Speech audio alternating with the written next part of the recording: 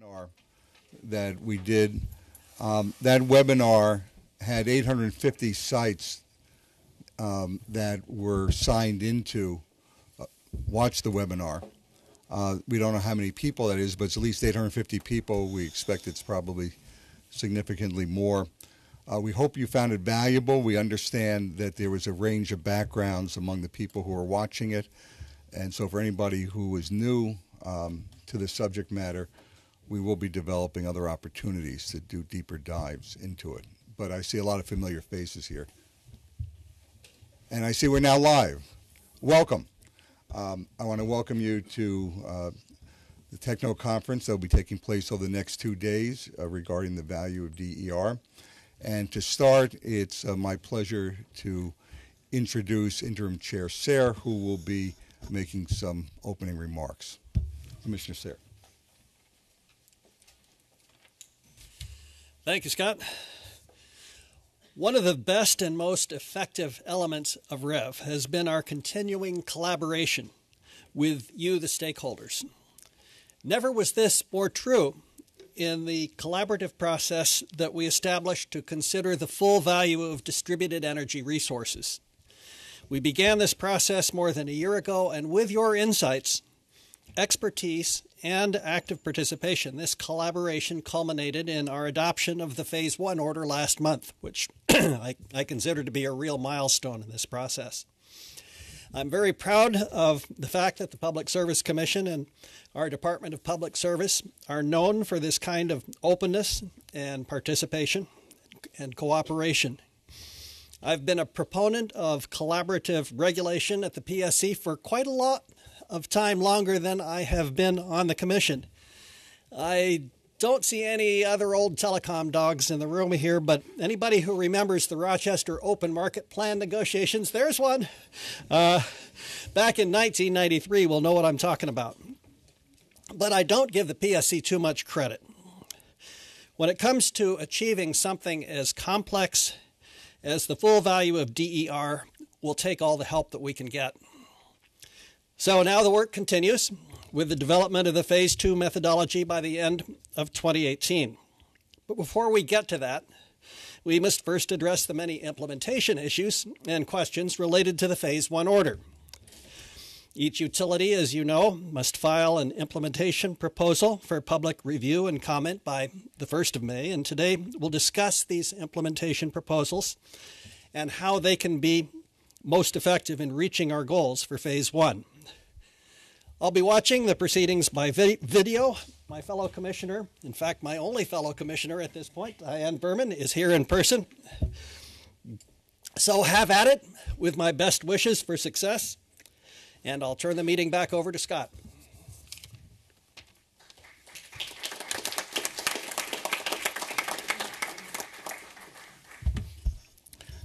Thank you very much. I just want to go over a couple logistics for the next 2 days and also try and set a context for what we'll be doing. The agenda that was developed over the past few weeks with the help of many of you who commented on our initial proposed agenda is intended to begin the consultation period related to the required filings by the utilities pursuant to the VDR order that is due on May 1st. And these filings, of course, are an essential component of implementing the full value stack. And also, tomorrow, we have set aside time to begin consideration of some initiatives that the Commission called out in the order directed to bring about reductions in project development costs for CDG projects.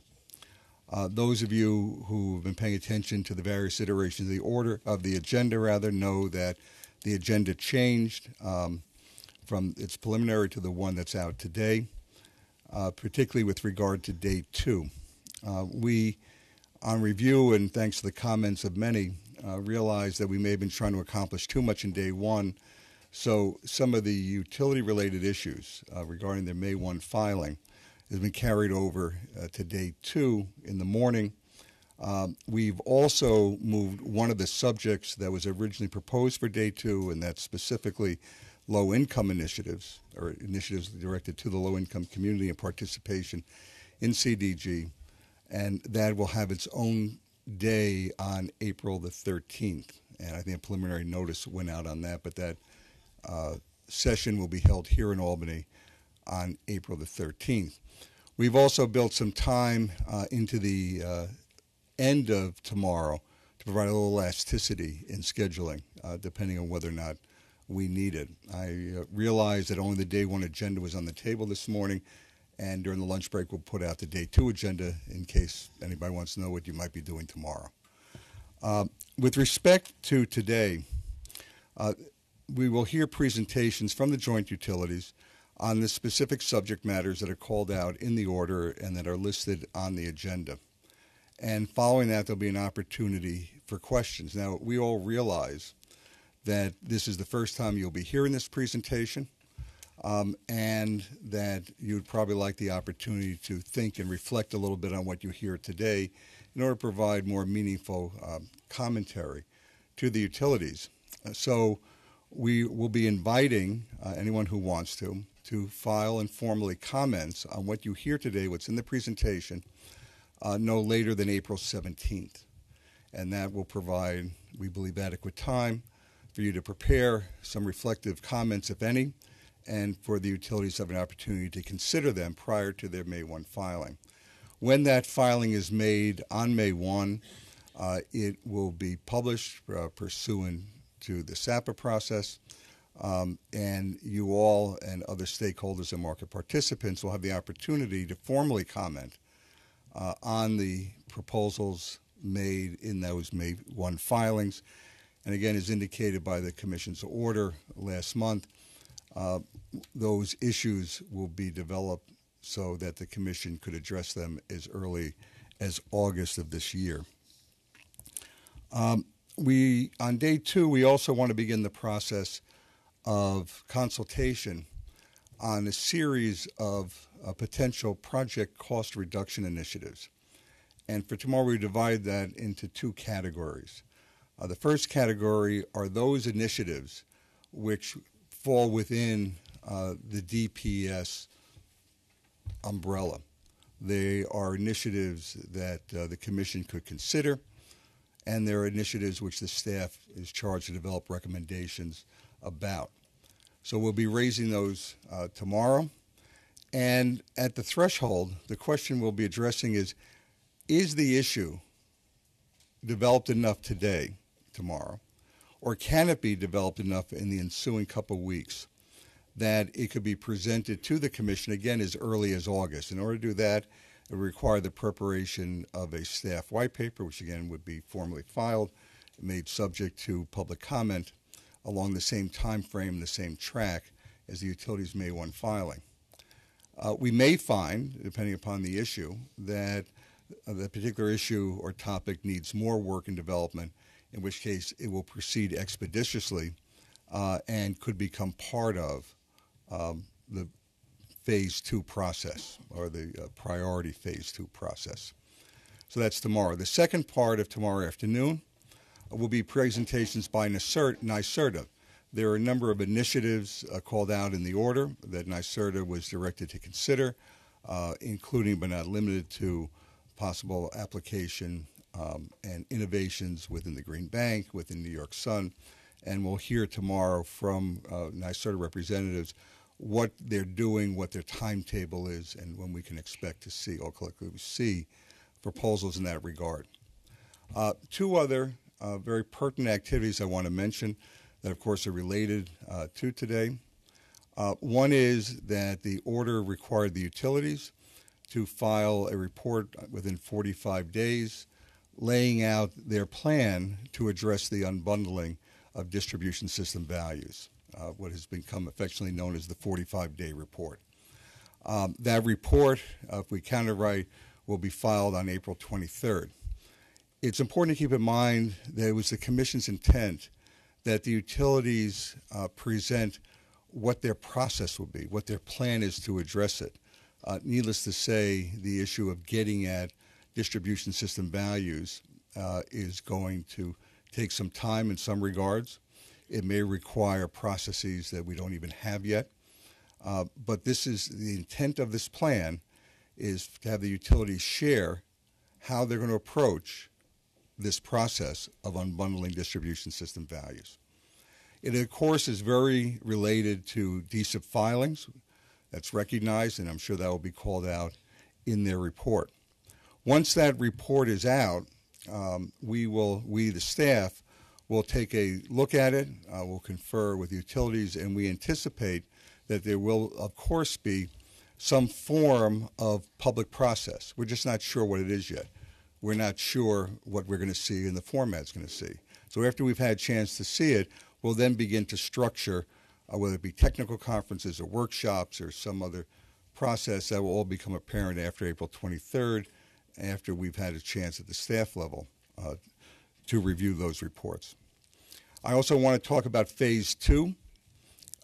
Phase 2, consistent with the direction of the Commission, will officially commence in May with what we're now calling an organizational conference.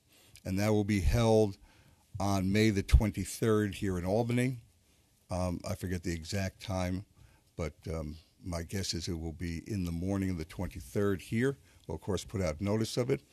And that the intent of that organizational conference is to bring together the active parties and stakeholders that want to participate actively in Phase 2 to discuss and further refine the many very important and substantive proposals we received in December of last year regarding suggestions on how to structure the Phase 2 process.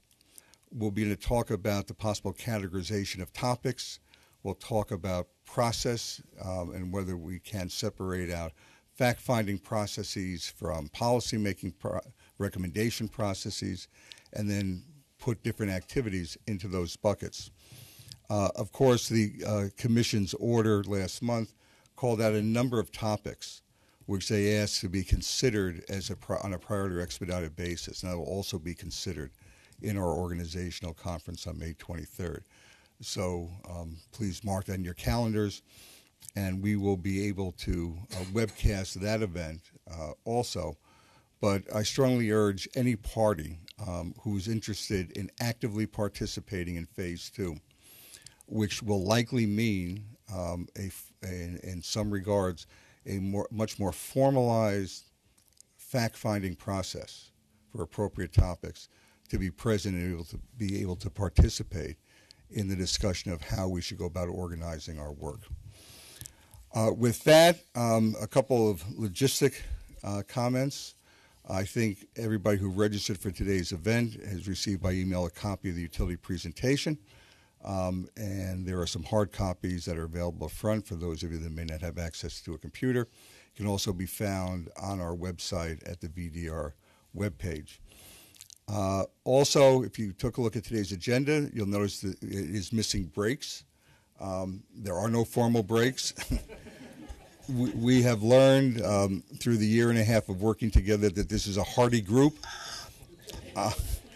And we also learned that a 10-minute break quickly becomes a 20-minute break despite everybody's best intents. And because of the time constraints in today, and we have a very long day ahead of us, we have intentionally not built in a break other than lunch. And, of course, if anybody needs to get up, please feel free. Nobody will be offended at the fact that you're walking out during the presentation. With that, Peter, let me turn the mic over to you and also to our colleagues from the Joint Utilities.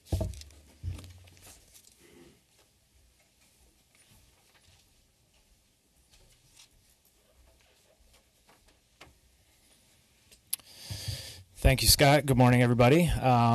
I'll keep this very brief. I didn't prepare anything formal, but welcome here today. We look forward to your participation, and I believe we're ready to turn it over to the utilities here to walk through the first item on our agenda.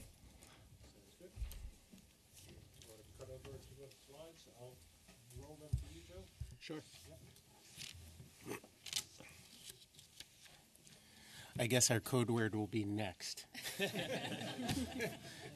Slide. So next. Just very quickly, we broke up our presentation into the following topics. Each of them is pretty meaty. Each of them will have a different utility presenting, as well as within the DRV, LSRV. Yes, we love acronyms in the utility industry. So demand reduction value and locational system relief value. That topic will also have individual utility presentations at the end.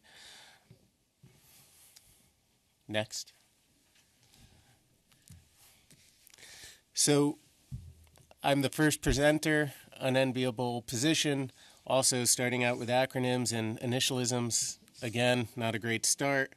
But I wanted to take a minute just to talk through the goals of this presentation. So this presentation is broken into a joint utility discussion of where we're headed with LSRV. Again, that's the locational value. And it also contains presentations from the individual utilities on where they are today with their marginal cost of service studies and what their individual path is to get to locational values. And as one of those utilities, I want to say my goal here is to stay pretty high level on the joint utility direction. We are all moving from marginal cost of service studies to locational values. I'll go through where we are today and where we're headed. But also, when we talk about the individual utility presentations, some of them are pretty complex, and if you've looked at some of the material that's been submitted in different filings, Central Hudson submitted its marginal cost of service study both in its DSIP and in its compliance filing associated with the value of DER order.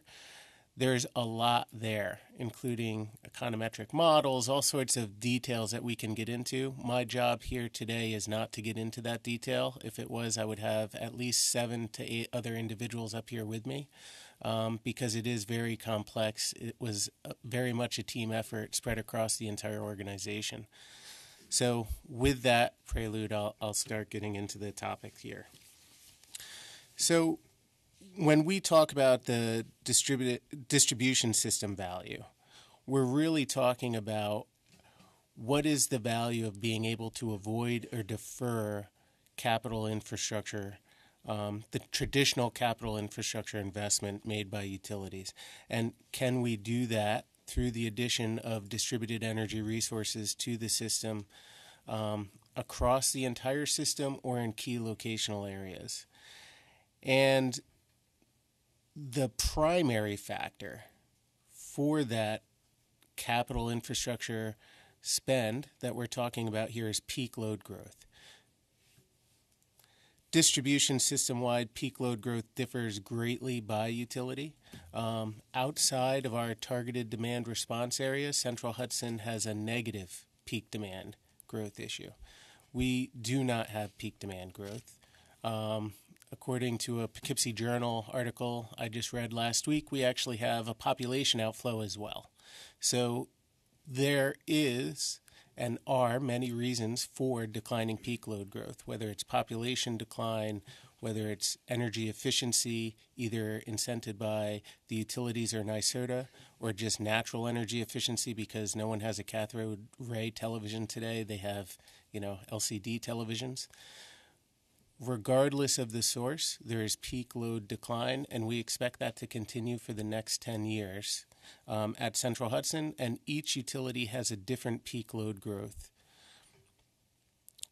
Load growth occurs in pockets. It's a pretty important concept, is that system-wide load growth is really the aggregate of individual areas where load growth is occurring. And so when we're looking at valuing at either the system or at the locational areas, we have to take that into account. That load growth happens on a location-by-location basis.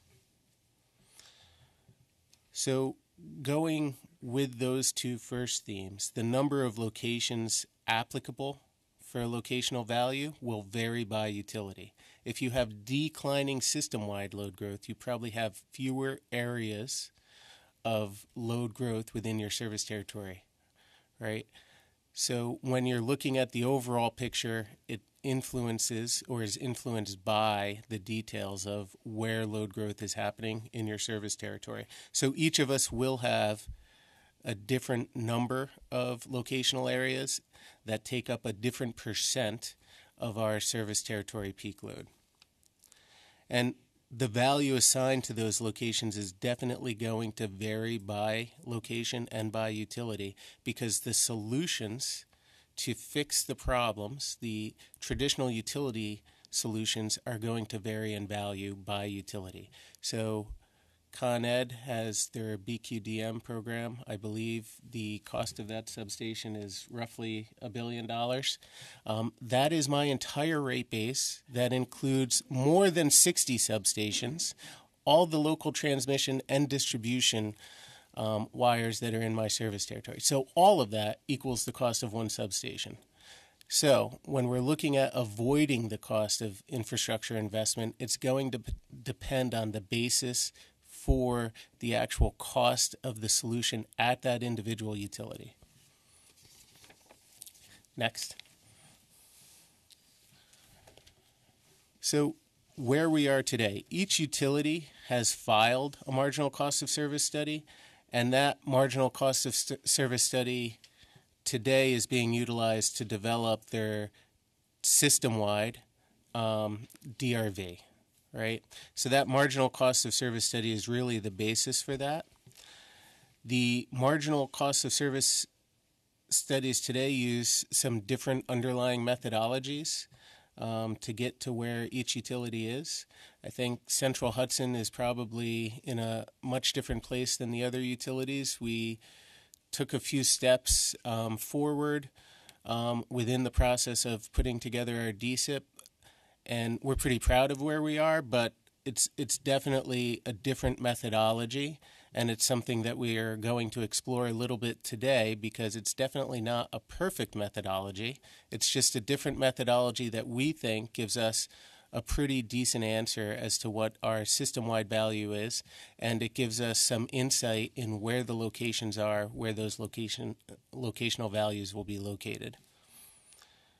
The system-wide value represents a weighted average of all locational areas to some extent. That's, again, because load growth is happening in locations, in areas, and then the marginal cost of service study is looking at the overall system. However, not all of the marginal cost of service studies looked at it in a granular way to look at those locational values.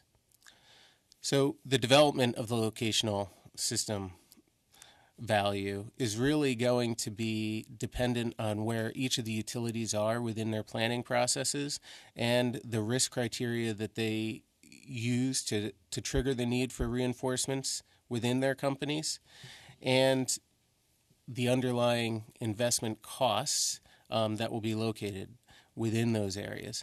So again, when I talk about risk criteria, it's important to just understand that there are reasons for having different risk criteria, not only between utilities, but Central Hudson has different risk criteria within its own utility. And that's because we have urban substations, we have rural substations, we have transmission networks, and we have transmission loops. And the impact of outages in those types of areas differ on the number of customers that are impacted, the relative cost of the outage. There are many reasons that an outage on one type of infrastructure is looked at differently than outages somewhere else in our system. So the best example is probably an urban versus a rural substation, and what the impacts are of an outage at a rural versus an urban substation. So we do have different risk criteria. So when we look at the future of marginal cost of service studies and their application for system-wide and locational values, we think that the methodology will become more uniform amongst the utilities. However, it needs the flexibility to incorporate all the differences between us, because there are significant differences in the design of our systems, the risk criteria, the underlying investment cost, and most importantly, the expectations of our customers. Again, Central Hudson does not have the New York Stock Exchange in its service territory, and we don't have many customers that require that level of reliability. And the number of customers that do require that number of reliability, we work with on a bilateral process to make sure that their needs are met. But we don't build our entire system to that level of reliability. So additional steps are definitely required to develop the LSRVs, and that's what we're going to start talking about now. Each utility is going to have different steps to develop that, and we'll start with Central Hudson's current methodology now. Next. So if you went through Central Hudson's DSIP filing or through the compliance filing we just made in the value of DER, you'll notice that we put forward our study that included a marginal cost of service study. It was really a forward-looking study. It was probabilistic load forecasting. And really what we did was we looked at 10 distinct local transmission areas, 10 substation groupings, and we also looked at 54 of our distribution load serving substations, which accounts for 90% of our 2016 peak. And I have to put that out there because, I think there was some confusion that we didn't include all of our substations. And so we included up to 90%, and the reason for that is we didn't have metering data that was either available or at a level of quality that was sufficient to include in this study. We plan on outfitting the remainder of our substations with the capability to record that data by 2021. And so there is a path to get that data. But at this point, we have 90% of our service territory pretty much covered and included within this cost of service study. We've analyzed load patterns, so we looked historically and looked at growth rates by area. We've looked at how much capacity was available within those areas. We looked at where we expect load growth rates to go, and then what the infrastructure investments would need to be if we went above our design criteria in any given location. We then developed location-specific forecast of growth. And the model that was used, most of the time when we forecast growth, you'll see a nice straight line as the growth forecast. We used a probabilistic model that included variability in each of the years based on known elements, so weather, other impacts that would cause the load requirements in that area to change, and that was incorporated in our forecast. So instead of a straight line showing growth, we have a path of growth that's included in our marginal cost of service study, and that path is really what's being looked at to see if it goes above our design criteria. We also quantified the probability of any need for infrastructure upgrades at those specific locations. We calculated our local T&D costs, and then we identified our beneficial locations, and I'll go through those in a minute. Next.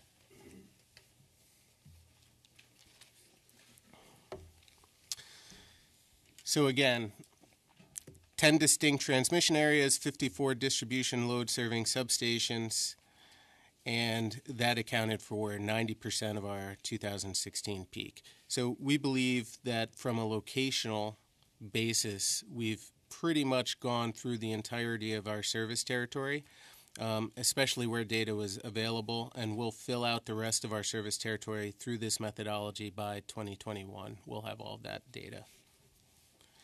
Next. Sure.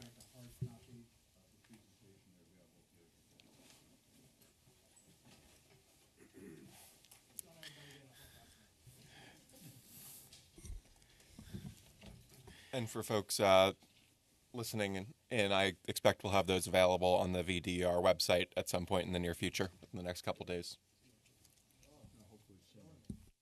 Or hopefully sooner. Thank you for the break, Scott. I needed I the- needed to get a drink. Sorry, and I was just informed that the people who registered should have also gotten a PDF by email, so you may already have it. Joe, the number of pages you have for this subject is daunting. Well, I'm going to speed up, Scott. We're going to speed up. I just want to make sure that we leave enough time. Yep. People ask questions, and if we need to adjust the schedule slightly, of course. Sure. So I guess how long do you want for questions within this presentation? And we'll shoot for that target. Well, this is scheduled to run to 12:15. Yep. I think, ideally would be a half hour, 25 minutes for questions. Okay. But again, the substance is very important, and this is an agenda that I think everybody can appreciate was done as a best guess of how it would be. So I guess you try to keep it in Yep. the presentation, but if you need a little more time, it's certainly important. I think we can keep within that time. Sorry, one more note in the presentations. If you're listening in and don't already have a PDF, it should be available on the Commission's webcast schedule in the entry associated with this webcast. So, again, the system-wide value for Central Hudson within the marginal cost of service study was $14.55. So what does that represent? That represents a load-weighted average of all of the individual locational values. And so when we look at that, we see that there are two transmission areas, the RD-RJ line and the WM line. Both of them were included, and within the marginal cost of service study based on the estimates of growth and that forecast, it was included in the marginal cost of service study as though we would need an infrastructure upgrade in 2021 or 2020. Now, the important thing to remember here is there's a probability that we would need a capital infrastructure investment. There is not a definite. And so when we're looking at these investments, the probability of going forward with these investments was very low. For the RD-RJ line, it was about 6%. For the WM line, it was 2.6%. However, there were values attached to them, and from a system-wide basis, it seemed as though it was probably appropriate to include them, even though there was a low value. When we get to a locational aspect of this study, we have to probably address that low probability of a capital infrastructure investment being needed and understand what the value for the location should be. The substations below are the Hunter substation, which is, I'm sure most of you have heard of Hunter Mountain. It's in the same general area. It's a winter peaking substation. Lawrenceville is also a winter peaking substation. So that's important because they were, again, included in the system-wide, but there they may be more appropriate for a location value because they don't peak at the same time as the rest of Central Hudson's system. Coldenham is a substation that we've already put out an RFP for a non-wires alternative. So today it's included in the $14.55, but in the future we would probably pull that out because the requirements will be solved through an open solicitation through that RFP that's open to all technologies. And that's out already today. There were also 8 transmission areas and 50 substation areas where, again, the story aligns with our system-wide story. We have declining peak load growth, so in those areas we had no investments or no probability of investment over the next 10 years, and so the locational value was 0. So this next slide really touches on some of the things that I've just said. So Within our marginal cost of service study, again, it's system-wide, and it was appropriate to include some of the values that we did from a system-wide perspective. But when you start getting to a locational perspective, you probably have to be a little bit more conservative about what you're going to include as a value, because you're looking to defer a very specific investment in a very specific area, not defer an investment over your entire service territory. So on the locational front, what we looked at is was there the potential for other short-term options such as load switching and transfers? Was the megawatt need that we defined, what were the assumptions used in calculating the avoided cost? And I already went to the probability aspect, and that's a big simplifying assumption. If you're using a low probability, it's probably appropriate for a system-wide value, but when you're getting into a locational, very defined area, very defined need, low probabilities are probably not as appropriate. And probably need to be brought up. What that exact number should be is open for discussion and will be included in future filings from Central Hudson. Performance requirements of DER. Each DER is different and will satisfy individual local needs differently, and so we need to talk about that as well. And then the appropriate avoided cost value. So really, the thought here is you can't pay out the entire value of the avoided infrastructure because then your remaining customers aren't benefiting. So what should the value be that you're paying out as a locational price signal so that your customers actually benefit through a cheaper option? Next. So a very important aspect of the DRV and the LSRV is how does it impact everything else that's going on in REV? And so when we look at the DRV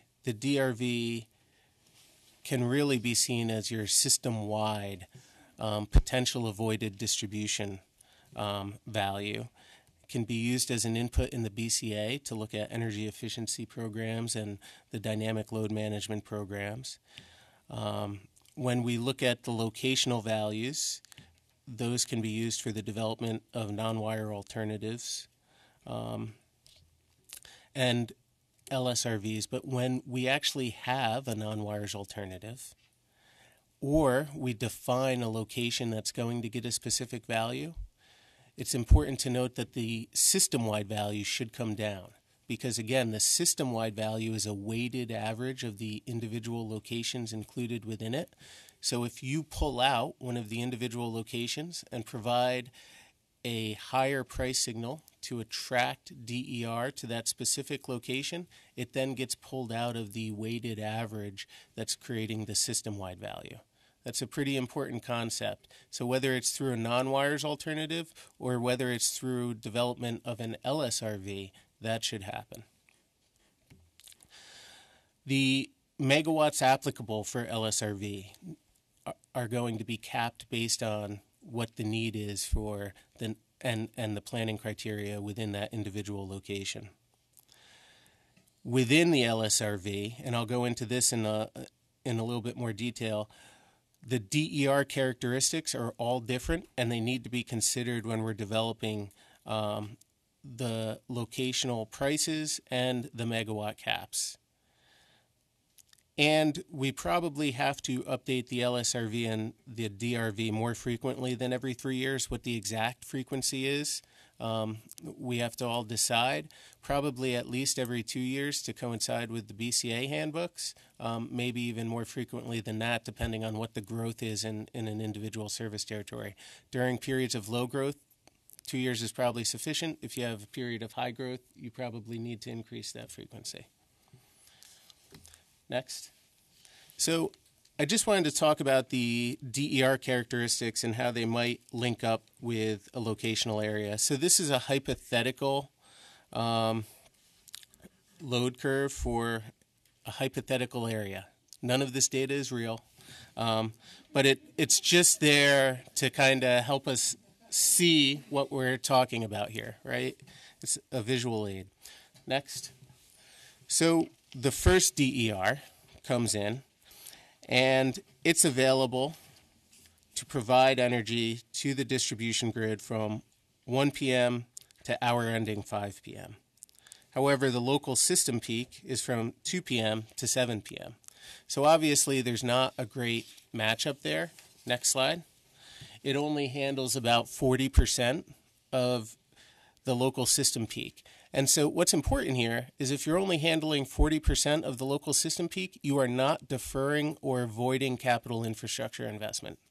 You're not doing it. So if that was the only DER that came online and we paid it a locational value, we would increase cost for customers because we would still need to do that infrastructure investment at some point, plus we would be paying a locational value. However, that DER has value within the context of other DERs that can be brought to that area. So next slide. So DER 2 comes in, and its coincidence is 95%. For the sake of argument, let's say it's as good as 100%. That DER and DER number 1 within that location at the same time can and potentially will help to avoid or defer capital infrastructure investment. The combination of those two DERs allow the utility to defer that investment should reduce costs for customers in the long run. And since that's what we're all interested in, it's very important to understand this relationship, and we've really got to get it right, that you really need to meet the system peak requirements in that location in order to defer capital investment. So when we look at this, what we're seeing is that all hours are necessary to achieve the goal of the marginal cost of service study. In order to avoid or defer that capital infrastructure investment, you need all hours. So next slide. So when we look at that, we can say we can develop megawatt caps based on, and these are just two potential scenarios. Again, these aren't locked in, and these are definitely open for discussion. But we can develop megawatt caps based on DER technologies and say this is the capability of that DER technology or dispatchability. So some technologies, you'll actually have to assess their capability based on production, and other technologies, you'll say their capability is based on what they can provide because they're dispatchable. And so you can develop the megawatt cap based on the individual DERs, or you can develop the megawatt cap based on the hour within the local peak that you need to satisfy, right? And another reason why that path is interesting is because each hour within the peak has a different megawatt need, because a peak is generally a curve. So looking at that, you could actually set it. Now, that's pretty complex, and we have to look at that by each utility and see how doable that is. So a first step may be on DER technology, a second step may be on hour, or there may be other steps that we haven't contemplated yet that come out. But it's likely that megawatt caps are needed, and these are two potential ways of developing those megawatt caps. You also need probably pricing differential based on either the DER resource or based on the hours. And again, why? Well, I think based on the laws of supply and demand, if you have more of DER 1 coming online, you have a lot of supply, they're filling up all of your need, and then you have more demand in the remaining hours. And therefore, the remaining hours are intrinsically more valuable than those filled out by DER 1. And so we have to look at that. What's the supply and demand characteristics? And again, you may do that by hour. And so you say, within this hour, this is what's coming, and this is the supply, and this is the demand, and this is what we're going to pay for it. Or you may do that by DER resource and come up with some first initial steps based on DER technologies and where they're most likely fall within that peak. And then extrapolate that out and develop prices based on that. So again, this is open for discussion. This is a topic that I think we need some insight from participants, but it's definitely a road we need to go down, because if you just get a lot of DER1, you're not going to satisfy your local system needs.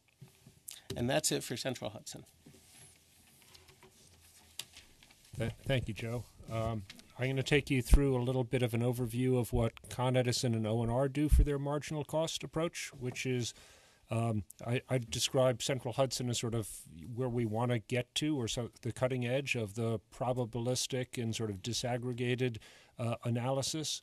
We're still in a more traditional design engineering approach, where we look for what are the transmission and distribution needs that require upgrades that cannot be met with existing excess capacity.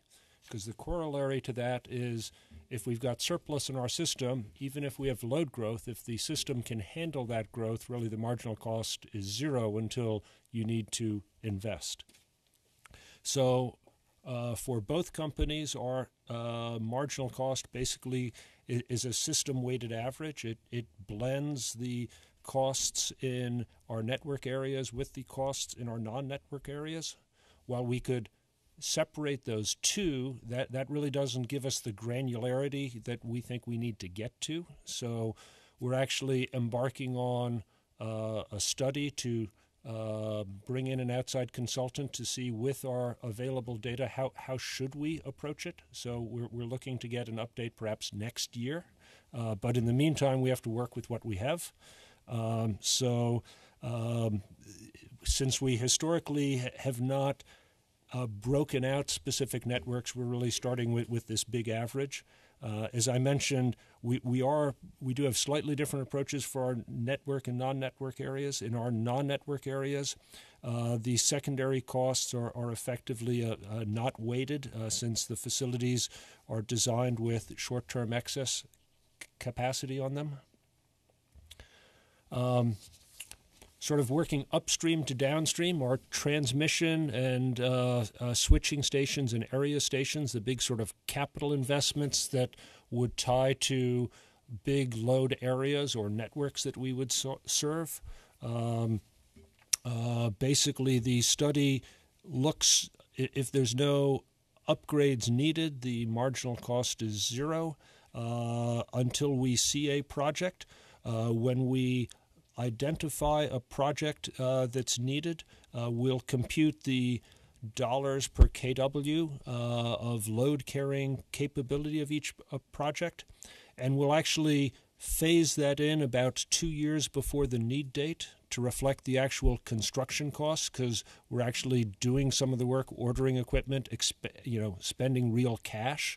So our marginal cost study has a tick up in advance of the need date, and then so it'll capture 2 years prior to the need date and then going forward.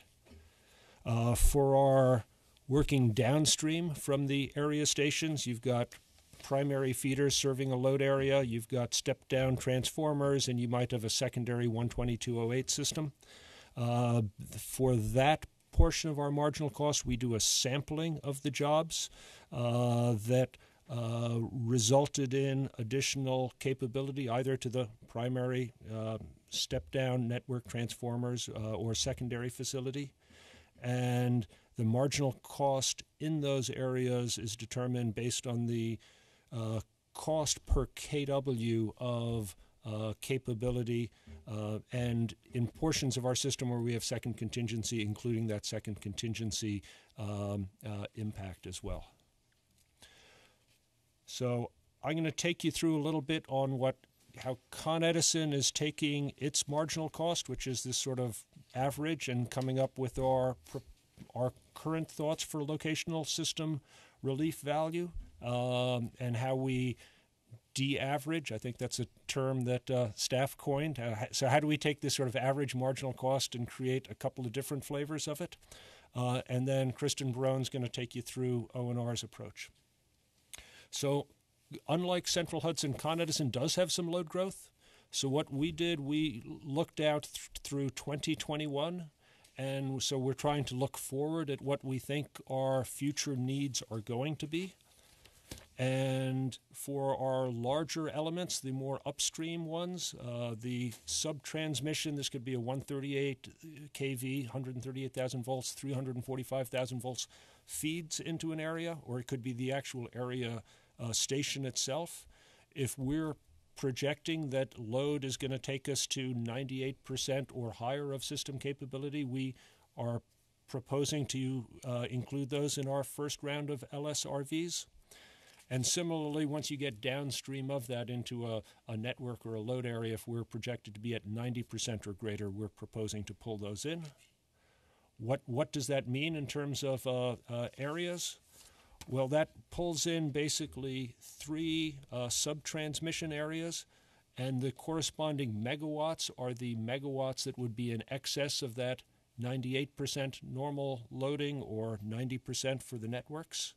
So we've identified a set of networks here. They range from, Con Edison's also a little unique. We have some, in our CSRP areas, we've bucketed our networks into 4 buckets, sort of midday, early afternoon, early evening, and nighttime.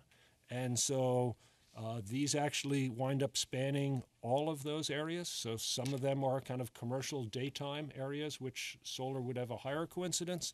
And some of them are more like our Yorkville area down at the bottom, Upper East Side, much more residential, as well as what are some of the other, much more of an evening peaking. The chart on the right kind of shows for each of the boroughs what is the megawatts. So that's the left-hand scale of the chart on the right, the megawatts for each borough that would be in play. And the axis on the right, which is the triangles relate to, how much of that borough is included in our proposal for LSRVs. So for the Bronx, while the criteria would be 9 megawatts, roughly half of the Bronx, 50% of it, is included in those LSRVs. And picture's worth 1,000 words. We've shaded them in green to kind of show what it is. It's about 20% of our load area that would be in play. Notably absent is our BQDM area, because we've already pursued a non-wires alternative, and so we have line of sight to get solutions for that. So in terms of the interplay of where things are, we think what we've identified here are likely to be our future NWA solicitations, but we don't want to, if we've already solved a locational area or have a line of sight to solving it, which is what we've done through our BQDM, we believe that takes it off the table in terms of an LSRV. So if we were talking about this 3-4 years ago, that would probably be the big shaded area. And similarly, as we're picturing kind of an iterative process, if hypothetically we do a solicitation and solve some of Yorkville's needs, maybe an update to that 2 years hence would take that off the shading, but we might find other areas that would be forward-looking. So we're hoping that this serves as a forward-looking indicator. We're both putting out a price signal. Remember, the LSRV is going to be a 10-year lock for projects where they, as long as they pay their interconnection cost or sign their interconnection agreement to pay for the upgrades or pay 25% deposit, they are effectively would be eligible to be locked in, assuming the Commission approves our proposal sometime this summer.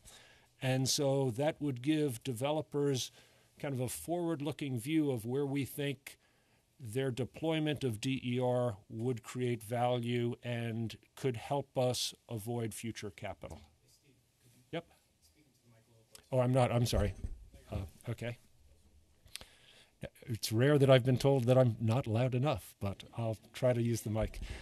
Anyway, so this next slide shows how we propose to take our existing marginal cost value, which the system-wide average is $226 per kilowatt year. And for those areas that we have identified, roughly 20% of our system that was shaded in green, we're planning on we're proposing to inflate that by 50% to bring the total value up to 340, and to get the load-weighted value the same, the de-averaging or the squeezing of the balloon drops the unconstrained value to 199. So the delta, really the LSRV, which is the blue section, sorry I didn't label it, is really the delta of the two, which would be $141 a kilowatt year. And just using old NREL data, based on an analysis that we had done in some of the previous stakeholder meetings, this shows what a typical solar facility might get using the historic NREL data. The actual proposal, if you remember what's in the order, would be to use this sort of approach for the first year, and once we get real production data, we'd be using the actual production coincident with our top 10 distribution hours, so sort of a distribution coincidence blended over 10 hours, to determine the actual performance factor that would be multiplied by, in this case, the illustrative, because we're still going to firm up our numbers, but what we think we're going to file is the delta, which would be the $141 delta, the blue shaded area. I'm going to turn that over to Kristen to cover the O&R slides. Yeah, so, thank you. I just wanted to remind everybody of a few key points that Joe Halley had brought up earlier. The way that we're going to identify these LSRV areas is really based upon peak load growth, and those peak load growths occur in pockets, and that's very true for our methodology, for our identification of our areas. We took a hard look at our planned investments, and again, those planned investments are based upon load growth in specific areas. And once we looked at those planned investments, we had certain feeders or circuits, whether it was a station or a bank or transformer, that was constraints. And to come up with our megawatt caps, we looked at the amount of load relief needed on those certain constraints of the system to bring us back to our normal ratings for that area. And we did this looking in the 5 to 10 year horizon, because as Steve had mentioned, these values are going to be out there for 10 years for the LSRV. So we thought it was important to look out 10 years into our load growth. So next slide. So Orange and Rockland identified 5 areas of our system, and we are showing them here just to give you a flavor as to where they are in our service territory.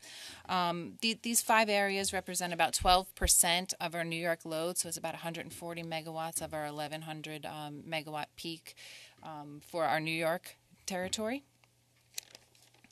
And the total LSRV area cap is about 25 megawatts.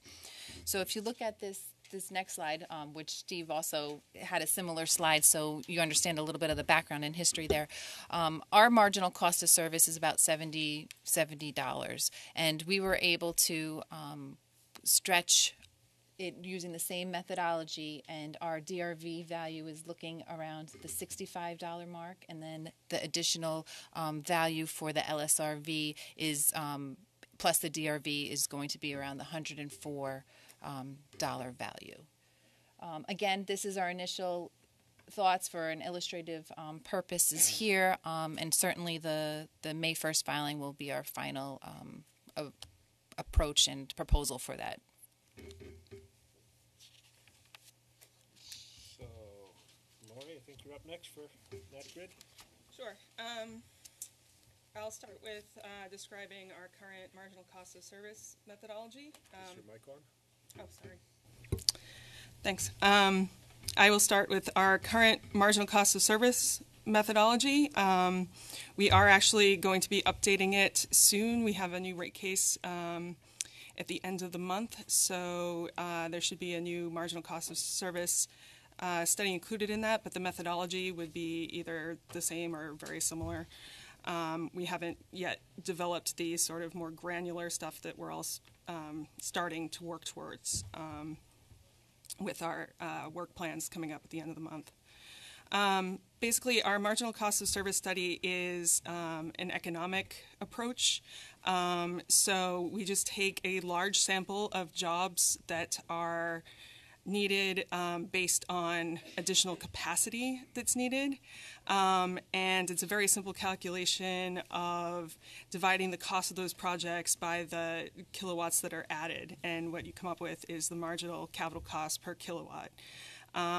We break it down a number of different ways in our marginal cost of service study. We use samples based on transmission, based on distribution, and we provide values for distribution capital that's further broken down into service class. With these capacity addition calculations, we don't separate it by demand and customer, so it's really just based on any capacity that's needed. So if there's a new customer coming into a greenfield, that the entire cost of that system upgrade is included, and it's not based on megawatts. It's megawatts and customers and what's ever needed, and then we add the cost of transformers. We convert the capital costs to annual costs so that we can calculate, revenue requirements and other financial and accounting measures. And we do also have a separate marginal cost measure that's included that is based on purely customer costs, so marginal cost of service and meters and billing and that kind of thing. And as Steve mentioned, the marginal cost is marginal cost of service is the cost to add capacity, and it doesn't identify where we need to add capacity. It's not location-based. And if an area is not constrained, then the marginal cost is zero. It only has a real marginal cost applied to it if there is a constraint in that area. So we've taken a very preliminary pass at identifying our potential LSRV areas. Some of our engineering folks took a look at a sample of, I think, 576 substations, where we had enough data available to look at, look at high peaks. They really focused on, for this first pass through, just those substations that could be expected to reach 100% of substation planning capacity by 2020. We also took a look at setting megawatt caps.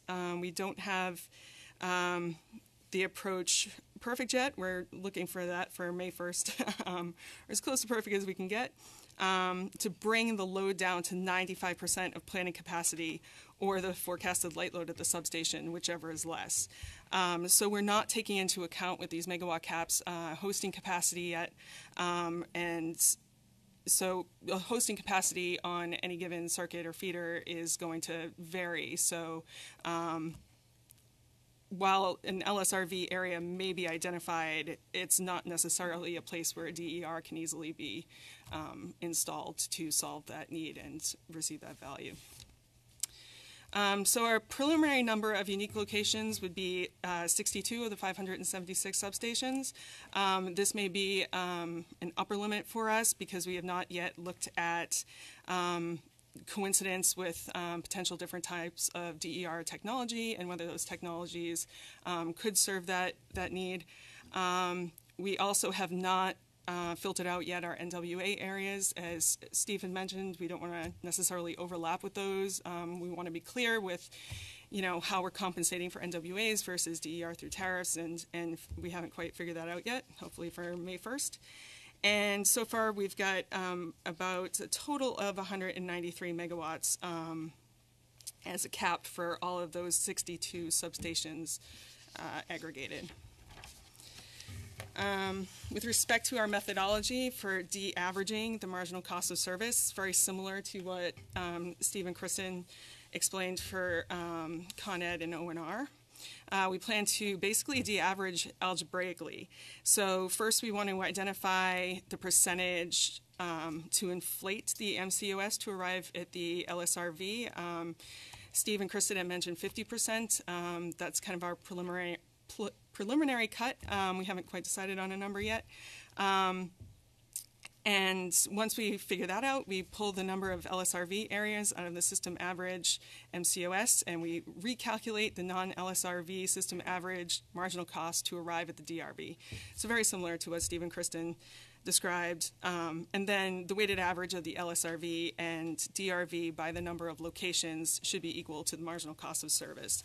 And it basically, on the next slide, slide 29, just done a simple calculation out using a 50% LSRV stretch percent and the 62 substations to show just how that's just a algebraic manipulation to arrive at those numbers.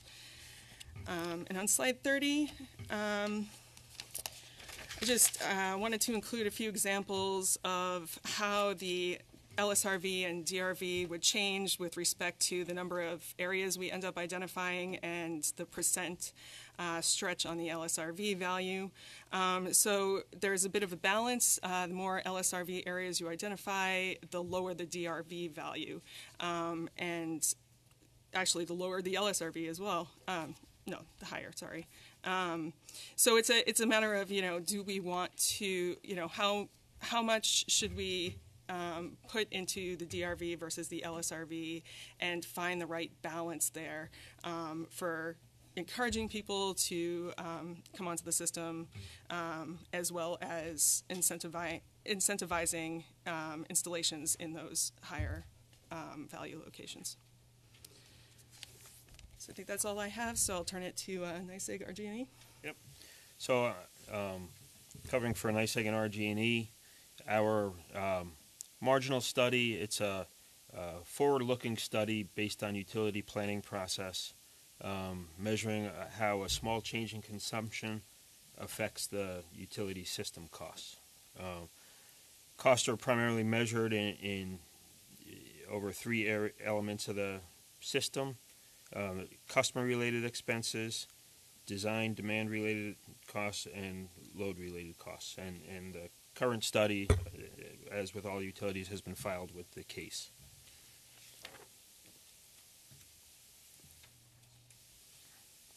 Our plan to be filed May 1st is for the LSRV to be based on the areas that were identified in our NWA project that haven't already been covered by an NWA. So there were 9 locations. 2 of them are covered by NWA. So there's 5 remaining locations, 5 at NYSEG and 2 at RG&E, and I have them listed there. The preliminary analysis has rates per location beginning at $9 a kW a year up to $86 a kW a year based on the current marginal study. These locations, they represent 13% of our capacity budget, and we will be studying a new 5-year capital plan to identify new locations.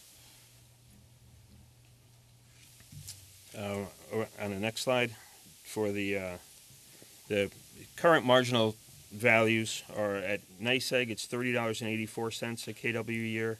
RG&E is $31.58 a kW a year. Our preliminary DRV values, after considering those locations for LSRV, change those slightly. At NYSEG, it's $30, RG&E $31.92. And then future developments or future activities, we are developing a D-average marginal study. We are actively working on that.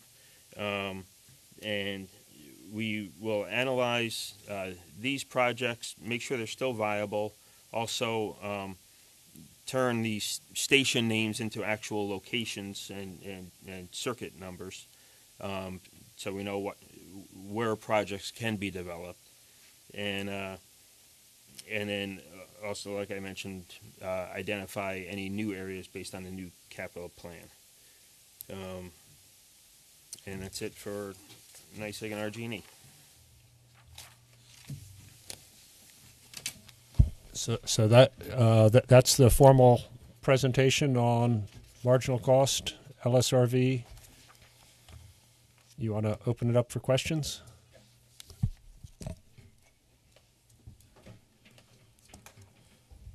So I'll turn this mic around. If you have questions, please come to Mike, state your name, and fire away.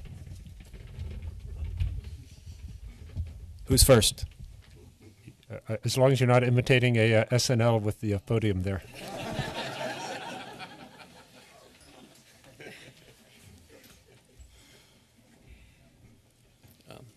Joe, Bill Acker from New York Battery Energy Storage Consortium.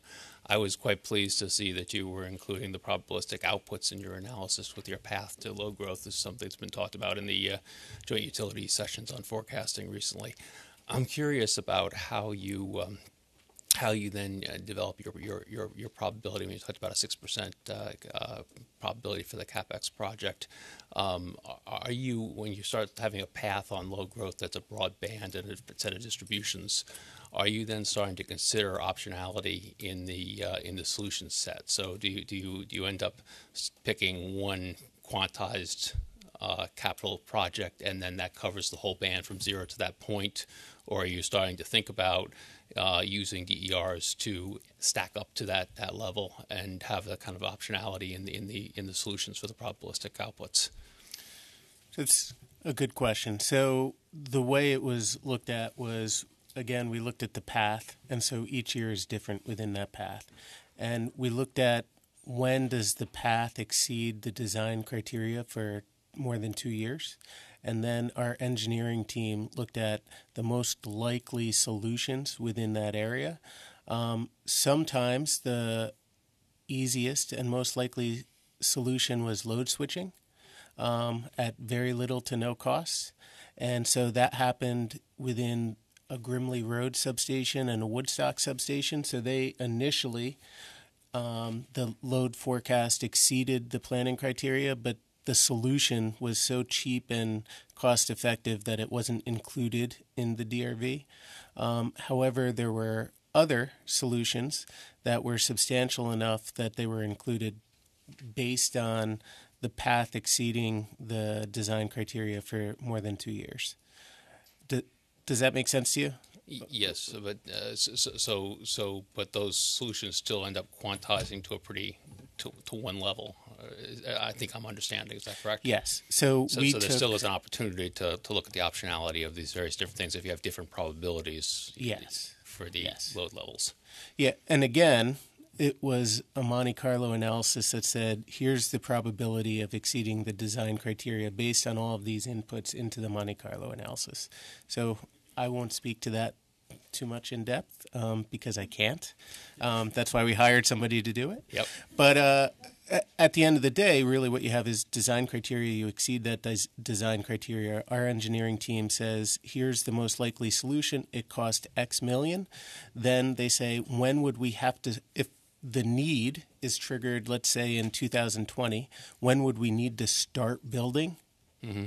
And then at the point where you need to start building, you have costs that are reflected in the marginal cost of service study. And it's based on the engineering department's assessment of what that is. So the probability of needing a solution comes from the Monte Carlo analysis. What was chosen as a solution is from our engineering department. That's their judgment and their ability to design our system was utilized there to say this is the best solution from an engineering perspective from the traditional infrastructure standpoint. And then what we did was say, okay, what does that look like? We took the net present value of that and said, here's the preliminary locational value that should be weighted into the system-wide value. Okay. Thank you.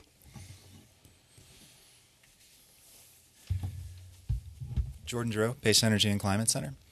I'm going to ask a question. I'm going to need to set up just maybe 2 or 3 premises of what I think I understand from your presentation. And if I fall off the horse somewhere along the way, I'm misunderstanding you.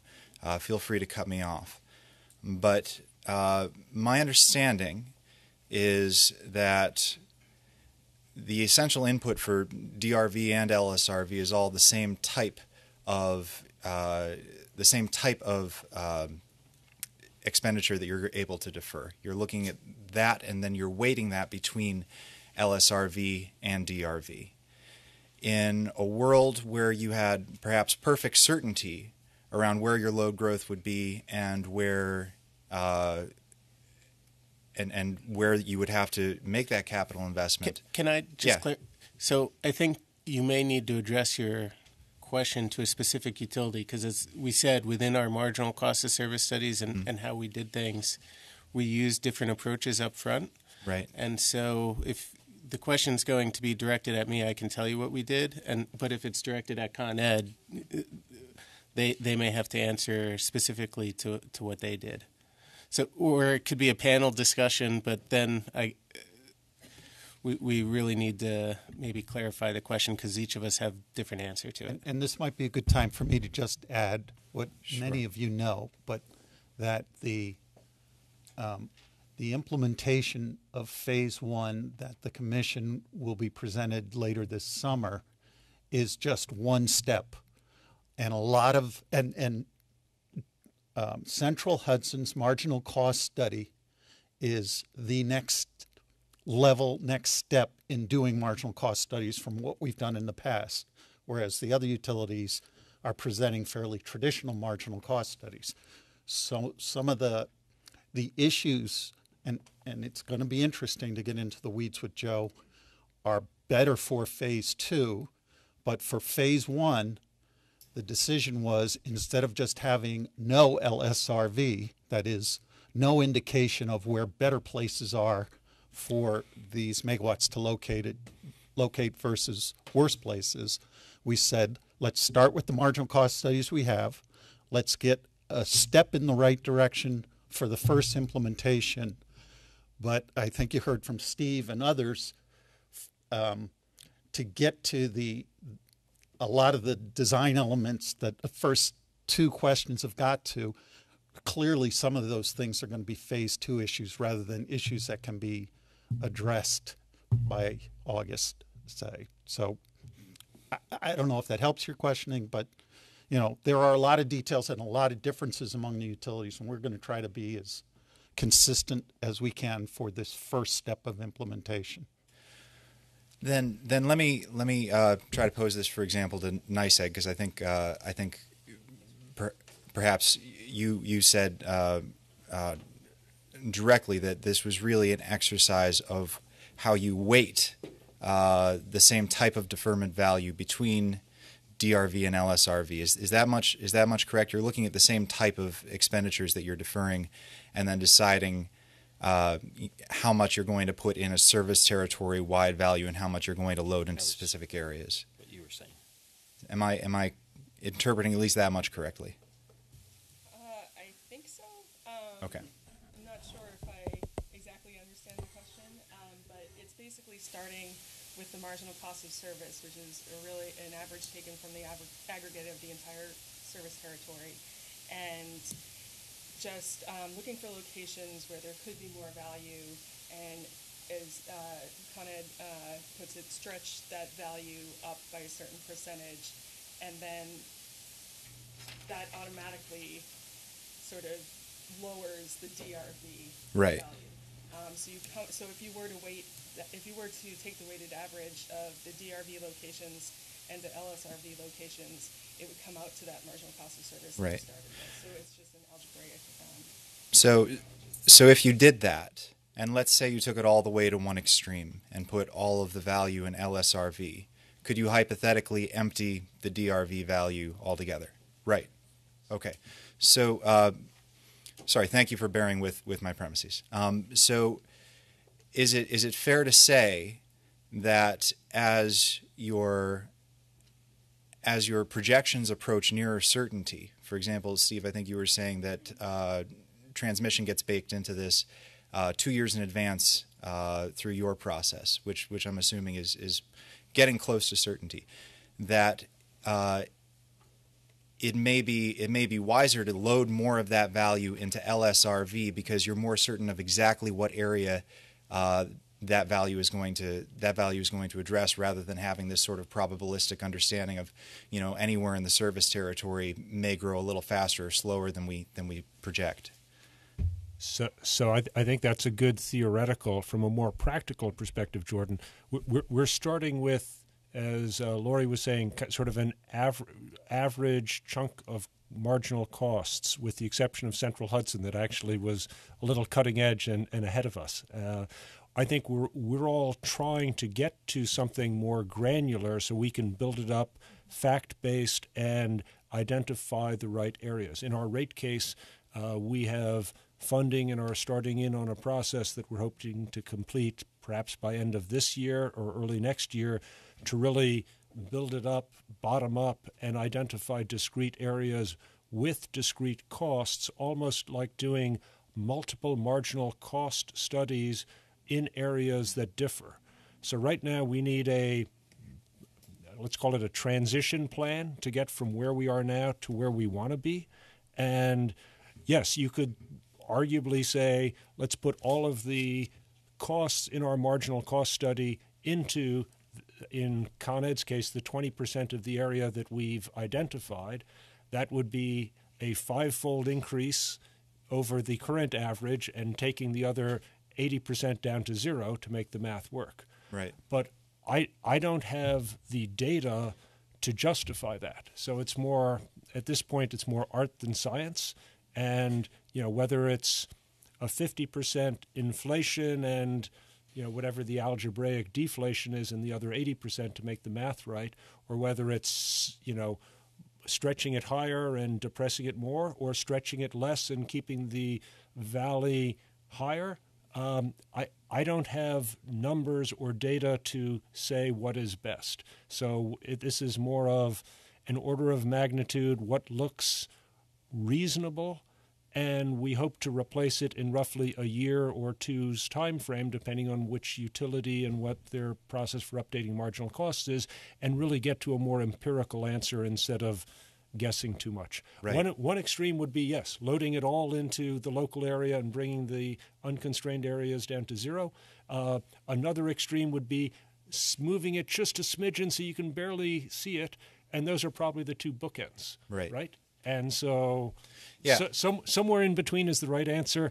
I, at least sitting in Con Ed's and ONR's case, we don't have data in our recent marginal cost to know where we want to be, so we're taking an educated guess and hope to catch up fairly soon with real data to get where we should be. And I appreciate the art and the uncertainty that you're talking about there, and I don't think I meant to suggest with my question at all that it would be desirable to vacate DRV, but just so we understand that tension. So as we look across different utilities and the level of certainty that they have with different projections, we understand how that art is playing out. And I don't want to lose your concept, because I actually referenced your concept in my presentation. I think it's rather important that we went a little bit more granular with our marginal cost of service study. And the comment I made was that some of the probability of needing certain capital investments was pretty low, but we still included it in the system-wide value, right? The certainty surrounding those investments is then pretty low. And therefore, you might not put as much value in the LSRV for that investment, and you may keep more in the DRV. Now, as certainty increases, you probably would move more of that value into the LSRV. And I think that's a very important concept, so I don't want to lose your point, because I do think that is a very relevant point as you get more information on the and can be more granular in your marginal cost service studies.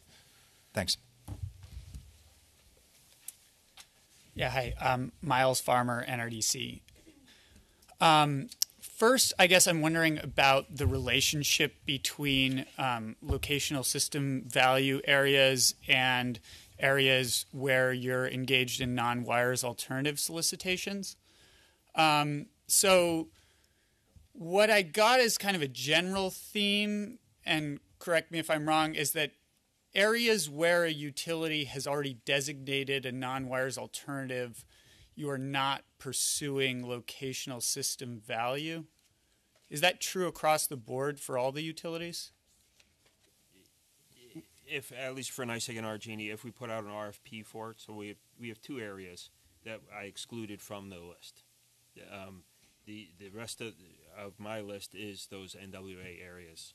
Okay, and so I guess, because I'm wondering specifically, like I heard from Steve at one point that it was a line of sight to a solution, and then in other areas it's talked about having put out a specific RFP. And I guess I'm wondering if there's a distinction that is worth pursuing there, because in an area like take BQDM, we have identified a clear need, and I believe that many solicitations have gone out and are planned, but for others it's less concrete, what the solicitation is going to be, how that's going to work.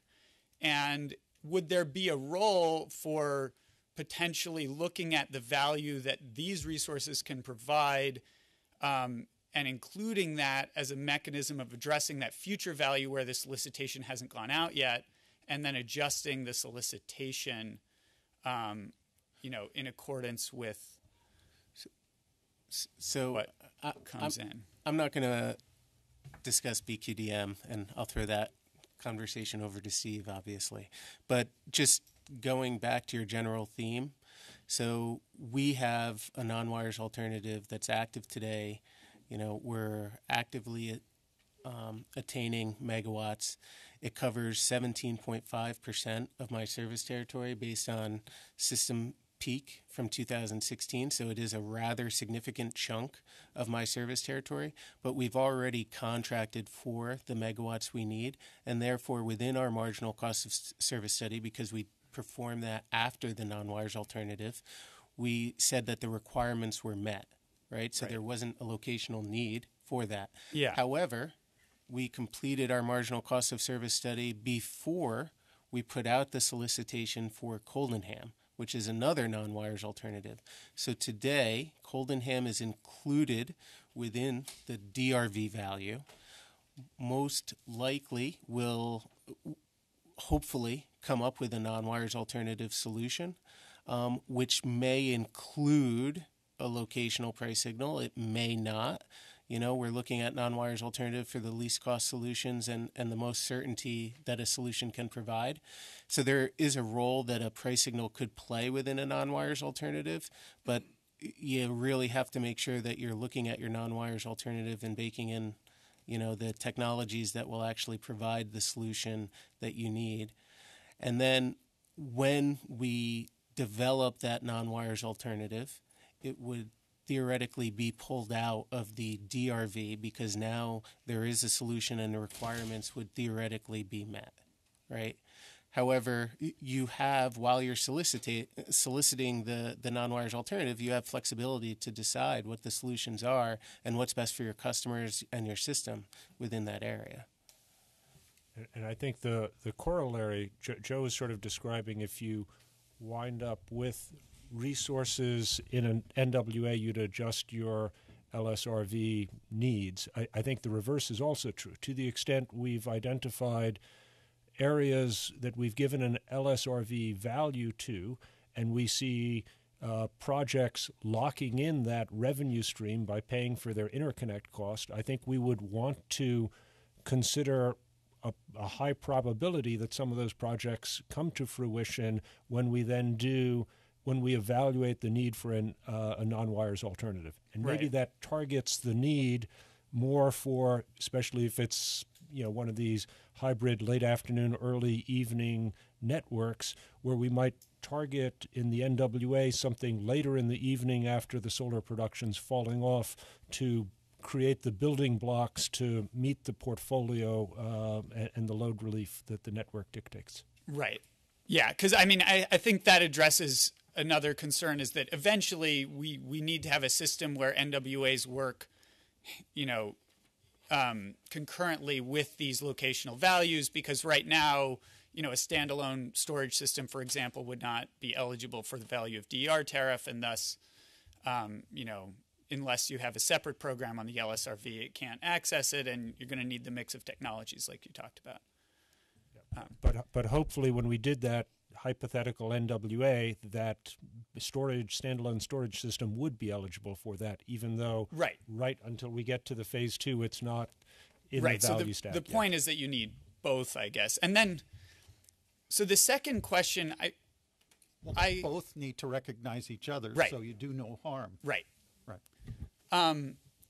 It sounds just generally like the utilities currently use quite a variety of marginal cost of service studies, and I heard, we're not sure how often we're going to update them. I didn't hear much in the way of concrete principles for how the value is going to be determined, because it sounds like we're at the initial stages, and so it's tough to determine, and I mean not initially, but kind of how it's going to be modified, from here on out.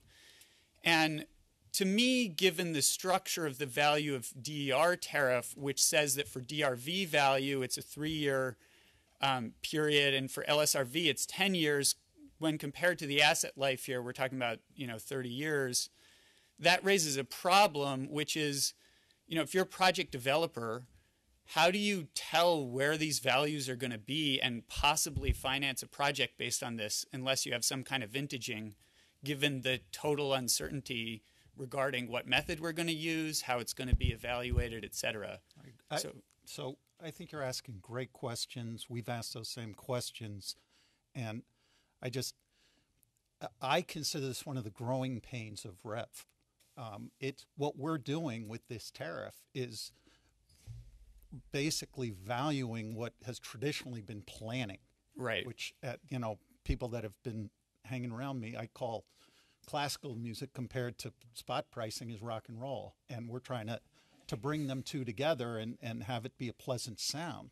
And it's so, well, seriously. And what the VDER process is a lot of these questions of what the long run, what the appropriate, consistent marginal cost study is really a phase 2 issue. Right. We just know that zero's a worse price than something to reflect, geez, let's at least direct these megawatts in a good direction on the distribution system for the time being, and we'll get better at it. I mean, I think we have to keep perspective, too, on this art versus science, where we're coming from. For the last 25 years, this approach, which is, I'd say there's 3 approaches in front of you. There's the typical NERA approach, which I see from Con Ed and NYSEG. There's the Central Hudson, here's our version of what you've been asking for, PSC, more REV-like. And then NIMO's, I'm still trying to figure out where it fits in. It seems to be its own, has some tweaks. It's very similar to the NERA approach, but we are looking at why it's yielding different results than the past and from the other utilities and trying to figure that out. We hope to have some answers soon. But for phase 1 implementation, we're not going to solve we have different kinds of marginal cost studies here. These were the marginal cost studies, except for Central Hudson's, that energy efficiency benefit cost analyses have been based on for the last 25 years. And it was a very long-run approach that said, yeah, we know this marginal cost study only took data from these 5 projects, which are 5 specific areas. But we know in the long run there's going to be, in the future, 5 other projects and maybe 5 other areas. So we know that energy efficiency helps the distribution system somewhat. It shouldn't be zero. In the long run, $30 a kilowatt year upstate is a reasonable number, and higher downstate is a reasonable number. And now we're stepping on the pedal. We're saying, no, get more granular, get better faster. And we're going to go through these growing pains. And now I'll let the utilities answer because they're the ones that know what they're doing.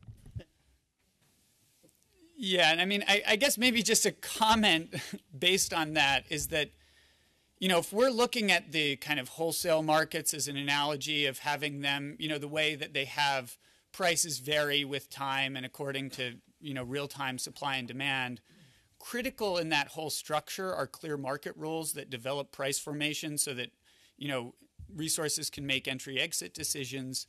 And, so there's a tension between having varying values over time and fixing them, And if we're going with the varying values over time, we need clear rules for that to support financing. And so if we're in a place where we can't have clear rules, I would suggest that we may need to do something like vintaging to fix the values, because otherwise no one can base an investment on, a complete uncertainty. But we're not in a vacuum. Yeah. We have the RFPs and the non-wires alternatives as well. If people are willing to make a commitment to get a long-term value as well, I think we went a long way. The Commission went a long way in this tariff with some very stable, in fact, some elements that are more stable than they would ever be under NEM. So let me echo some comments that Warren made. Let's keep in mind that we're dealing with phase one here. Number two, I want to echo Warren's comments, Miles, that the questions you're raising, I think, are spot on. I know I'm eager to hear how the utilities respond to it over the course of the next few weeks. And I invite you to develop these questions even more and present them through the informal process before the 17th. And lastly, in light of the people who are staying behind you, I'm going to ask you to stand up. All right, thank you. Morning, Jamil Khan. First off, I think the mix between rock and roll and classical music is Trans-Siberian Orchestra. Second off, that's right. So, no, I just had a quick question on sort of thinking through the logistics here of how you communicate the different DRV values to the developers themselves. Because I think what we've had to date is just sort of throwing a spaghetti at the wall, and we're sort of waiting to hear back what the DRVs for the project we have currently in the queue. But as a developer who is interested in being a little bit more surgical and not sort of wasting time just going for every customer and then waiting to hear back which customers actually are in higher value networks, I would suggest that some sort of map or other kind of communication tool would be sort of a more efficient way to do it. And I'm curious to get your guys' reaction and thinking on this. So I think in our May 1 filings, the objective is to be real clear with either maps or boundaries, however we're defining it, so at least what we're proposing. And, that's why we shared, both descriptive and where we had some geographic boundaries to hopefully help point it. I think not to belabor it, but at least the LSRV piece, would be lockable, and to the extent the Commission approves, this by the summertime, anyone who has a project with an interconnect deposit, my understanding is that they would then know if they're in an LSRV zone, they would know that they'd have that value for a 10-year stream. So they're at least getting a line of sight to that piece. Yes, the unconstrained DRV is likely to move as marginal costs are updated, but that's kind of been the way we've approached lots of incentives and programs. Okay. So maps. Anybody else? Maps.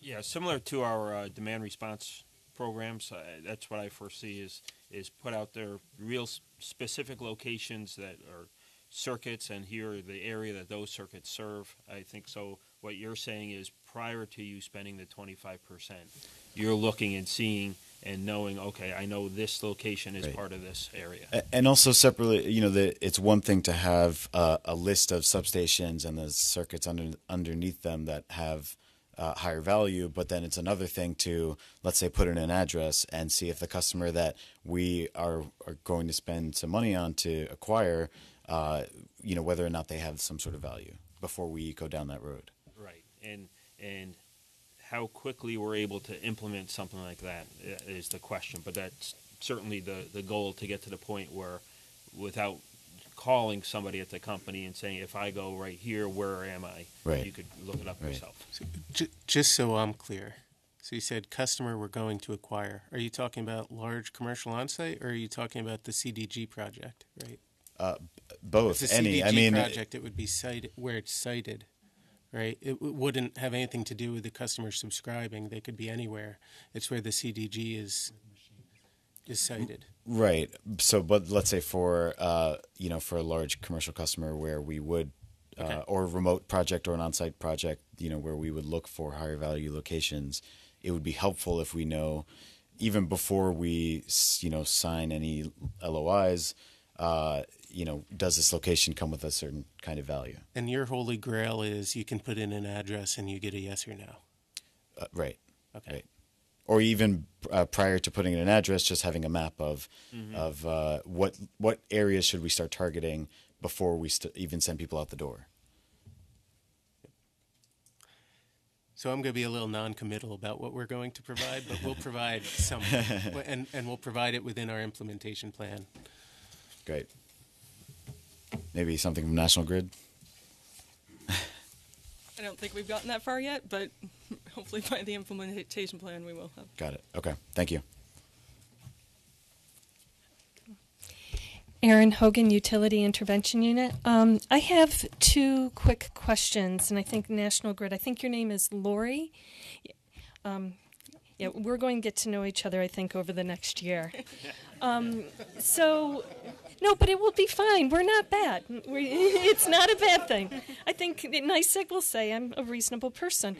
It's interesting. I noticed on your slide 26 that you're using the criteria of caps set to bring load down to 90%, 95% of planning capacity, or the forecasted light load at the substation. And so I'm curious why you're using the forecasted light load at the substation. It didn't seem to me to jive with what the LSRV is supposed to be measuring. That to me almost sounds more like an energy. And if you don't have an answer, that's fine. But just, maybe in May, like if you do go ahead and pursue that, if you could provide an explanation. We definitely will. This was the first cut. I got the basic information from the engineers, and that's how they decided to cut the data. So if we decide to go that way, there definitely will be more information in the plan. Okay. All right. That's fine. And then, Joe, on slide 10, I was really, really thrilled to see that you acknowledged that the relationships between what we're doing with load and the impact perhaps to the BCA forecast. And because I often mention at meetings, we are not doing just one thing, and the incremental benefit of one objective is diminished by perhaps all the accomplishments elsewhere. And so the thought of perhaps updating this information more frequent would be helpful, but you said 2 years rather than 3, and so that's never perhaps enough. How difficult would it be to do it every year?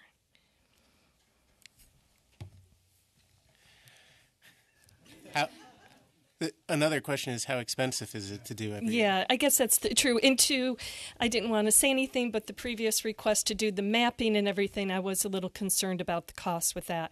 And I guess with all these requests, we should contemplate, while it would be ideal to have all this information, if it is really expensive, then perhaps not. It does kind of go to the point, I believe his name is Miles, was concerned with trying to get information and developing trends. So in some instances, that money might not be helpful immediately, but it helps with developing trends. Just an observation. And I'd say at Central Hudson, it's up for internal debate right now. It would greatly help my direct job responsibilities if it was more frequent. But there are a lot of issues with it being more frequent, including allocation of a lot of smart people's time and external costs associated with it. So we're measuring that and weighing it out and trying to come up with the best solution. I think within the BCA handbooks, we said they should at least be updated every 2 years. So having this updated every 2 years would at least coincide with that. I mentioned if we did not have declining load growth and we had high peak load growth, I think it should definitely be done more frequently. But when you're in a period of load growth, peak load growth decline, it's probably not as important. Good point. Thank you. Hi, folks. Dennis Fair from Intersolar. So I just want to remind us that we're in phase 1 here. We're at a very imperfect state. We're trying to get more and more precise. But when we're looking at locational value and dividing up what's falling under DRV and what's under LSRV, that under phase 1, DRV is covered in the market transition credit. So that for CDG projects, that's a given. For commercial projects, that number is really important. So when we're weighing out what's going where, and we're in this very imprecise stage, we should bear that in mind so that we don't forget that in weighting how this stuff goes here. And Joe, for you specifically on Coldenham, that's a day peaker, summer, 3 o'clock in the afternoon. There's no better place on your system for solar. But in a non-wires alternative, that can be any technology. And it certainly doesn't even have to be renewable, I don't think, under a non-wires alternative.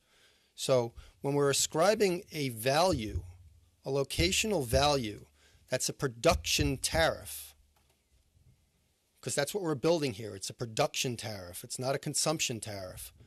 Shouldn't we be taking into account what type of production technology is being used to meet that goal at a specific location? We do with the BCA framework, where the 2.4 cent in the value stack is the same credit you would get when evaluating the non-wire alternative in the BCA for choosing among those alternatives. So I guess, can I ask you a question? Sure. So please. I have more solar than pretty much anybody proportionately, right? So how much solar should be on any individual circuit by percent providing a solution? Has to be something we consider. What that number is, I don't know. If you have a guess at what that number should be, I'd like to hear it. But that's something we'll be considering, and it's something we're taking into account. Yeah, I do think that's a fair question, but none of us can really guess here and come up with things. But what I can say is this, that certain things are looked at statewide, like RECs and what you have to buy, and those RECs can be generated anywhere. Maybe those RECs need to be generated in certain load pockets. That's one way of looking at it. It's beyond this subject matter here right now. But specifically when we're looking at a value ascribed to a substation, that there is none better in your service territory to now accept solar.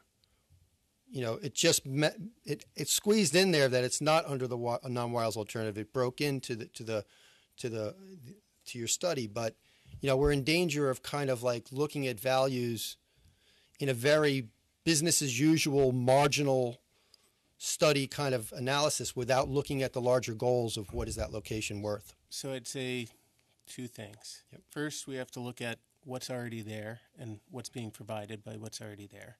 And that has to be taken into consideration, whether it's on, solution being provided or the load, right, that's required. The other thing we have to look at is pulling something out of an LSRV and putting it into a non-wires alternative does not exclude solar in any way, shape, or form, especially if the load profile of that location matches up perfectly with solar. Solar may be the least cost and best alternative. It may not be, right? What a non-wires alternative does is allow you to officially compare different types of DER and not come out with a specific winner or loser before you go through a very formal and refined process. And so I'd say pulling it out of the LSRV and putting it into a non-wires alternative is probably the better market solution, because it allows all DERs, regardless of what that technology is, to participate. Yeah, I wouldn't argue with that, but I would point out that RFP went out before, and there still isn't a tariff that works to build solar as an option in that area. And it's the best substation you got to build it right now by your own study. So, yeah, thank you. Great study, by the way. Point taken. And our last questioner for this session. Hi, I'm Chris McDermott. I'm from Solar Energy Systems in Brooklyn. First, a question to Con Ed. On page 19 of the presentation, you talked about the LSRV megawatt caps. Can you add a little bit more behind those caps themselves, how you define those caps, how those caps will be allocated? For instance, the 44 megawatts in Brooklyn, is that 44 megawatts of DC solar capacity, or is that some sort of capacity factor adjusted value? So the megawatt caps we showed are coincident AC. Basically, it's the megawatts to pull us back to, if it was the subtransmission or area station, 98%. our projection of load in 2021, how much relief do we need AC coincident to bring it back to that 98%? Okay. So those are AC coincident numbers. Okay, thanks. And secondly, just a question to the group. Has any thought been in this process been put into establishing a common reporting format whereby there's a standard table that all utilities need to comply with that will appear on customers' bills? Because what we find right now is just with basic net metering, some customers get confused. And I think it would be really valuable to have a predefined reporting format for the value stack that says, you know, for each elements of the value stack, this is what you were paid in this particular month, and here's why. And have that as a common reporting format developed by the commission rather than allowing utilities to interpret and report that information on their own. Because I think if you, in some cases, if you let utilities do that on their own, you just may not get the level of transparency and granularity that we need for customer acquisition and ongoing customer maintenance. We get customers calling us all the time. They're trying to find their net metering credits. And so that would just be a recommendation on the reporting side. Can I ask a question about that? Sure. Because the utilities are providing the value stack to the CDG developer or host, and then the CDG developer host is allocating the monetary value to the subscribers. So in order to tell the subscriber exactly what the breakdown of that allocation is, I think there would need to be more knowledge on how the CDG host or developer allocated that. I think that's step one, right? And then I think there are many steps that the CDG host would have to submit before the utility could say, this is exactly how your monetary credit is broken down. Do you agree with that, or am I off base? I'm looking at it more in the context of on-site DG than CDG, because I take your point that in the case of CDG, the developer owner has an obligation to provide that information to the satellites. But in the case of on-site, it's really the customer who needs to interpret it themselves. So yeah, on-site's definitely a different process, right? Because we're effectively banking their excess production and letting them credit it against the monetary rate that they would otherwise be paying. And if that's not a clear process, you know, that could be unique to each utility's billing system, but happy to talk offline or have you chat with the right folks in our customer ops, because you sound like a New York City-based supplier. We are. Yes. Thank you very much. Thank you. So now let's go to the next topic. Could I just add something to that? Let's go to the next topic. Okay, maybe we can circle back in the afternoon to the billing question, because I think that gentleman's perspective is very different than I think a lot of others. So. That's fine. Yeah, we have. Or tomorrow. Yeah. Is it the same team at the front table? Still us. Yeah, a different lead. Okay. So this section we cover cost recovery and allocation.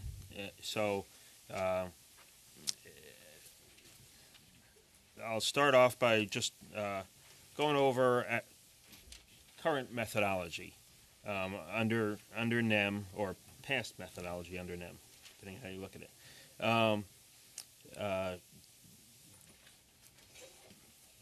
The three basic categories of charges fall under delivery charges, surcharges, and supply. Currently, delivery charges, they're reconciled via the revenue decoupling mechanism, the RDM, and that's done at the service class level. And that the RDM is designed for delivery revenue only.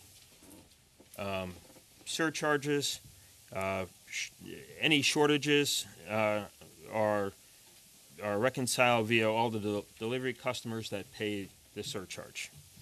On supply, the cash out is at avoidable costs. So what you net is just netted. Any cash out that's paid is considered a supply cost, and it's included in the each utility has a different way of handling any electric supply reconciliation, and that's going to differ a little by utility. So that's currently under NEM in a quick nutshell.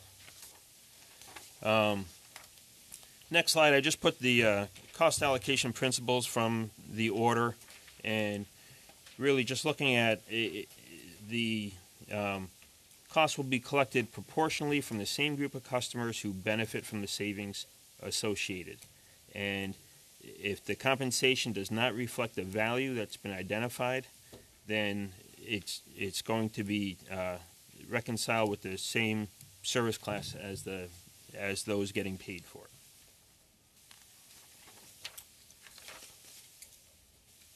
So now heading into Phase 1 NEM.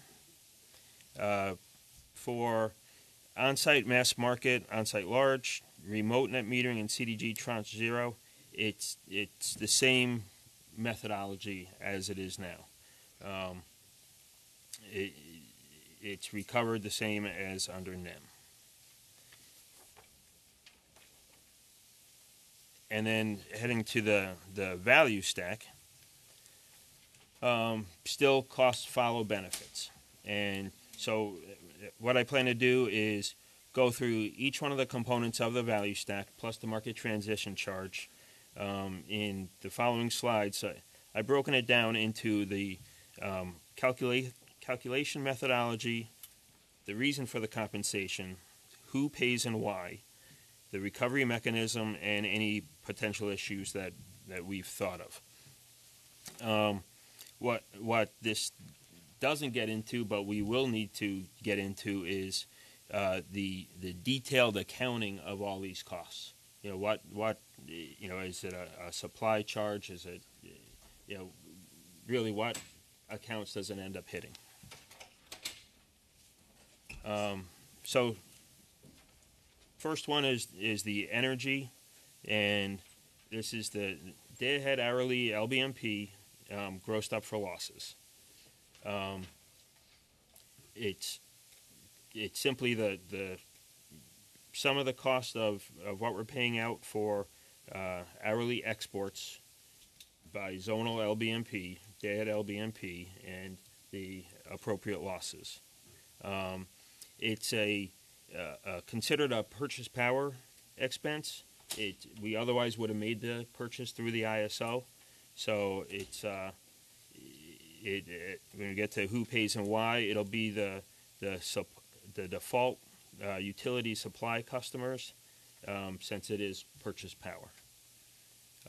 The recovery mechanism it would be a component of the supply charge. So we're buying it from these projects as opposed to from the ISO. So and then how that gets reconciled might differ slightly by utility, but it'll be supply customers. Some of the potential issues that we thought of is how the losses are calculated, and it's something that's been discussed. And so is it a straight by loss class or secondary losses, or how we go about calculating that? And then there's the potential issue for where the utility load could be less than the amount of energy we're buying, and how is that handled? So in the case where if in a certain zone, ESCOs are serving most of the load, and we are now buying more than we're serving, then we become a net seller in the ISO. How are we handling that?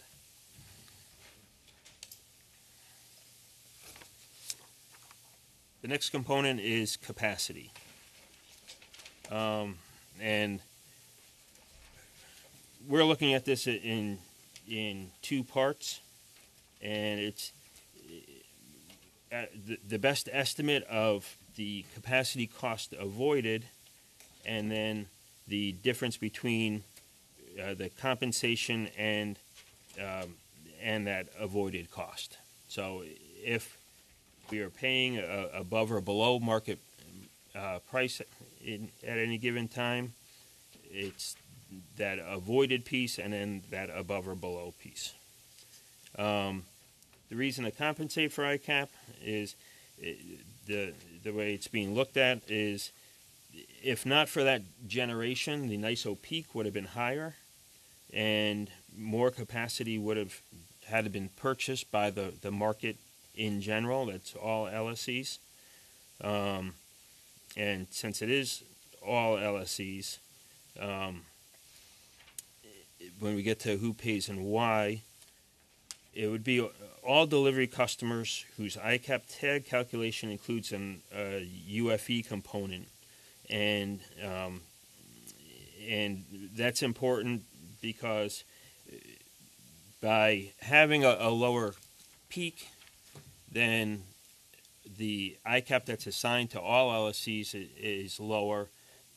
Each utility does it slightly different. At NYSEG and RG&E, if you're an MHP customer, we use your meter read, hourly meter read, that hour of the system peak.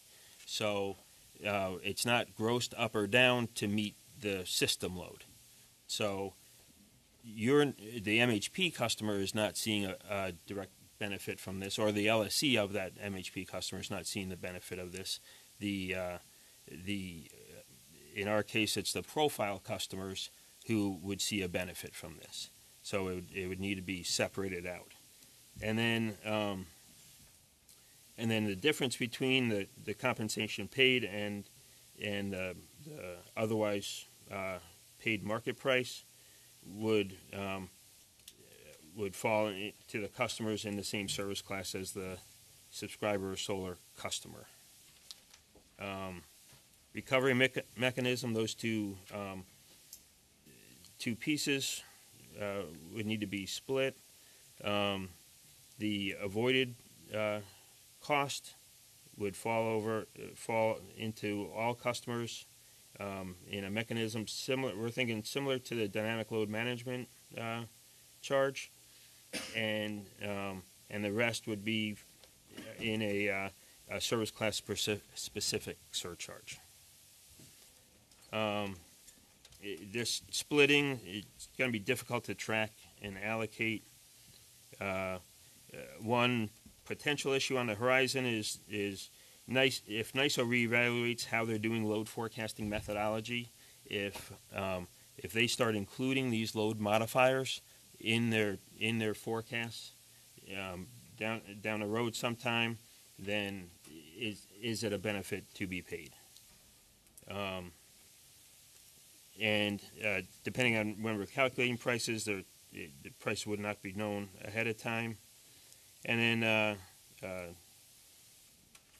and just that differential, that split between the two sides of it.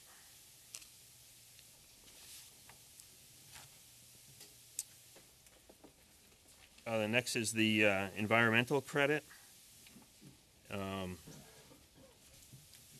So this is if you decide not to keep the REC, then we're paying the higher of the Tier 1 REC or the net social cost of carbon.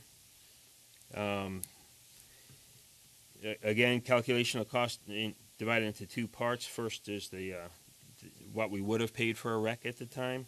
The second is the over market price at the time. The utilities REC obligation is reduced by these RECs being generated, so it's a benefit to the utility supply customers. So who pays and why?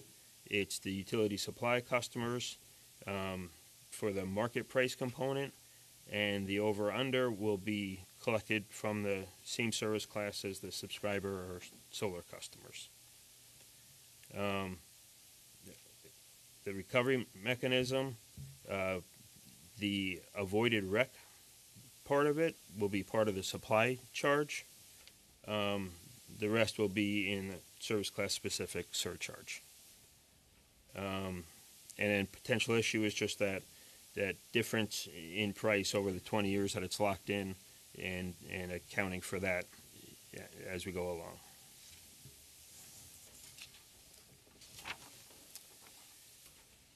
The DRV, for the contribution of value to the overall distribution system.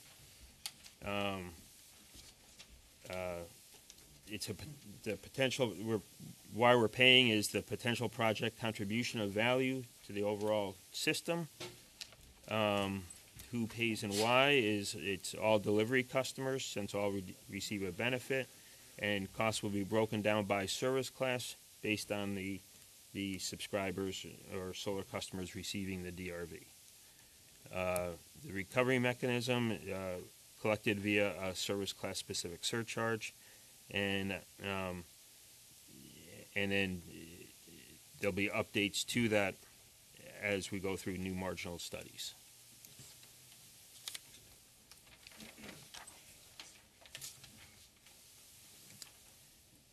LSRV, very similar to the DRV, paying for the value that's brought. It's the potential contribution to the location specific distribution system. It's going to be an all delivery customers will pay, and costs will be broken down by service class based on the subscriber and solar customer receiving the LSRV. And again, service class specific surcharge.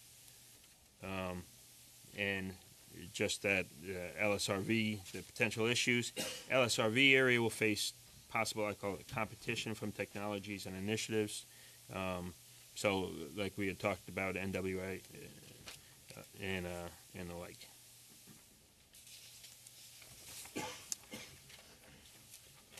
And then the last section is the market transition credit. And calculation method, it's just a straight calculation.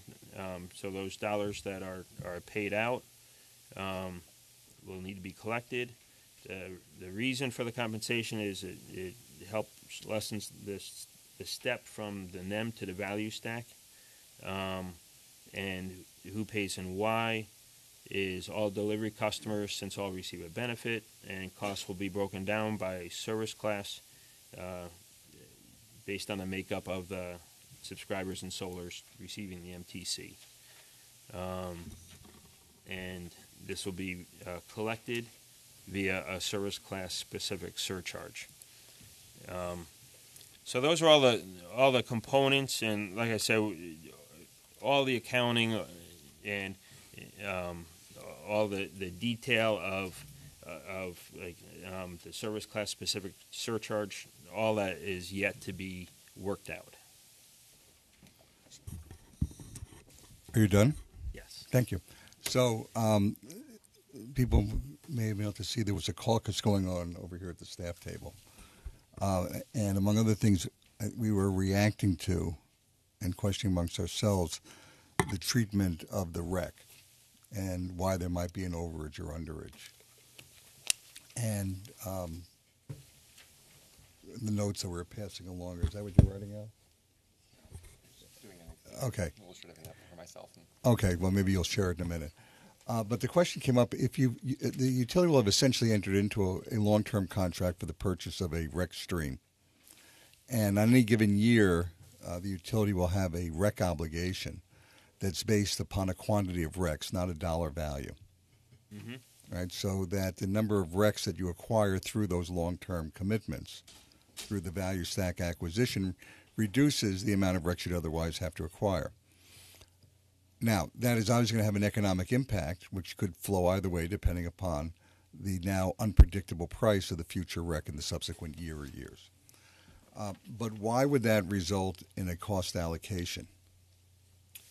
So I guess the question is it like a hedge, or so if we're buying RECs more in lines of a hedge, then it probably wouldn't. Right. If we're paying for RECs based on this, as opposed to buying them on the market year in, year out, then that's where we were looking at that difference. So, Brian, if I could just add to that, I think we were envisioning bilateraling the market value of the hedge to our default load, to treat it just as you described, Scott. But to the extent there was an above or below market value, that delta, we wanted to try to keep our default price, as close to market, because at least our read of the Commission's direction to have the utilities do some hedging to reduce volatility is really on a more near term.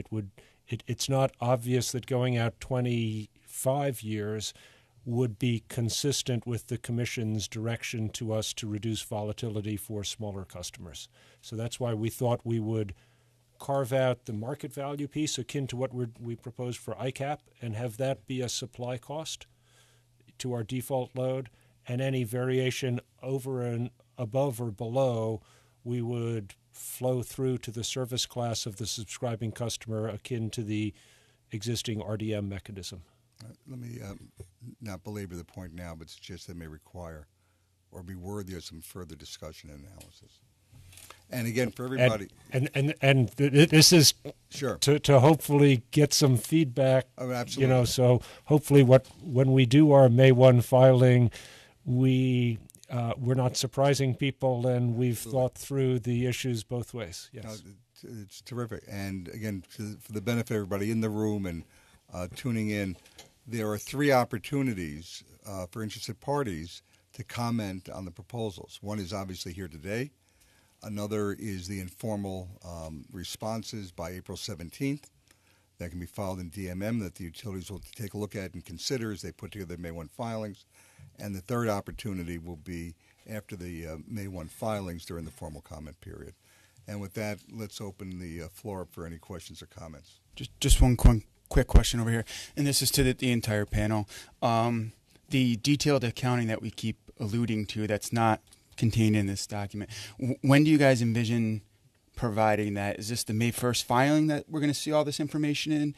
And if it's not, at what point in the process will we start to see this information so that staff can get an understanding of it and we can get to agreement on it?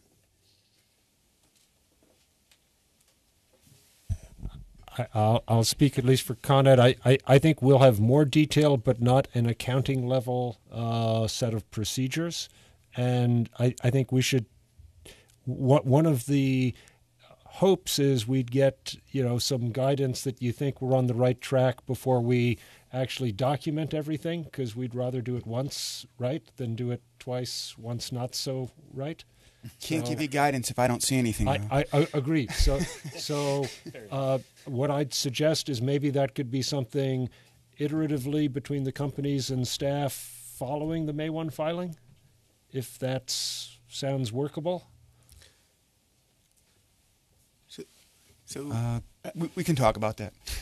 Just speaking for Central Hudson, at this point, we're shooting for May 1st, but I think Steve's point is very important. It's got to be an iterative process. I mean, just the conversation we had about the rec value, there's going to be a first cut, and then it's going to definitely be iterative. So we're shooting for May 1st, but we understand that there's going to be comments and changes based on whatever we file. Thank you. My second question was with each component of the value stack, there was potential issues. How do you guys see resolving those issues and when?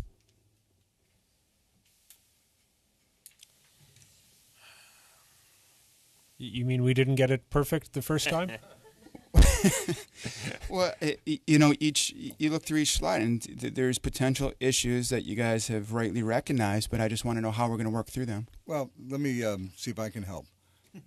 I assume in the first instance we'll go through the standard practice of proposed filings, comments, staff review, and recommendation, with ultimately the commission making the call.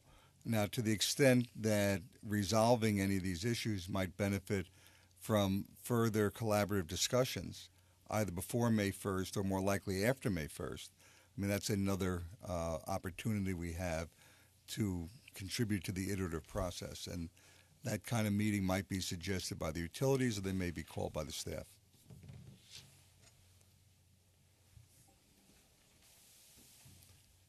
Anybody want to weigh in on this subject matter? If not, we may pick up some time on the agenda.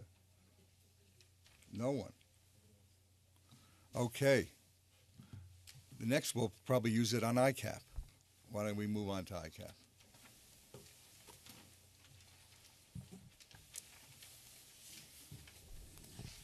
So, good afternoon. The ICAP topic is mine. Perhaps it'll generate more discussion afterwards. So I assume you want us to flow through and see how far we get. Yeah, why don't we stop for lunch? Why don't you do your presentation, see where we are. We'll probably break for lunch then and come back. Yes. So just a little bit of background on ICAP.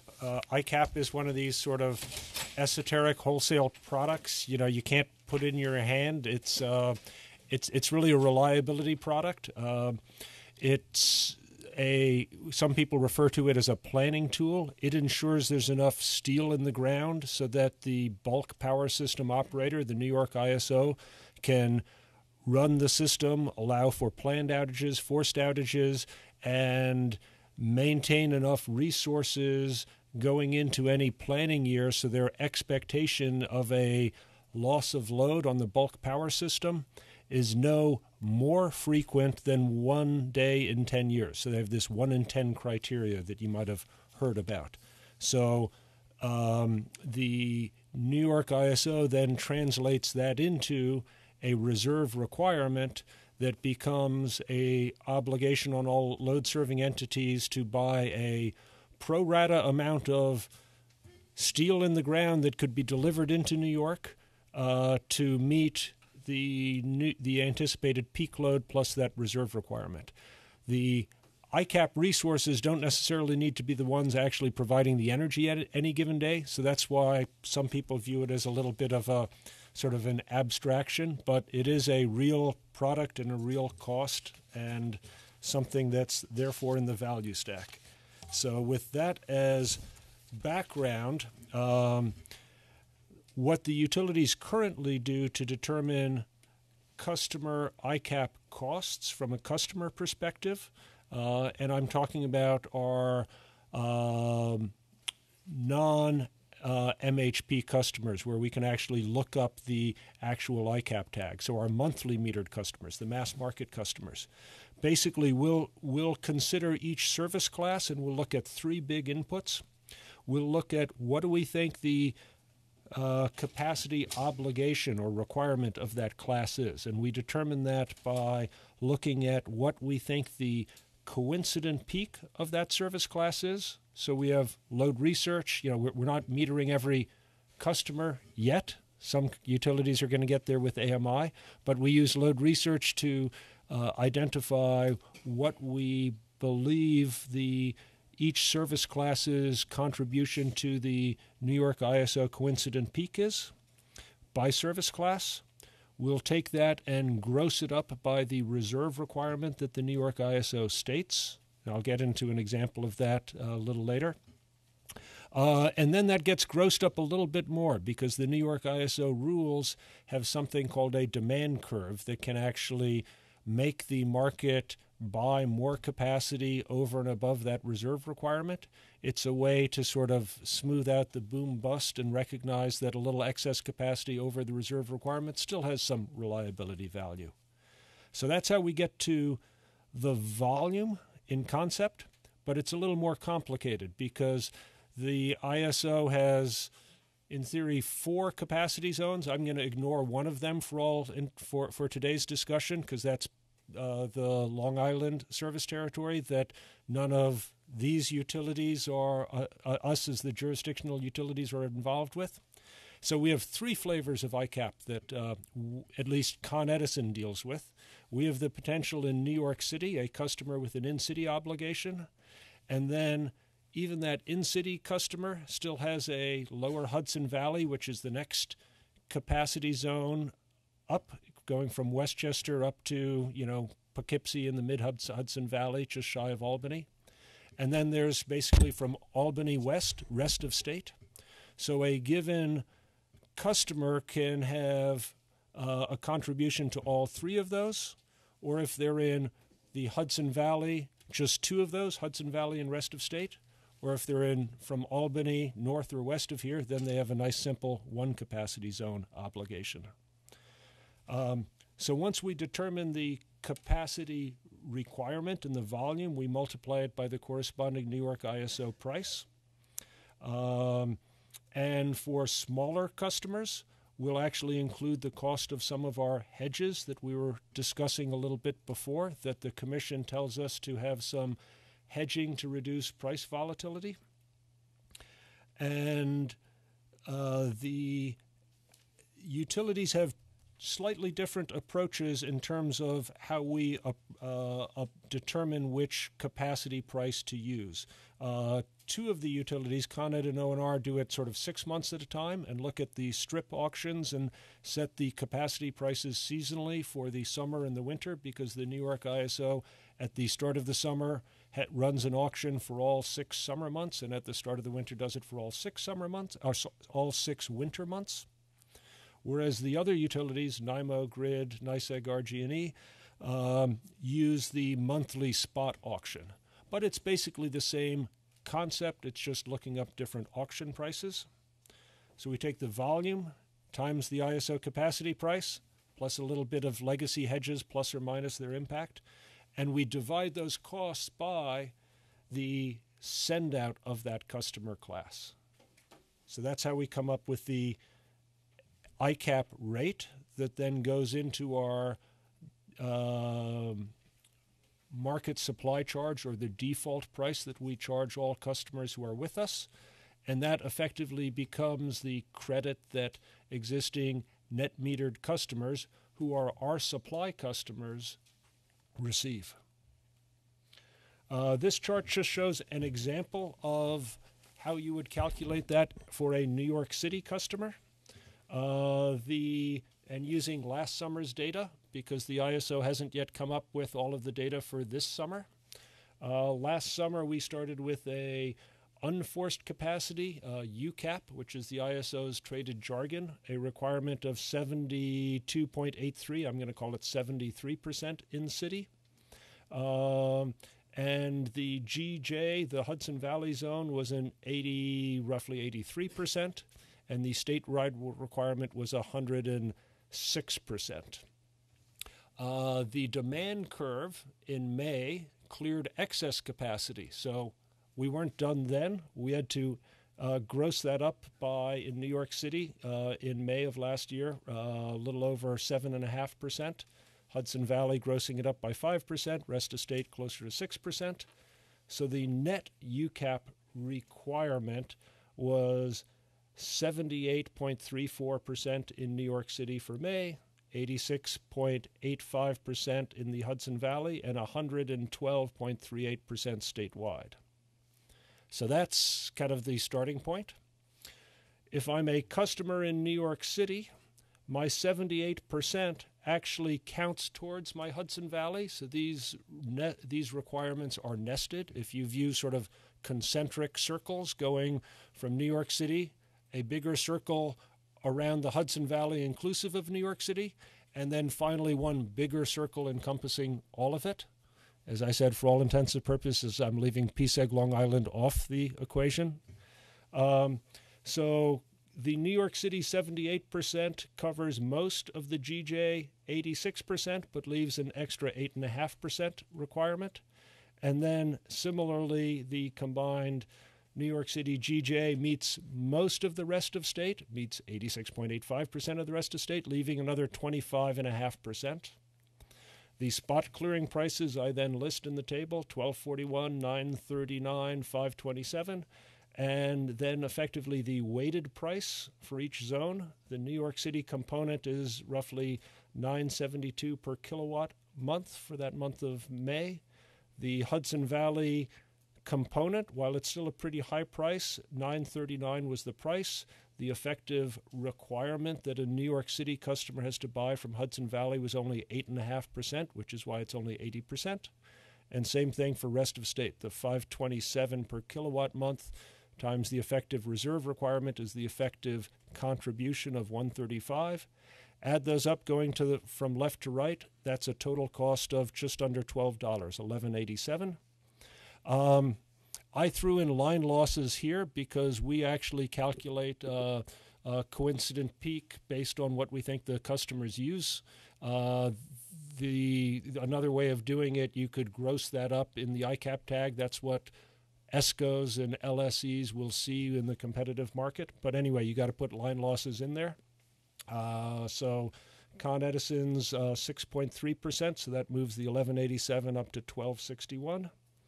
And then I divide by the amount of, I got to multiply that 1261 per kilowatt times the 3,812 megawatts, or 3,812,000 kilowatts of coincident peak associated with the class of residential customers. So that's a monthly cost of about $48 million if I was serving all of my residential customers. Some have migrated to retail access, but we just look at the whole class of customers to come up with a number. And then we divide that $48 million by the expected summer sales of about 1.1, I'm going to do it in megawatt hours, 1,310,000 megawatt hours, or 1.3 billion kilowatt hours. The math comes out to be about 3.7 cents a kilowatt hour. So that's what's in the customer cost if they were with us last May. So, Steve, if I could just jump in for those following along at home. The regulatory interface to this is that each utility every month, so for these monthly billed customers, will send in a statement that's you can find on our website of the commodity charge for whichever service classes we would decide to use, that ICAP payment for the value stack. So right now, Con Ed separates out its ICAP from its energy commodity by service class, and you'll see a statement for that. Going forward here for the value stack, we'll have to do that for every utility so that there's a filing of the ICAP element separate. So you would see a statement come in to our tariffs for the month of May of 3.7 cents. And then a lot of the inside baseball that Steve's gone through are in the work papers that we review. Yep. But I know a number of people are just interested in what's the monthly bottom line, and that's the 3.7 cents. And so one of the things we recognize is going forward, we have to have ICAP separated out for each utility's value stack so people can see it. And whether it'll be a special VDR web page on the utility's website, I don't know. But clearly, some utilities just file bundled commodity for an SC1 customer. So say we go with SC1, we'll have to unbundle that for value stack purposes. Yep. And this is just taking the market price. I didn't embed in our hedges, so the actual rate was slightly different, but I wanted to make a complicated thing not more complicated than that, so that's why I chose to stop here. The next bar chart down at the bottom is just what you might see on the New York ISO page if you really want to be a glutton for punishment and see where some of those reserve margins come from, and the link to the New York ISO page. Can't make this stuff up. Yep, people really post that out and dwell through all of that good stuff. So what does it mean for value stack, which is where Warren was coaxing me? Basically, this is the default that will be used to credit any of the tranche 1 through 3, the value stacked projects, or any other project that opts into value stack, including demand build. This concept of coming up with our default kilowatt hour rate would apply as the credit to all exports from the CDG project or from a CNI project exporting that opted into value stack. We would, as Warren said, use our existing processes, so there'd be a transparent, published rate out there that people could check, that the underlying work papers staff signs off every month because it's used to bill our full service customers, and it's also the effective price to beat that some ESCOs compete against if they're trying to beat that. One of the caveats is we still, as the utilities, the order says we need to identify the service class that best approximates the solar production. I think we haven't completed that yet. We will do that by May 1. So the previous example was the SC1 rate that everybody's been talking about. It could be as a result of our effort we are able to identify and would provide the reason why a different service class might be a better fit, but we haven't gotten there yet, so that's still homework on our side. And the expectation is we would still maintain the same periodicity that Con Ed and ONR are publishing this seasonally, whereas it is a monthly rate that does not change for all 6 months of the summer, whereas the other utilities are more granular and basically are working off the spot auction, and their price would move monthly. Both are based on public New York ISO visible prices. It's just a matter of which auction you're grabbing. Alternate 2, which gets a little bit more interesting. This is an option for all intermittent resources, but if it's an option that they exercise, it's a permanent election. Effectively, we would do the same thing above, as described 2 slides ago, but instead of dividing by each month by the expected send-out, we would take a year's worth of ICAP value and basically squeeze it into 460 summer hours, 3 months of the year from 2 p.m. through 7 p.m., or 1,400 through our ending 1600, which is really the hour ending at 7 p.m. Is that right? No, 1900. Anyway, 2 p.m. to 7 p.m., all of the costs, all of the consumption in that period of time, times 3 months should equal the 460 hours. This creates an interesting challenge because we won't have a year's worth of ICAP costs at the start of the summer. So our thought is we'll use the summer auction price that we have, which is what Con Ed and ONR are working from. So we'd grab that 6-month strip auction at the start of the summer, and we'd use the 6 months of anticipated winter prices, probably using a midpoint of a visible, publicly traded or publicly quoted broker price. So that's how we would build up the costs. We would use the same approach on the 2 slides ago of costing it out, to the extent of customers in New York City, what's the in-city blend, Hudson Valley, rest of state. And instead of dividing by the expected usage of that customer class all year, we divide it by a smaller amount in the summertime. So hypothetically, if the 460 hours was 1/3 of the annual consumption, we would gross up the equivalent of the monthly rate by 3-fold to make the pot right. So it would be the same amount of cost recovery, or from a developer's perspective, compensation, just concentrated into 460 hours. This effectively, from a developer's perspective, would front-load the value because you're going to get it June, July, August instead of waiting all 12 months. So that might have some attractiveness. And to the extent a developer performs better in the summer, maybe they do better as well. And while it wasn't on the agenda, I thought it would be remiss not to talk about alternate 3, because we are giving, or the order requires us to give intermittents even a third choice, which is mandatory for any dispatchable units. And so this third option would be a project-specific valuation based on the project-specific production coincident with the prior summer's New York ISO peak. So we would look at the actual exports at the time of the system peak. Let's say that was a July 4 p.m., summer weekday. We'd look and see what was the exports, and that would apply the following capability year from May through April 2 years hence. And we would need to come up with a mechanism for what do we set the initial rating before we have real production data for a new project. So our proposal is to use some technology-specific availability factor or coincidence factors.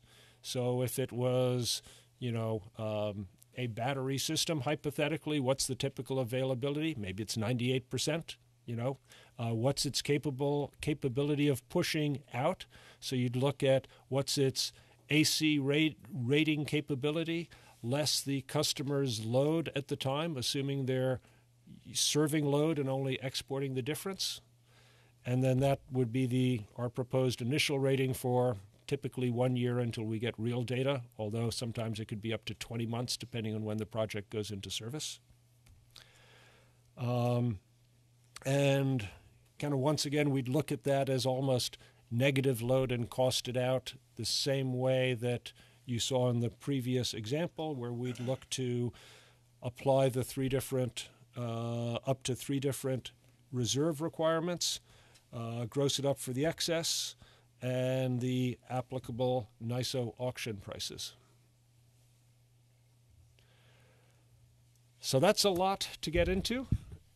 I don't know whether people have short questions or whether we want to break and digest it and come back. Yeah, that's a good suggestion, Steve. Why don't we take a break now, pick up a little extra time for lunch and preparing questions, and we'll reconvene on schedule at 2:15.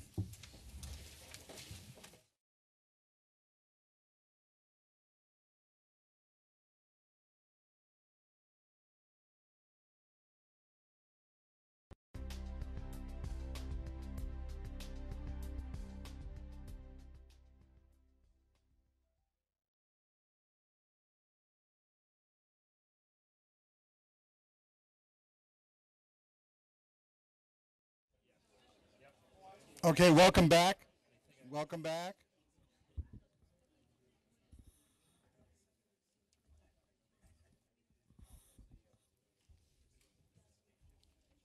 I want to thank everybody for what seems universally to have been evaluated as a very successful morning.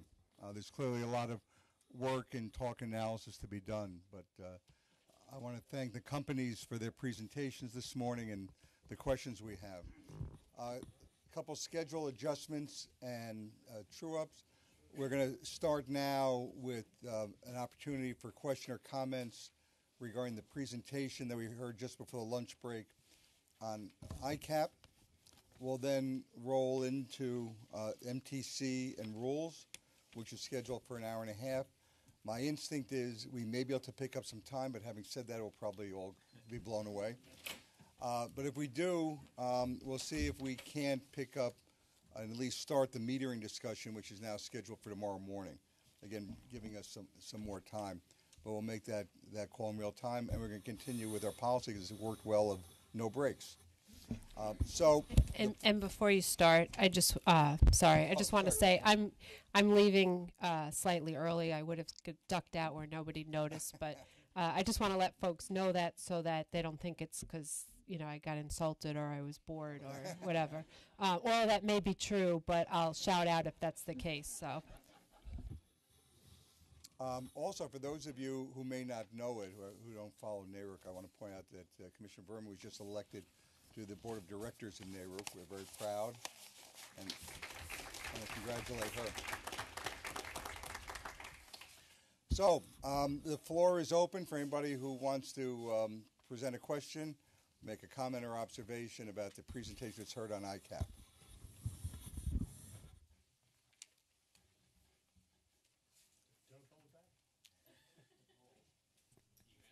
Okay, Dennis, we count on you. So Dennis Fair from Intersolar. So when we're looking at the capacity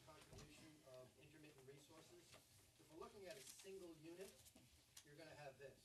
If you're, a lot of variability. Sometimes more than others. Press the button. Okay. There you go. So, but if you're looking at a number of assets over a dispersed geographical distribution, over a single substation footprint, that variability goes away, okay, or to a large degree. And there are empirical studies of this that are done you can model this stuff. So when you're looking at ICAP contribution for different resources, particularly solar, and you're looking at that 1 hour, that peak system, when does that peak occur? It occurs differently on a substation level. And Steve, you want to just answer that one? When does the system peak occur typically? So the ICAP, which is the New York ISO system peak, will typically be anywhere from 3 to 6 p.m. on a summer weekday afternoon, depending on what that load pattern is and when the thunderstorms roll in. Right. And you can do a model showing coincident production from solar, and it's always going to be producing at its highest level or near its highest level when the system's peaking. Now, a single unit with a cloud, you're going to have that variability. But when you're looking at it on a larger footprint, that variability goes away to a large degree. So you flag a good point that an individual project's production will differ. I think that's what I'm assuming that's why the commission laid out alternatives 1 and 2 for intermittence, where your compensation would be tied to your production all year long, or your production in the 460 summer hours. So eliminating an individual project's what I call revenue volatility depending on their performance at a given hour. Alternative 3, which is mandatory for dispatchable technologies. So Pure Solar could opt into it, but would not be required to take that.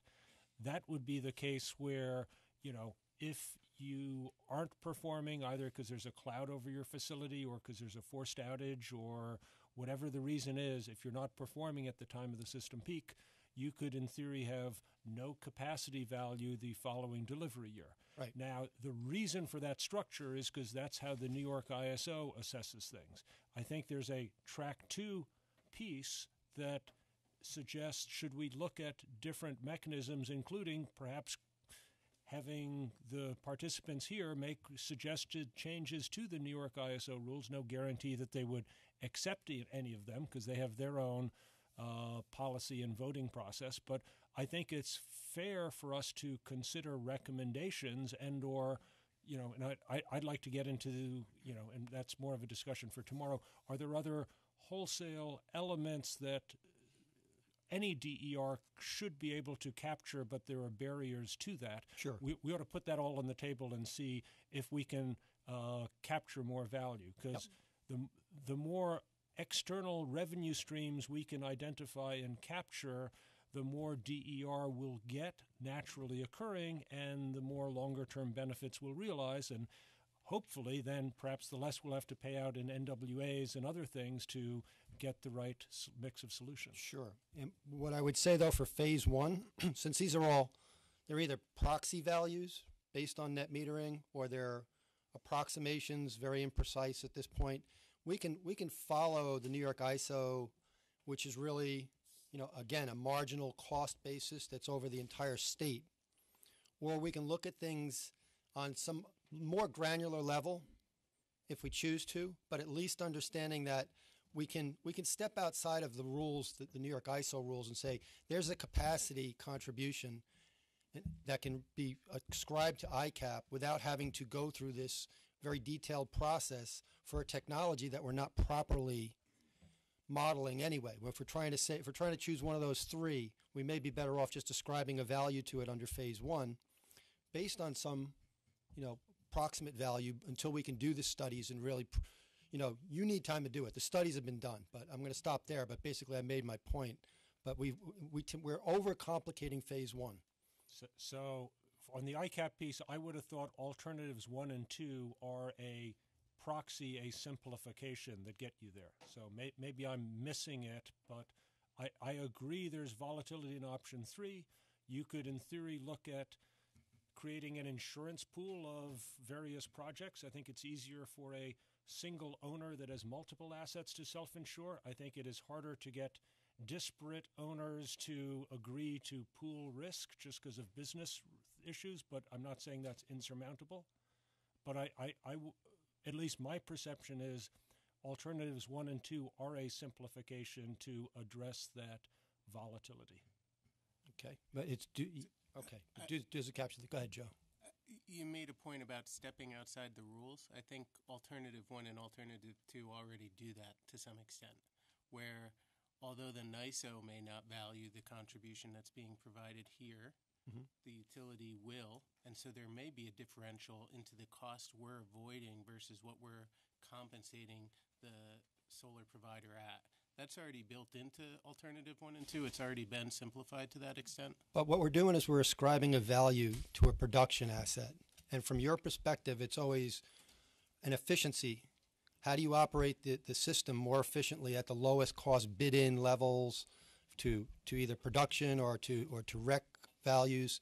And if we're trying to create a production tariff that ascribes values to an asset that's on the grid at a specific location and that's providing energy at a specific time, if we do that on too granular a level, a single unit, when we're really looking at the contribution of that unit on a substation level, because I think that is the appropriate level, it would be a better methodology for ascribing that value to it. What I'll say, and then I'll let people much more fluent with ICAP talk, but when we're looking at the system, we're looking at the distribution and local transmission side, and we're saying what's the coincidence there and how can we avoid or defer CapEx and run the system as cost efficiently as possible. And that's what the LSRV or DRV is about. When we look at the ICAP, we're looking at what we have to pay or what our customers are paying for that capacity, and what is the cost for that capacity, and can we avoid that or not?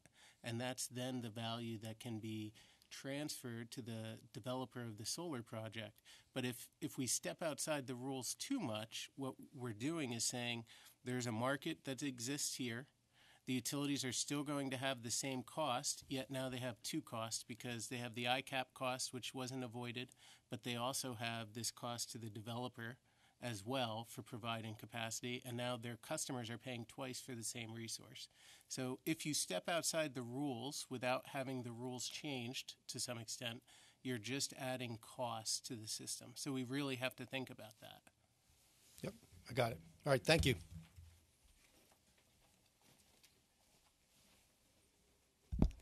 Hey, it's Melissa Kemp from Cypress Creek. I think I'm going to sound kind of boring and very practical with my questions following that. But I just had a couple questions about some of the nuts and bolts of the capacity options. I think that it's great to have the three of them, and they make a lot of sense to us. The first question, I think, Warren, you got to earlier, which is it sounds like they will be reported on a monthly basis to DPS, the utilities that haven't previously unbundled. And so I just wanted to confirm that that was, at this point, the tentative plan. IT cut me off. Oh, no. And I didn't want to take that. I don't think the visual is right for a regulator. But, that's we have to somehow get the default value out there visibly, just as it is for ratepayers that have to pay. So you're not getting the full bundled element, so that element has to be there. I think that's part of what this implementation process should be talking about. Things like, should each utility have its own VDR value stack page? Obviously, the LBMP value is going to be the hourly value is going to be different, and it'll change daily on a day-ahead basis. So that's a little bit, that's different. But the monthly ICAP value certainly should be there, and the seasonal for the 460 option should be known before the season. And then it'll be up to the developers to provide the quantity. So I'm talking about prices versus quantities, which sometimes we get conflated. Great. So, agree? Yeah, thank you. And we assumed that you were probably already proactively working on that. We've been using Con Eds and then what's in the workbooks. So Great. So my second question was about the load profile. I think somebody mentioned earlier that in the filing for May 1st that you guys were going to make a recommendation for the load profile for alternative 1. And I just wondered if you guys had any preliminary thoughts about that. We had seen in the order that it was specified as service class 1 for alternative 2, but it wasn't, as you mentioned, clearly specified for alternative 1 for capacity. And so our thought was that it would be whatever lined up most coincidence with solar performance, right? That's true for all of them. It was just we picked SC1 for the purposes of doing an example in that Appendix A. Oh, so none of them have been set? No, it's all based on this determination, which they'll be making a proposal on May 1st of what the appropriate service class retail charge is for the value stack, and then we'll all get to disagree about it. Okay. And then the second to last question was about the hours for capacity method 2. We weren't sure if there was just a typo in the order. It currently seems to add up to about 420 hours instead of 460. And so we were seeking clarification about whether the window was 1 to 6 or 2 to 7. I know my math is right, so they must have messed up. I checked it 3 times. No, we'll figure that out. It was intended to be something. The key is it could be. Could it be that you didn't use weekend hours? 5 hours a day for 3 months. We came up with the 460, but we Okay. Yeah, it's 460. 2 to 7, right? Hour beginning 2, 3, 4, 5, 6, ending at 6:59. And that works fine. I think if Okay. we don't want to bore everyone, but if we look at the language, I think it actually isn't the full 2 to 7 as it's written. So we just were seeking clarification about whether it was 2 to 7 or 1 to 6, and it seems pretty straightforward.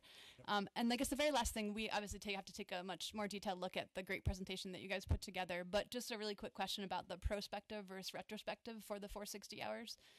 Some of the slides from earlier seemed to be kind of implying that you guys were thinking about it as a prospective thing, and our understanding from the order had been more of a retrospective. And then also about the value, like we from the order we had read like the value being the annual value, then just spread over the 460 hours, versus I think from the presentation it sounded more like just the value for the 460 hours. You get it or you don't. So right. It's a bucket of dollars. It's as if you were designing it for, and I apologize if the words don't read this way, but the way I would describe it is as if you were designing a TOU rate that is revenue neutral for that given class to collect the total bucket of money. Right? So if everybody went on the TOU rate, you would collect the entire annual ICAP revenue requirement. So option 1 and 2 is the same bucket. If you're looking at the retail load, not looking at a PV load curve. Yeah, can I take a stab, Warren? So in my example, and this was just a monthly bucket, I had $48 million of ICAP costs.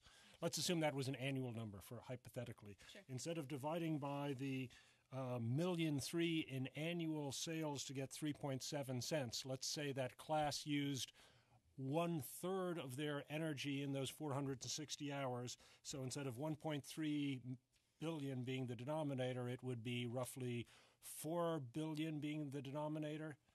I'm sorry, there would be 1/3 of that, so maybe 400 and some thousand being the denominator. So the rate instead of 3.7 cents would be 3 times as much, so that if I were collecting my 48 million from this class of customers in their use in the customers, not the solar producers, but the customers 460 hours, I'd need to charge them 3 times as much to collect the $48 million. Exactly. Okay, that had been our understanding as well, so that's great. Yes, and just the comment of looking forward, we think looking forward aligns better with the option 1 compensation and will align better with the benefits that we will realize for other customers and will result in less cost shift. So at least that's going to be in our May 1 proposal. If people disagree or if somebody says we're misinterpreting the order, that's their prerogative, right? Okay. All right, we'll circle back. Thank you.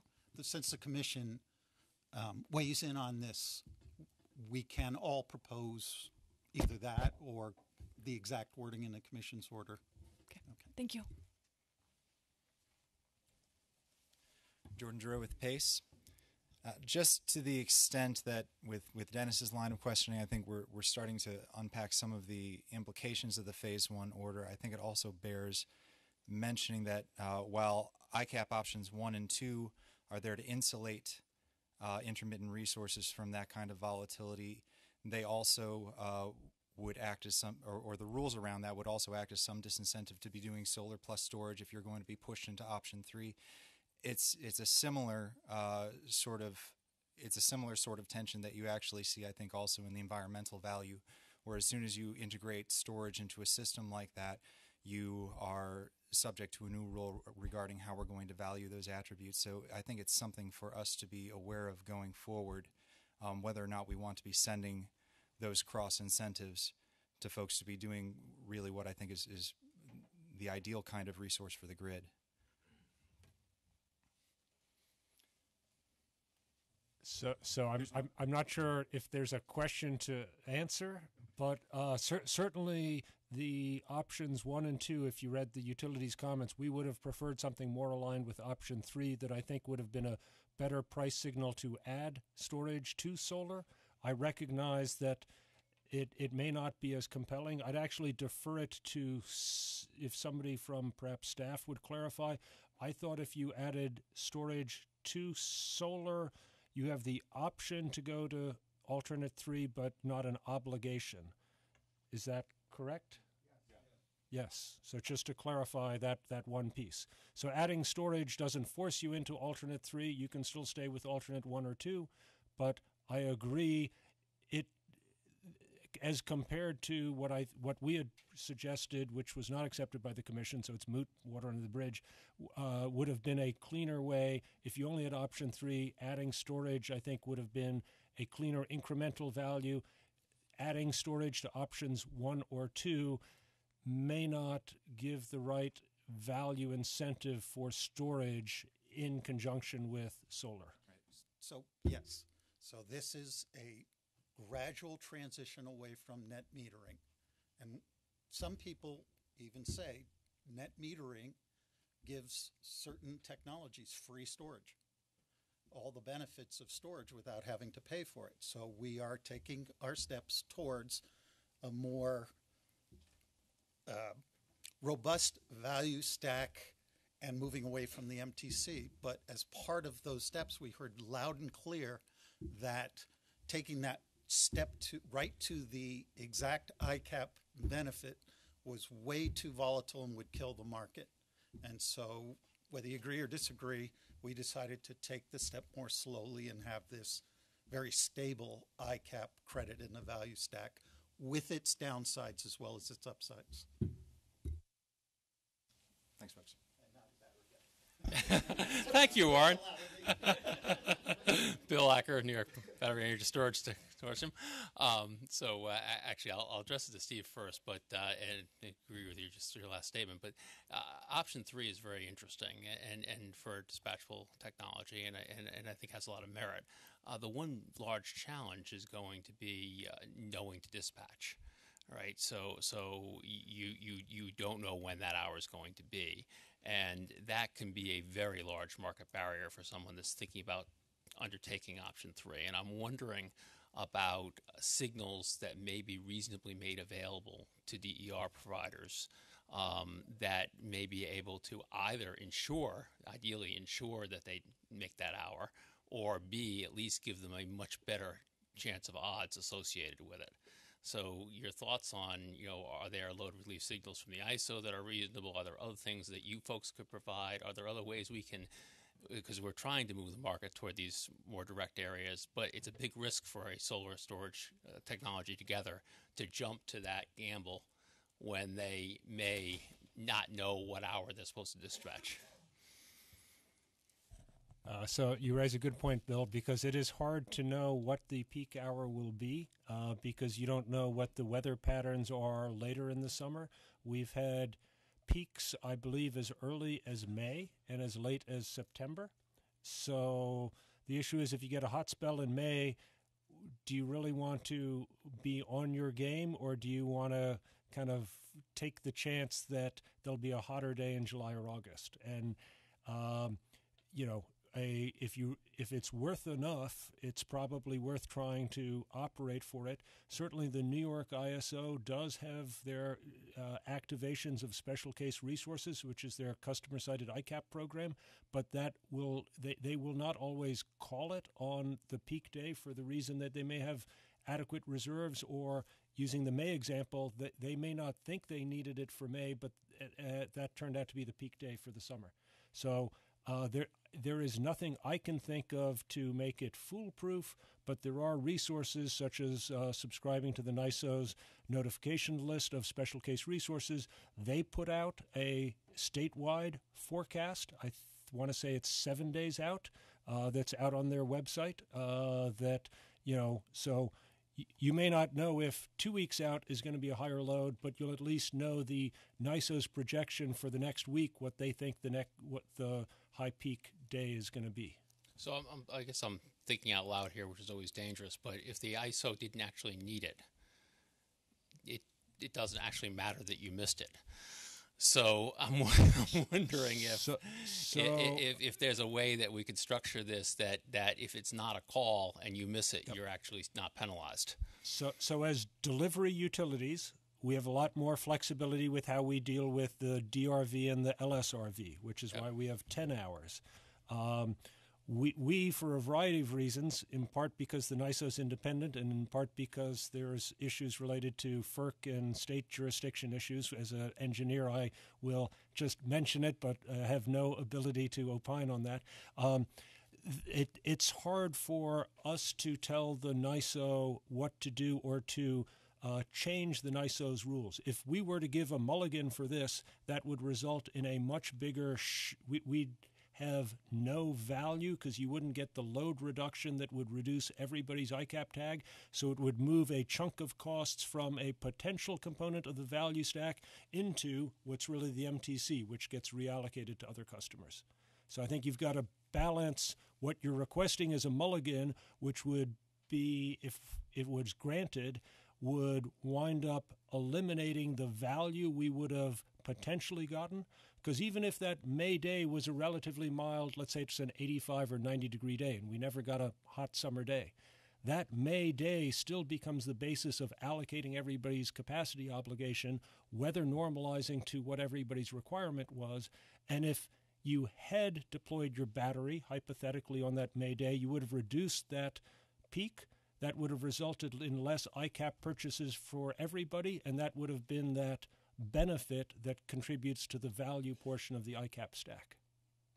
Follow me? I do. So if I give you, but I'm also wondering now, if I give mulligans, I don't get the value.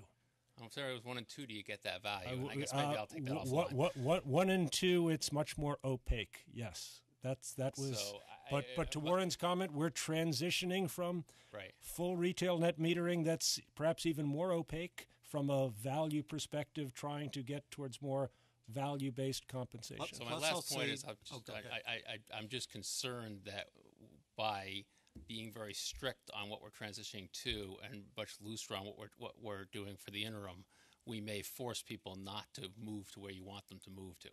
And so I think we need to give a little thought to how strict we want to be on the option 3. Right, and we're looking for ideas for improving on everything for phase 2. And I will point out that if you sell to the ISO, your capacity as an intermittent, we demonstrated during this, you get paid a whole lot less, just in general. And also on the customer side, they have that same 1 hour issue that they're trying to reduce their capacity during that 1 hour peak, and if they miss it, then it's the same issue. Anyone else? All right. MTC. Okay, so with respect to the MTC and all the rules surrounding it and how it's applied and when it's applied versus the LSRV and the DRV, the order is really pretty straightforward and prescriptive and sort of lays out a bunch of rules for how the MTCs are applied, how we move through the tranches that receive the MTC, and how we divide that up with the LSRV and the DRV in cases where there's a bunch of different types of subscribers to the same CDG project. That said, it's not necessarily a very simple thing for the utilities to implement. So I think one of the points that we'd like to make with this presentation is basically just that there's a lot of rules, a lot of variables that will have to be put into billing systems and worked through, how customers, the value created by the CDG project, the compensation that they receive, and then how that works down into the credits that subscribers actually get. It's actually a lot of different calculations that are going to have to go into it. So the order in Appendix A actually includes draft MTCs for all the utilities. We've looked at them. I think all of us have taken a look at them, and we don't expect them to change too much from what was provided in the order. We do have to make some minor updates. I know for National Grid, we were missing 2 months of actual ICAP charges, and that's one thing that we have to put in. And there's some other updates like that. I know, updating things to the end of 2016 is the main issue there. So we don't see any major, significant differences in the values that are in the appendix and the values that we expect to include in our proposals in May. So slide 53 is basically just a reiteration of the order, how the MTC is calculated. It's the difference between a base retail rate and the value stack.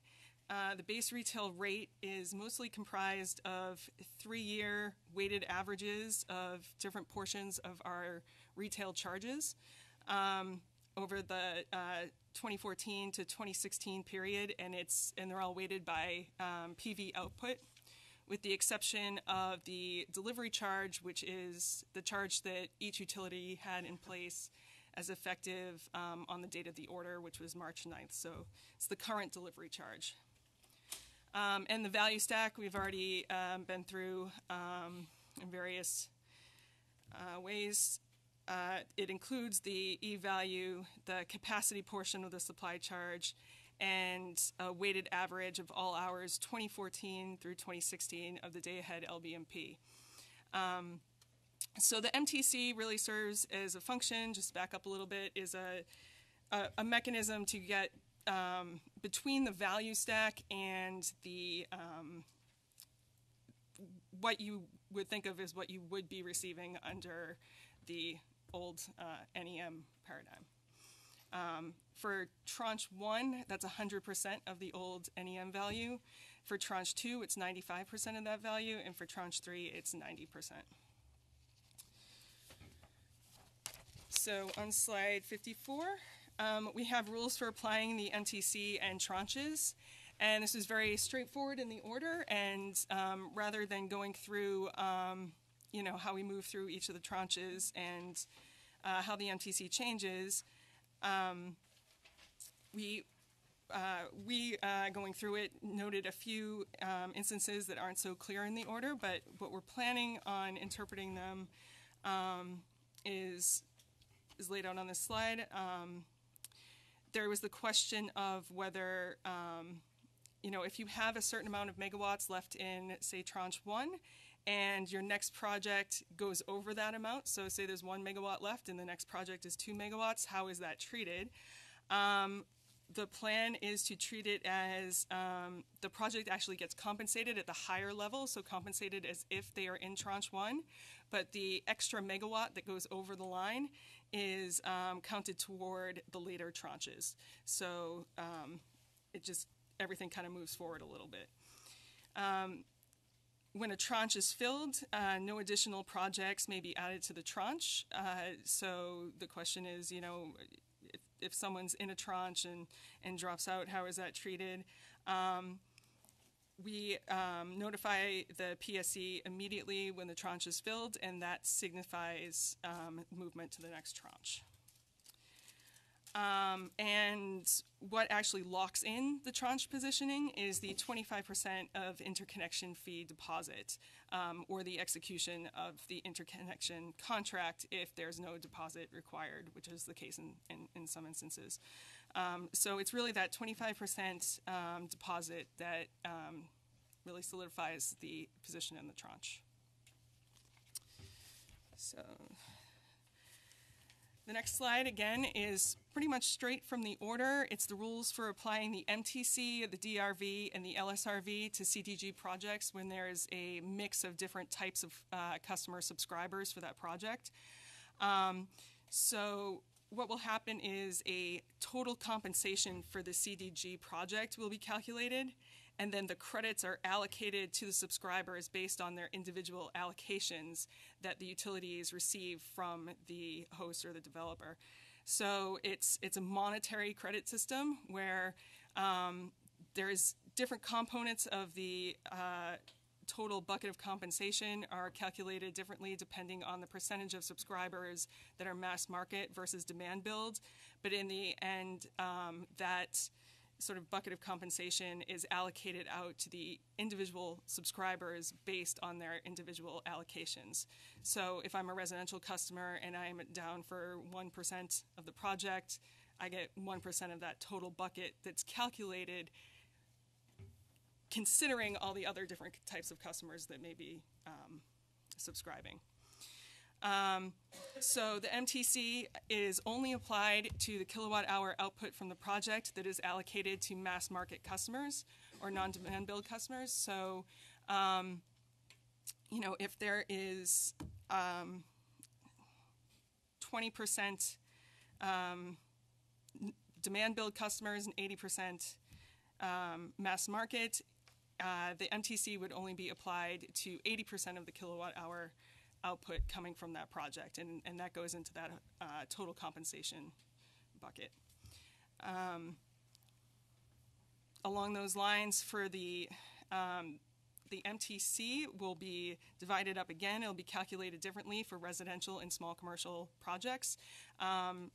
That comes down to basically calculating the base retail rate for residential versus commercial. So we have different charges for those two service classes, so the MTC will be a little bit different based on that. The DRV is applied only to the portion of the project allocated to demand build customers. So it's, the reasoning for that is that the MTC sort of inherently is meant to capture some values that aren't explicitly in the value stack, and the distribution value is one of them. So there is a distribution value included in that MTC that the mass market portion is going to be calculated on, and the DRV will go to the demand build portion. And where applicable, if you have a CDG project that's eligible for the LSRV, it would be applied to the project as a whole. So it would be applied to the top 10-hour contribution for the entire project, including the mass market and non-demand and demand build customers. So a key aspect of this is how do we know what percentage of customers are residential, small commercial, and large demand build? That comes down to the CDG order and all the utility tariffs around CDG that already exist. Those include something called an initial allocation request form that the CDG host is required to fill out 60 days prior to the in-service date. And that lists all the customers and their account numbers that will be subscribing to the project and the percent value from the project that they would be receiving. A really important component of filling out this form is the account numbers. I've been told it slows things down significantly if the account numbers are wrong on these forms. So in dealing with these, quite complicated calculations that we'll have to be moving to going forward, getting the account numbers right will be important. And then the CDG host can actually change that as the project operates. So if one customer drops out, another one comes in, they can do that with 30 days notice with a subsequent allocation form, which again is all written out in our CDG tariffs. In that case, the utility would recalculate the total compensation to the project, and subscribers would receive monetary credits on a lag based on their individual billing cycles. So, we meter the project, and then we calculate the compensation, and then however the individual customer's billing cycles work out after that, they would see the credits. So it wouldn't be directly related to their metered usage in that month that they get the bill for. So it's a little bit of a lag there. The next two slides, 57 and 58, were really just an example laid out. I'm not going to go through all of the numbers. The numbers are all just sort of examples based on the order and the staff work papers, just to show everything, all the inputs that will have to go into these calculations and how it'll be broken down and eventually allocated to subscribers. There's a lot of inputs on page 57, and this was just for an example month. I picked, say, June for a 2 megawatt CDG project, and with a 40-60 demand build versus mass market customer allocation. 70% of the mass market customers are residential, 30 small commercial. We have to know what tranche they're in. I put them in tranche 2 just to be interesting. And that would give you a different MTC value for each tranche. The MTC value is going to be different for SC1 customers versus SC2. Then you've got the value stack, and then you've got the different DRV and LSRV values that also come into play.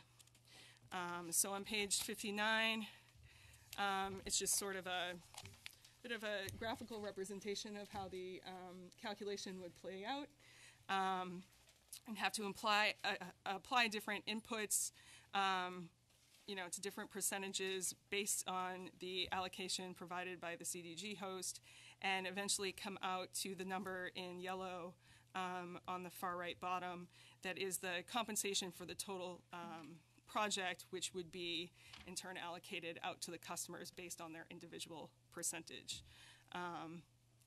So yeah, rather than getting into any details, I'll let everyone take a look at it and see if it makes sense to you, and take any questions on that.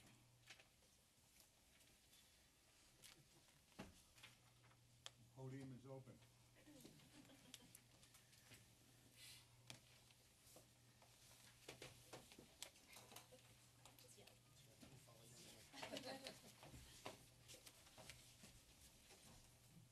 Hi, Hannah Masterjohn from CEC. Thank you for walking through that.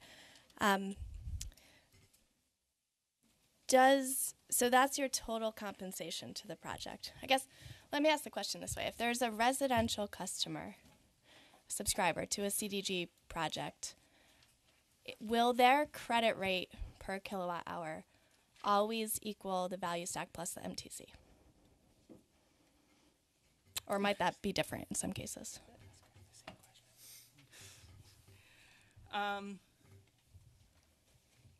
Well, it depends on the allocation from the... Yeah, can I ask a question? Yeah. So, will, for the subscribers, the dollar per kWh for a residential customer be the same in all instances? I mean, and I'm asking you because that's not a utility decision. That's a project developer decision. Okay, so we might be saying the same thing here. So on this form that developers will provide utilities, customer, account number, percent of the project, let's just say to keep it simple, do we also have discretion over cents per kilowatt hour credit rate? Or is that determined by the customer class? The project itself is going to get a dollar value. You're going to get, in this case, I think it was $32,000. Yep. If you say customer X gets 1%, yep, they get that dollar amount. They don't get a rate per kWh. They just get a dollar amount that will be hung on their account. Next time they bill, there's a line saying you got $3, $30, whatever it was. Sure. So it won't tie back to any per kWh rate for the customer. You're just part owner of a generator. Right, so it depends on the percentage that the customer is allocated.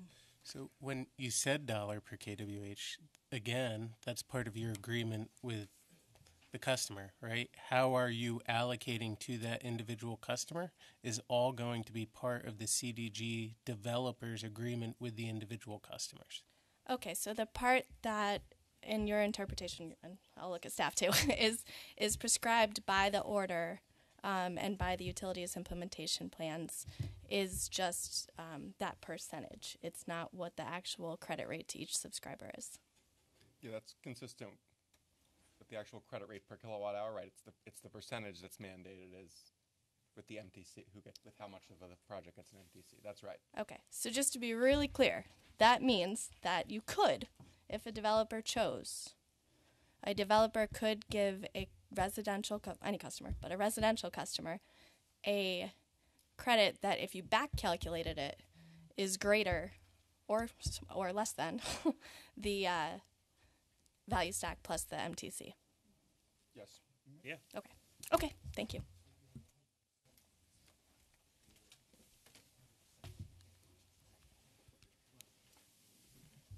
So Dennis Fair from Entersolar. So following up on that, I mean, so I'm going to speak from two perspectives here first. CDG, because I'm in that world too, but primarily Entersolar is a commercial developer, and they're treated very differently in this tariff. So I understand why the market transition credit has been given full value and why it doesn't apply to commercial. The logic doesn't hold up as a methodology. And what we're doing is we're establishing a methodology here now. And so we've kind of violated the methodology because really this is a production tariff. And it should not matter who the off-taker is, who the end consumer of the energy is, that one customer should get one value and another should get another. In fact, it undermines the whole concept of the anchor, which is supposed to be a critical part of lowering the cost of community solar for everybody on a bankability side. So we had, pretty firmly established this early on that the value of solar is the value of solar, where and when it's injected into the grid, not who the consumer is. It's a production tariff. And if we bear in mind that production tariffs are going to incentivize what assets we build on the grid to serve those loads and use consumption tariffs to shape that load. If we want time of use rates so that people use less energy when the system's peaking, that's fine. But this is a production tariff, and it should not be mixed with who the consumer is there. And in fact, it really complicates things now. And we're not going to go backwards under phase one, and I'm not arguing that we should. But I just want to establish that we changed the methodology in the last minute to accommodate certain, I would say the recommendations that came out of the staff to the commission were otherwise, where the value was the production value. So why should the value of an asset depend upon who the consumer is? So if I build a commercial remote net metered project, and it's the very same project as a CDG project, the compensation that the remote net metered project is going to get is going to be much lower than what a CDG project gets, because it's being valued based on who the off-taker is rather than the time and location of when that asset's interjecting into the grid. And I'll pause there, Scott. Yeah. So I'm going to go through the explanations. I know you know it. Yeah. I know you don't like it. Well, part of me does and part of me doesn't. But this is really for the benefit of people who are new to the conversation. And Dennis is correct. The staff, an original staff recommendation, the staff report, tried to adopt a methodology that would be indifferent to who the member was. And that's where staff tried to play Solomon. And we said, well, we'll make an assumption at 80% residential. And we managed to annoy everybody. Nobody liked that number. And we realized in the discussions that ensued that we just may be a tick too soon in reaching the goal which you articulate, which is that compensation should be based upon the output of the machine and all the value it brings and not on its membership. And the commission considered it and the order reflects the opinion that at least during phase one, it should be the actual makeup of membership. There's undoubtedly be a question for phase two, and I think taking this first step will enable us to get to the indifference that you suggest. Sure. And to that, I would add that we spent the entire morning looking at what the value of that production asset is on the grid and not who the consumer is. And I'd just add this, too, that the whole concept of voluntary RECs is undermined by this, because the only off-takers that are going to be interested in voluntary RECs are large institutional off-takers. And there's absolutely no incentive for them to be involved in CDG projects here. And in many markets, it's difficult in the state to do remote net metered PPAs with off-takers. You can do on-site, the economics will work there for ownership. Recognizing that it's never good to speak in absolutes. Your point is well taken. And again, I suggest this is a first step, but not the last step. Agreed. Just establishing that methodology going forward, we should bear that in mind. Right, but you got to recognize where we're coming from, too. And everything you said is true in spades with respect to NEM. And that's where we're stepping away from. But we're still operating on a NEM proxy value system for value of DER with the market transition credit. So I realize that. But transition. Right. But with this very imperfect system, at least, if we're establishing a methodology, and that's what I thought we were doing early on, we just violated the methodology by doing that. And it really, if going forward, I think we need to reestablish that commercial should not be disadvantaged just because it's a different off-taker. I'm sure we'll be seeing a lot of each other during the course of the year and a half. I would just quibble with the word violated. Okay. Excuse me. Anyway, thank you, folks.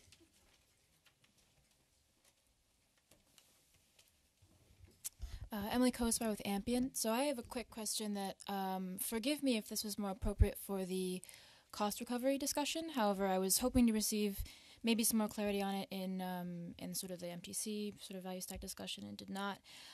Is there a scenario where a project would not qualify for the REC market and therefore would not be sort of able to receive the value of E? Or am I mistaken in assuming that in order to receive the value of E under the value stack, you must be also eligible for RECs? Yes, you're right that you have to be eligible for the under the CE Clean Energy Standard Tier 1 requirement. So the projects that wouldn't be eligible for the value of E would be, first of all, any micro CHP projects, and then second of all, any projects that opt into the value stack that were initially interconnected before January 1st of 2015. So any new project other than a micro CHP project would be eligible, as would any project that opted in that was post-January 1st, 2015. So to clarify then, would any project that was operating prior to January 1st, 2015, sort of maybe under a different methodology or a previous PPA would not be eligible? That's right. Would not be eligible to get, they could opt into the value stack, but they wouldn't get any value of E. Regardless of their technology? Yeah, I believe that's, because the January 1st, 2015 is the border for the Clean Energy Standard. So Got it. Thank you very much.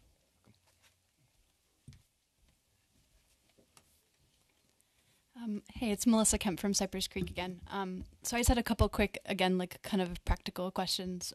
One was just, one, thanks for the great work on the MTC and the DPS in the order. And it's great to hear from the utilities that we don't expect it to change much. That's our modeling had matched up pretty well also, so that's wonderful. Just, I guess, a request for when the utilities file on the 1st of May. It's probably part of the plan anyway, but if it's possible for you guys to share your workbooks for the MTC, that would be wonderful, just because it's a ton of work that you're doing to come up with that, and it's just really helpful for us to make sure that we understand it. And regarding those workbooks, the solar generation profiles was one area we just wanted to flag that we weren't sure like how it was being treated. And we know that the kilowatt hours, wash out to a great extent, but in terms of how they're weighted, production for a solar asset is weighted to the winter versus the summer does influence the MTC value.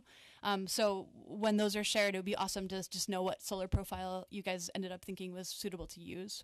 So the staff intention, I'm surprised it didn't come through in the order, but there's a lot of editing that goes on, was what was on the record. Okay. The E3 utility-specific PV curves that were on the record for the that were designated as 2 megawatts CDG in that E3 generation file. Okay.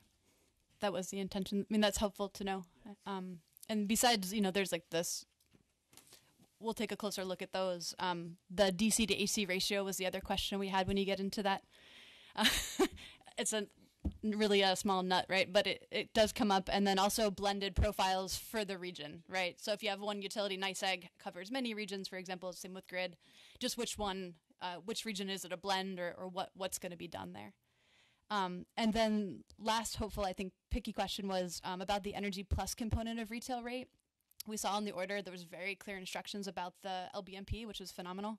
But for the Energy Plus piece, I didn't see quite the same clear instruction about how you guys were supposed to blend that together or not. And so, again, it would just be wonderful to know what you decide to propose for that. I put the plus there, so I'll explain the plus. It was whatever the utilities put into their commodity charge, not plus other stuff. So right. If there's any hedging, if there's any, what do they call them, Schedule 1 costs or ancillary service costs, it was whatever was in for the base rate calculation, whatever was in your commodity charge. Right, just minus the capacity. That part I think Correct. we totally got. It was more that the LBMP, the instruction was clearly, let's say for NYSEG, was to average load zones A through G or whatever it was, right? But for the Energy Plus part of the supply, there's a NYSEG West, a NYSEG East, and then a NYSEG, is there one more? Valley. Yeah, thank you. And we tried to do like a straight average, but didn't quite match. Just curious, like what was done there. Not a big deal, but just be helpful to know. And last thing was, wondered what a tail block rate was for the delivery value for O&R in Central Hudson. Yeah, so unlike all the other utilities, Central Hudson, Con Ed and O&R has a higher rate in the summer. And the per kilowatt hour delivery charge. And so in the example, what we did was use whatever the highest rate was per season and then averaged that. So instead of coming up with an average in the summer season between the lower block rate and the higher rate, we just took the higher rate for the summer and the only rate for the winter and averaged those two things, which is basically assuming that any back down under NEM would have been at the tail block rate, which isn't always true, but that's what was assumed. So it was a different way when you have more than one delivery rate in a certain territory. Yeah, it was a way to everybody handle else was easier, but if, Okay. Thank you, Warren. That's helpful. And then the hopefully the last thing here, the split tranche question that was brought up earlier. Could you just clarify what you had said? Was it that if a project is makes a tranche reservation and part of its capacity is in one versus the other, those two parts would receive different values, or they would be grouped into one or the other? I think I missed a word there. No, I think our understanding is that they would receive the compensation for all of their output based on the earlier tranche. Okay. And it's just the extra megawatts that go over the line would count toward the next tranches. So you would eat up volume in the second, but your value would come from the first. Yep. Yeah. Wonderful. And that's based on the language in the order that it's projects that are placed into tranches rather than megawatts or parts of projects. Great. So the project gets placed in the first. We have one of those, so that's super helpful to know. And thank you guys, that's great. And then the woman before me mentioned the e-value, and I know there's not anything on the agenda for e-value, but it's a really short, simple one. Have you guys decided what's going to lock you into a certain e-value? Is it the same 25% deposit that locks you into the tranche? As we're kind of just forecasting out for the next couple years, it's really helpful just to have clarification on that point. I'll have to take a look at the order on that one. Is it? It's the same. Oh, it's actual. I think it's actual. Okay, it's actual time of interconnection. That's what David's telling me, and I think that's right. So it's. I didn't see it in the order. Not Oh, the 25%. I'll see if I can find the language in the order, but I think that's right. That it's not the time of 20% payment. It's the time of actual interconnection. Wow. Okay. The number will change maybe once a year. Right. So that even though interconnection may not have occurred, a developer will be able to know what the current rate is and when the next procurement by NYSERDA will be. Right. I think the challenge is that, like, if say a development time for CDG is 14 months or something, if today we need to make decisions about revenue, this is all coming along great, we're going to know, but then the rec value we won't know until this next procurement happens, right? What's going to set that price? So I was hoping, I hadn't seen it anywhere in the order. We'll look again. That's great if it's there. I just had hoped it was the 25%, so that we could just know what it is. And then very last question, the allocation thing that's been brought up a couple times, and I know we'll get to hopefully a little more tomorrow, but about the developer deciding, the value, not just the percentage. I guess I look forward to discussing that a little more. We're totally open if you want to give that power to the developers we're just a little worried about the complexity, I guess you'd say. If that can be managed and the utilities are comfortable, wonderful. The only other thing we'd request would be the transparency on the stack. So if you guys are telling us as the developer, here's our stack for the month, and as long as we can see where those pieces come from, if the customer doesn't need to see it, great. But as long as we're still getting that from you, like, that would be the key thing. So thank you very much. Melissa, after you take a look at the order, yeah.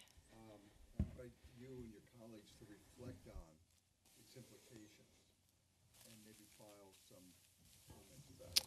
About the environmental value? Yeah, and when it's set. Okay, absolutely. As part of the calculation. Okay, thank you. Hi, I'm Colin Lovelace with Bloom Energy. I had a follow-up on Melissa's Energy Plus question. So you talked about some of the other adders that are a part of that. And I know in the avoided cost, I believe the real-time LBMP was also included. Is that not to be included in this value stack, or is that? So there's what we call the base retail rate, and then there's the value stack, and the estimates of both of those are what are going to be used to calculate the MTC. And when you have the MTC going forward, you're going to get paid the value stack on whatever the going forward value is. So whatever that month's capacity rate is in the future, whatever that month's, that day's hourly LBMPs are in the future.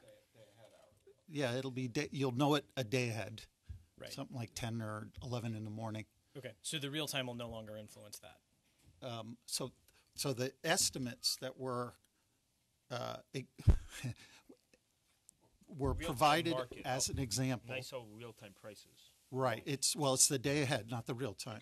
But so the value stack is what you're going to get paid going forward. We needed to estimate that and base retail rates to calculate an MTC that's going to get added to those going forward rates. The MTC will be locked in as of the commission decision. Mm-hmm. After they're going to file their proposal May 1st. That'll get locked in. All those estimates of the value stack pieces and the Energy Plus piece that went into the base retail rates, those were all just for this purpose of setting this transitional element that's locked in for 25 years, the MTC. Then everything else is going to change as the electricity market changes. Some slowly, some, like the value of E, that'll be locked in at the time of your interconnection. If you choose option 1, then the ICAP will change every month. The day-ahead LBMP will change every day. It'll change every hour, but it'll be set every day on a day-ahead basis. Losses will be the loss gross up will be as it is in their tariffs based on where the machine is interconnected. What piece am I leaving out? Oh, DRV and LSRV.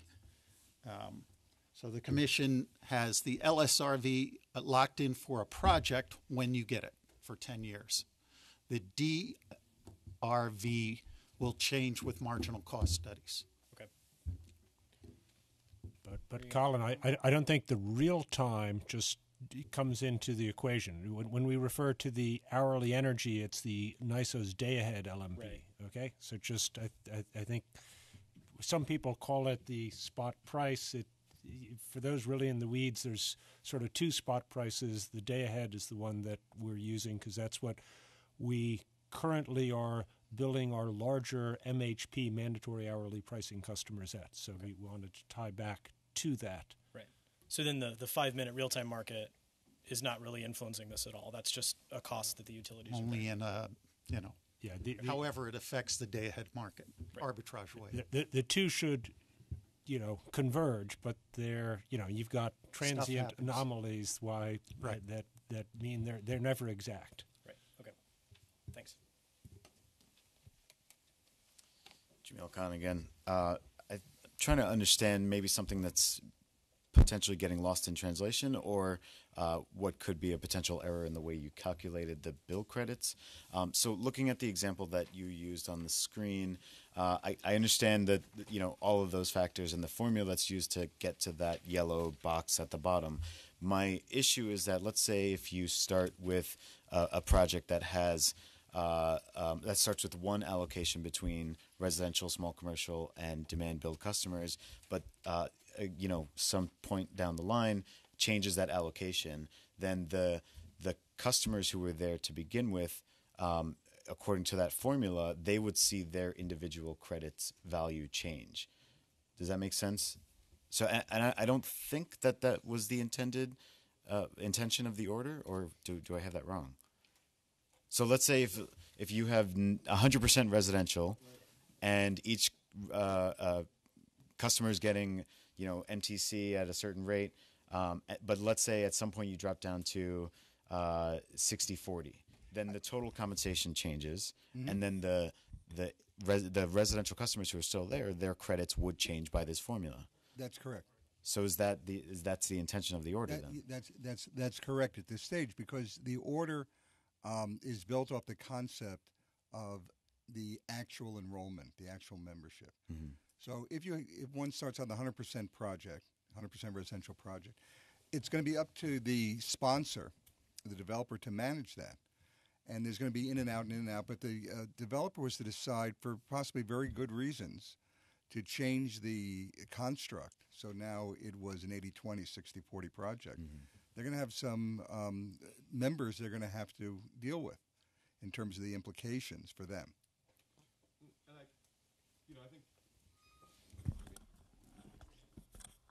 And I think the option for the developer there is to potentially reduce the price for residential members if their credit value is reducing, and if by bringing on the 40% member, the developer is able to get better financing or otherwise reduce project costs or receive greater benefits. Yeah, and you can understand the sort of difficulty in doing that. No, I understand, but again, I know we all recognize this.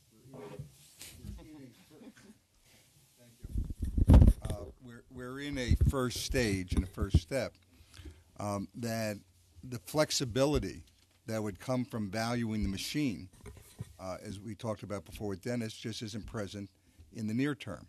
So it's going to impose some degree of management. Now, also, I think it was a colloquy with Hannah where we discussed the fact that the sponsor developer has some flexibility in how they compensate their members. So if they want to incent early adopters as compared to people who sign on later, they can do that. If a developer wants to change the structure of their project, the newer members coming in after that change may be affected. So the intent of the order is to reflect the principle of the actual membership of the project, and also to empower the developer to make the changes that are appropriate in order to adopt to the changing membership structure that a developer may want to impose. Okay, so that was the intention then. Yes. Okay, so A lot of words. I can register my discomfort, but it's not really valuable at this point. That's why the graphic was meant to say we pool the pot of dollars at the project level, and we use that same allocation percentage to allocate out the dollars.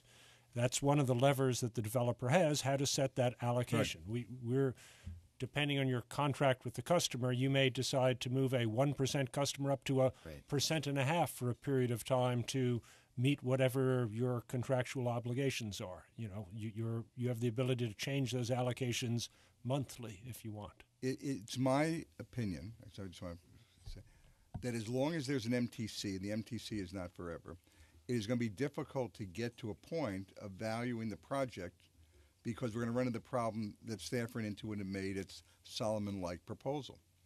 Mm-hmm. There's either going to be overcompensation or undercompensation, and at least to date, understandably, I'm not being critical, all sides of that argument or assert their position. If there was no MTC to be allocated, this issue wouldn't even arise. But there's a reason why this isn't just a compliance filing.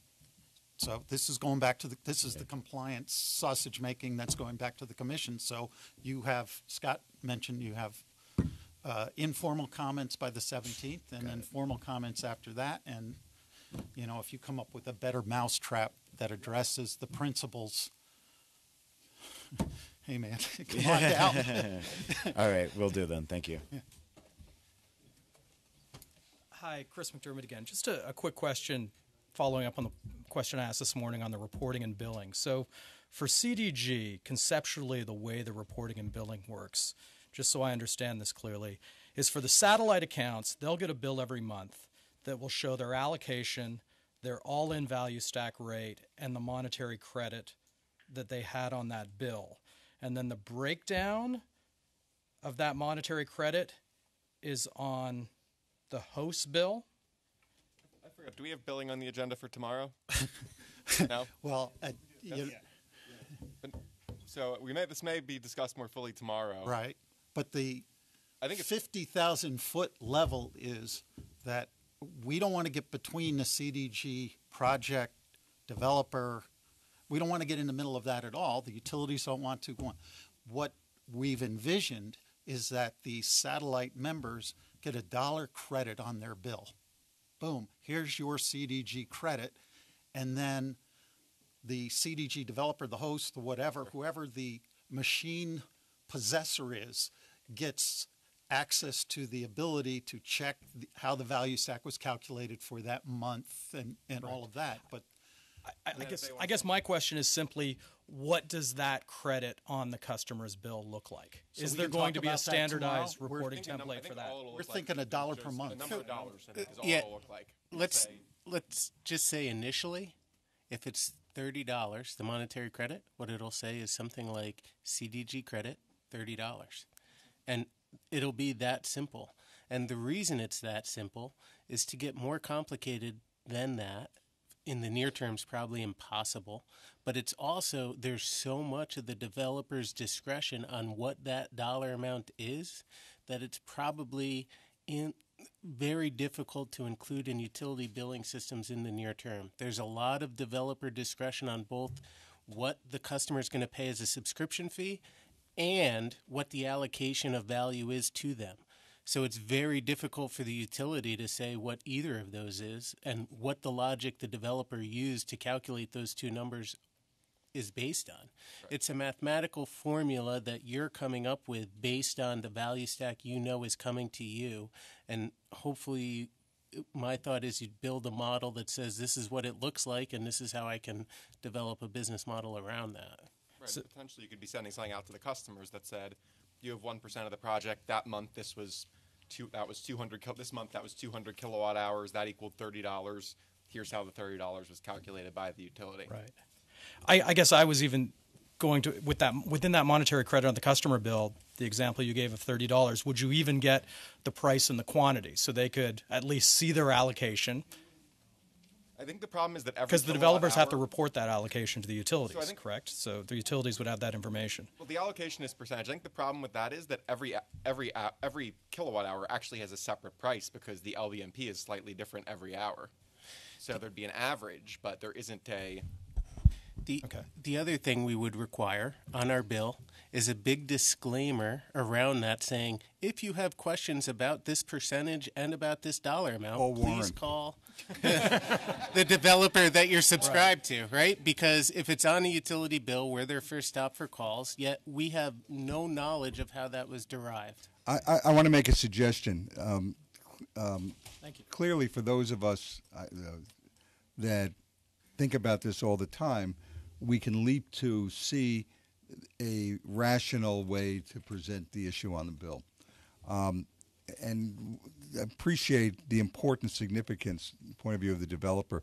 So we'll take on the charge of setting up a separate time that can be devoted to talking about in a workshop format, if people are interested, the actual billing. What is it going to look like so it's no surprise and everybody has an idea of what those first bills will Plus look like. there's staff that should be there that Absolutely. aren't here now. Yeah, absolutely. And you know, some utility billing systems have more flexibility than others. So the practicality of a uniform approach would mean everybody would have to come down to probably Con Ed's 1970s era customer service system capability, which may not be the best. So tomorrow, on the agenda for tomorrow is a subtopic of consolidated billing. And I'm going to ask that those of you who have concerns about billing format or billing process or the interaction between the developer, sponsor, and the utility, save those. We will set up a separate time. I want to reserve the time to really delve in tomorrow to the pros and cons and implications of consolidated billing. And keep in mind, with the call Warren answer, what would happen to the volumes at the call center? That's right. Not to give me a direct line, Warren. Charlie Fox, Bloom Energy. You may have just answered this a little bit. It may be something that gets folded into that conversation, but I just want to also have everybody be thinking about investor perspectives, and to have to apologize for using Warren's analogy again, but understand that investors these days in these types of projects are very often investing in portfolios of projects that span multiple states and very large numbers, and they can be from far away. You know, we could be talking to an investor in Zurich or Vancouver or Hong Kong or wherever, and I just I have a sick feeling imagining myself trying to explain the DRV and the LSRV and the MTC and everything, and not being very good at it. And what I'm wondering is if there's some way to have sort of the yellow line on that calculation not be something that developers have to convince investors about, because you got to understand the other states are still going to be playing classical music, and they're going to look simple and easy, and there's a risk that capital will flow to things people understand and away from new complex things. That'd be a bad result for everybody. So I'm just wondering if there's been thought, or you could think about whether that's I don't know if it's a utility interface or if it's a commission thing where people could say, plug in the characteristics of this project and get some kind of certified, this is what we think the economics are going to look like, rather than individual investors having to go, individual project developers trying to convince investors of that. So. Charlie, I don't want to minimize the seriousness of your question. I think, again, this is something that we should think about, and think about how do we communicate to the investor community. And I know wasn't your intent to suggest that somehow or another we should go down the lowest common denominator of other states because it's simple. No, I know that. But one of the challenges of doing what we're doing is to figure out the means of communication. NYSERDA, in a couple instances, has hosted meetings with the financial community through the Green Bank. I think that was successful for what it was, and only because these are conversations that have to take place over and over and over and over again. So I'd also say, if you and your colleagues throughout the DER community or any segment of that want to set up a time for us to meet with investors, to give them a better idea of why we're doing what we're doing from a regulatory point of view, it's something that we could also accommodate. Great. All right. I didn't say that one. Thank you. Hello.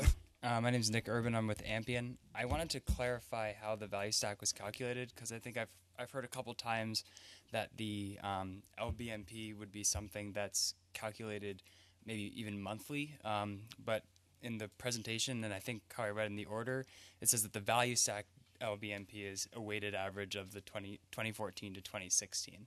So to my understanding, the value stack, the only component or the least common denominator of the value stack that changes would be the capacity the ICAP, which changes monthly.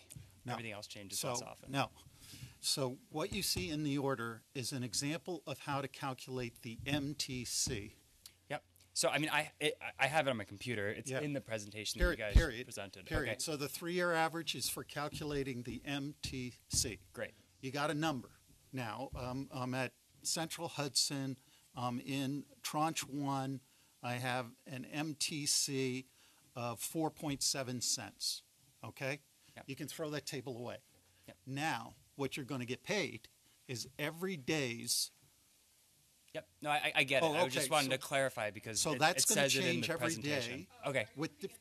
Yeah, well, I'm looking at the presentation. See this slide right here? On the value stack, LMP, yep, weighted average. And I've also heard a couple of you guys repeat it, so I wanted to clarify. So go ahead. Anyway, yeah, so as Warren said, this is for purposes of calculating the MTC. But the value stack on the right side? It's an estimated it's- value yeah. stack Term of art. for the purposes of calculating the MTC. It's not the value stack that you'll actually get paid. It's a proxy for Forecast value stack or estimated value stack for MTC purposes. Okay. But in real life, value stack is going to change every month. When I get a bill, I'm going to get value stack, and I'm going to look at the service date of the host generator and the service date period, whatever the service from, service to. Those are the date ranges that you're using to calculate that. So LMP. every hour, you're Within that service range. Yep. every hour of every day, Yep. you're going to price out that kilowatt, the kilowatts you produce in that hour at a different price Yep. every single day. Add them up for the month, and then you'll have one price for capacity for that month. That will give you a bucket of money for the commodity piece, Yep. and then we have the other pieces. Great. Yeah, and I'm not doing this. The utilities are doing this, right? And just so we're on the same page, right? And I'm going to get a bill from the utility that is the host meter bill from the generating asset, and it's going to lay out Credit. the value that they calculated that month based on the service period on the host meter date. So oftentimes it won't be the calendar month, right? Maybe the 21st to the 21st. And so that's the date range that we queried the LMP, and that we queried whatever the capacity payments are. The E, I think we decided was something that's locked in. Yes. Locked in for a given the project, whole, Yep. And then the DRV is something that changes every year, every 2 years, and then the LSRV is something that's locked in for 10 years. Okay, just so I'm on the Yes. same page. All right, I think I understand that. Yeah, so to give you a little background, I guess, our company, Ampion, we serve clients in Massachusetts. Massachusetts, we get one of the utilities in Massachusetts, at least, we get something called a special ledger bill, which breaks out how they calculated that host meter compensation rate every month. It's more simple there because it is tied to the retail rate. But they do give you the breakout of the distribution, the transition, the transmission, the supply every month, so you can audit the utility and make sure that the developer is receiving the correct credit value. So that seems like something that I'm not going to be here tomorrow, but I'd love to make sure that that's heard for how the billing reporting goes for the utilities on the billing side. And then the other thing I wanted to say was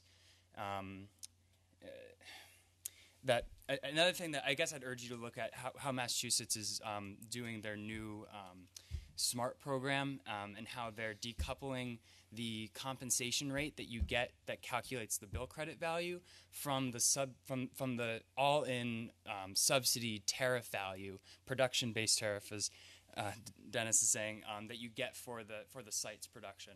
So if your off-taker mix changes over time, that won't affect the subsidy or the amount that you're being paid, it would affect the subsidy that you're getting paid, but it wouldn't affect the compensation rate for the project.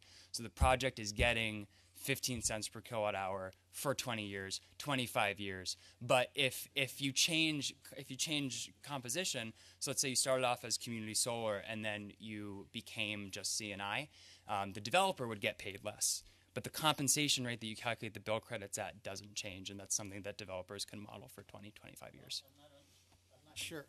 There's a distinction I probably don't understand, but to us, that was a separation between the value stack and the MTC. Well, I think is the developer, this may be a thing that we don't have in the same way in New York, is the developer getting a kilowatt hour compensation in Massachusetts? Yeah, so so that's the distinction. We don't have that. The developer gets an upfront incentive potentially from NYSERDA, but there isn't really that per kilowatt hour amount that goes to the developer to adjust. Right. That's true. Yeah. Which we'll hear more about tomorrow. Right. Great. Thank you. Okay. Anyone else? Of course. Sure. Hi, Adam Conway for New York City. I have two questions. One on this slide. So I understand the MTC is supposed to supplement whatever the value was under net metering. My understanding on net metering is that it, at least for like a mass market customer, it would offset all your kWh charges on your bill. Maybe I've got this wrong, but that seems like there are more kWh charges than what's listed under the base retail rate. And maybe I'm just missing that.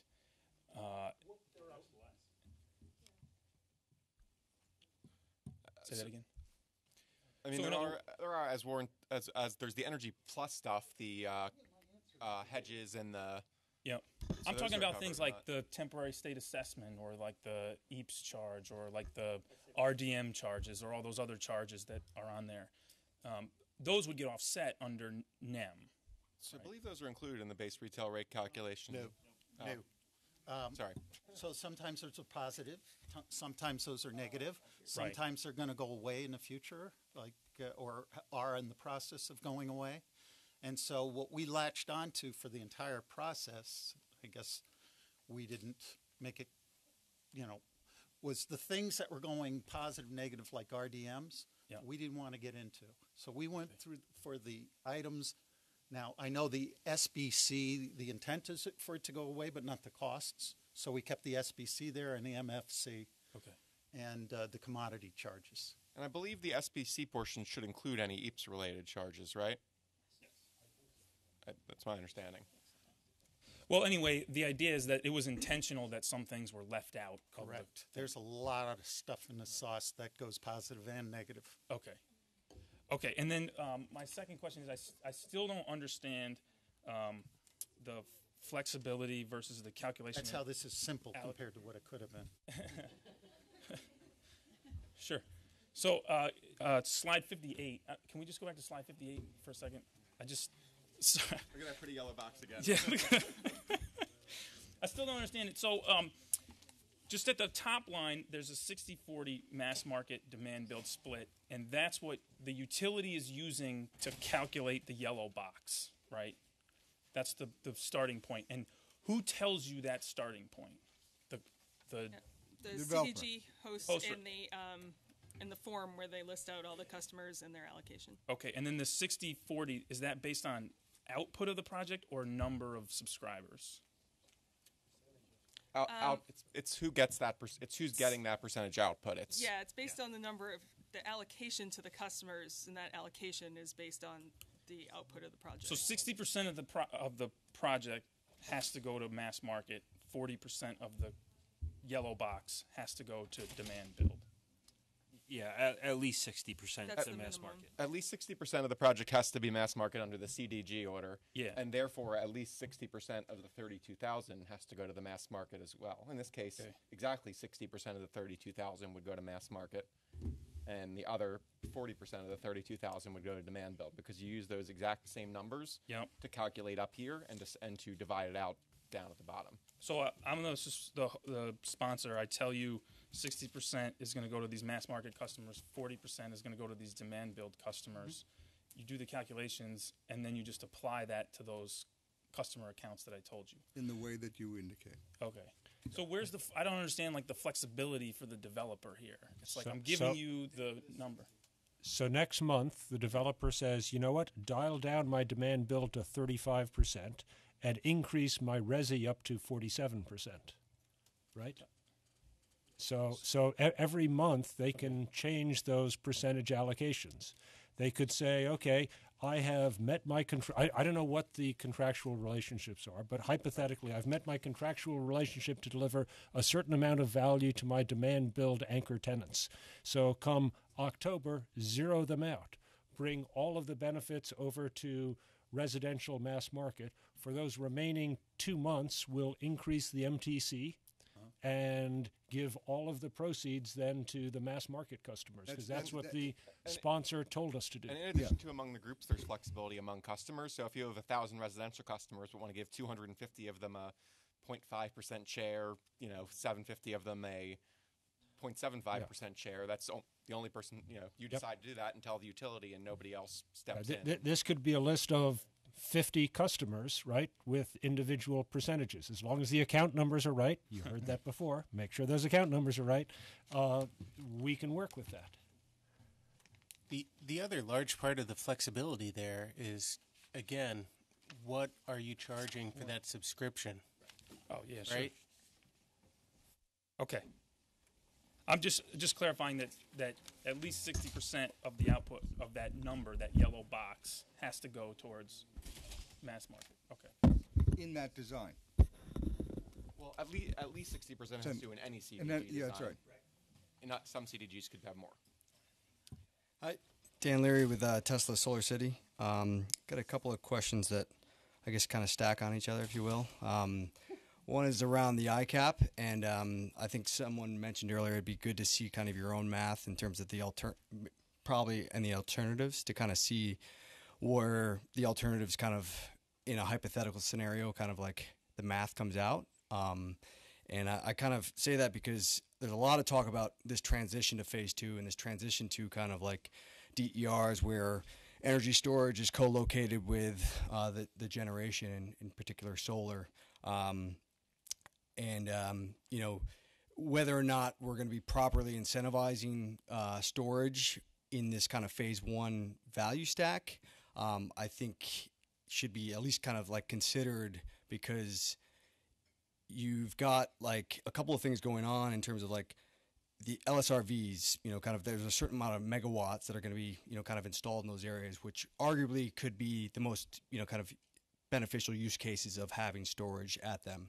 But people are going to be building projects over the next 2 years during this phase 1, and if storage is not properly incentivized to be co-located with the solar, you know, you're getting, you know, these prime real estate, these prime locations for solar LSRVs without the benefit of storage. And then so I think that's one to kind of like think about properly incentivizing during this time period. Also, I mean, I know this is outside of your guys' purview, but like NYSERDA is considering, you know, kind of a battery storage incentive. And if the market is correctly putting price signals and value into the battery, therefore kind of like NYSERDA may, you know, be able to consider whether it's overvalue or undervaluing the battery, you know, storage incentive that may be released. So I kind of think like either examples of like how you see those three alternatives, and therefore kind of is there a value case to be made to add storage now? How much does NYSERDA need to potentially, you know, put in if people are going to try to target storage on these kind of phase 1 projects before there's a full kind of phase 2 in terms of like the details of, you know, kind of ICAPs, you know, kind of fully blown open. And let me, if I could interrupt you for 1 second, Dave, are you talking about storage at all tomorrow? Yeah. So it was mentioned first in the staff report, and then it was alluded to in the order. We at DPS are collaborating actively with NYSERDA, who is developing the intervention that you referred to, and part of the presentation tomorrow morning now, it looks like, will be an update on where that's at and how people can participate in it. All right. Yeah, and I was just thinking, like, if there's market signals and there's market value, it may change what NYSERDA has to provide, or you could provide that much more to the marketplace. Yeah, but as a developer, if I'm going to participate in phase 1, and, you know, we all see the queues, there's a lot of projects out there, and some may be already kind of, you know, some of these LSRVs may be already kind of oversubscribed and spoken for. But I want to install a battery at the time that I'm going to install and place my solar project in service. You know, that's the most comfort I have in terms of getting the investment tax credit on my battery versus trying to do something retroactively down the road when we all kind of agree that batteries are going to be a value add to this marketplace. But let's not wait 5 years to put them in, and then we've got all this solar capacity in these prime locations, and then people are questioning whether or not, you know, of course, it makes economic sense to come in. We would anticipate that your company, along with Bill's other members, will be actively engaged in those discussions. Yep, certainly. And I kind of like can I tackle your 3 examples, ICAP versus LSRV? Because I think the examples of the ICAP, when we come out with alternate 1 and alternate 2, you will see it very clearly in I would assume you can then model and say, what do I think my return would be, you know, my ICAP revenue by improving my discharge in my summer period, so that should be a straightforward calc to do. But we are to some extent, constrained a little bit because that's what the commission really told us. What case 1, case 2. I do think option 3 is something that you need to do your own financial modeling for. We can give you just like I laid out what the historic ICAP prices are. I can't guarantee what the future will be, but you can use the historic if you want to do a rear view mirror and say, what if I added batteries, opted into alternate 3, and what would my return have been? I think you'll have the data to do that.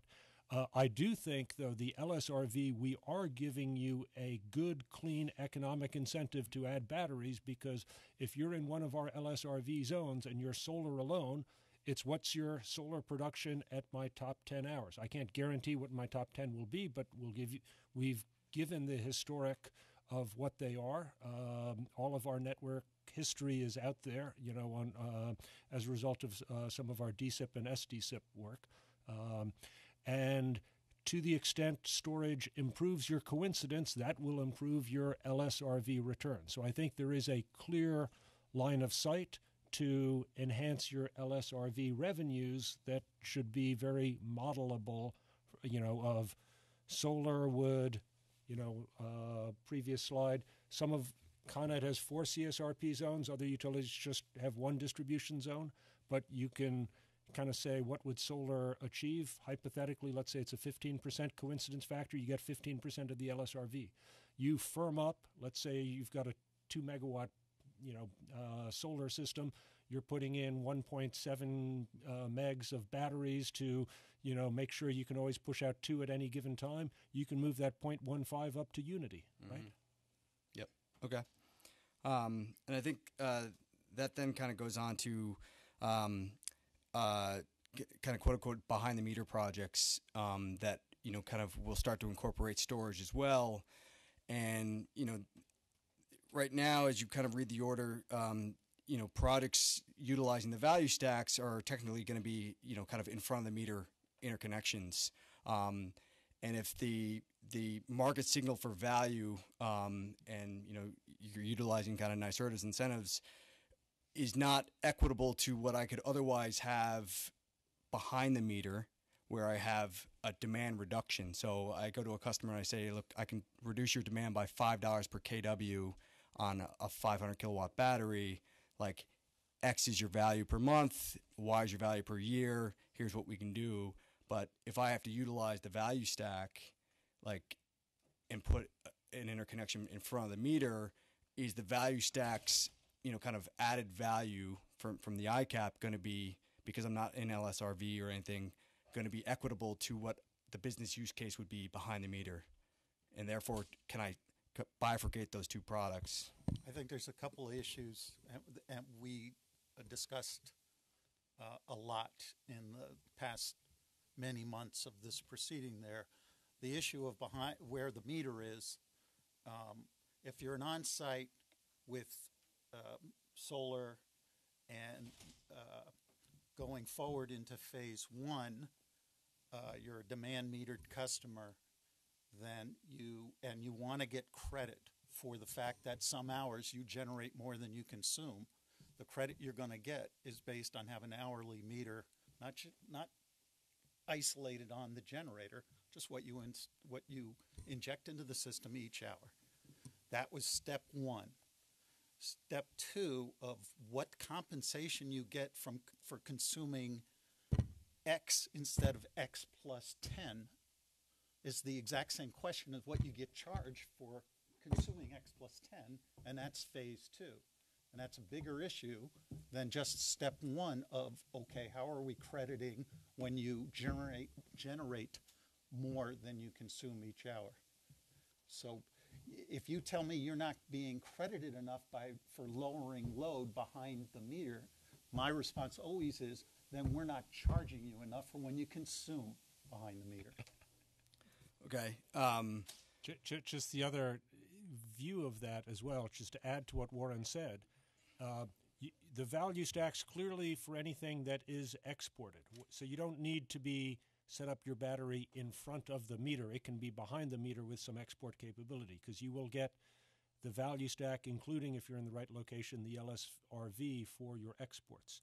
If you are responding to an NWA, I believe most utilities would welcome a proposal to put batteries behind the meter on a known basis. It wouldn't be value stack. We certainly had people responding to some of our BQDM solicitations, and I imagine other utilities would welcome that too. If you can use the batteries in a load shed as in response to an NWA, you are, in my mind, getting the equivalent of the LSRV through whatever solicitation mechanism the NWA had. So it's perhaps more, it's less of a, open tariff, show up anytime you want. You got to time it and pencil it in and do the application at the right time. But we are trying to, with the limited tools we have, accommodate it and encourage it to the best we can. And it's also potentially possible to capture some of that value through the utilities' demand response programs, their dynamic load management or demand response programs, by reducing behind the meter load.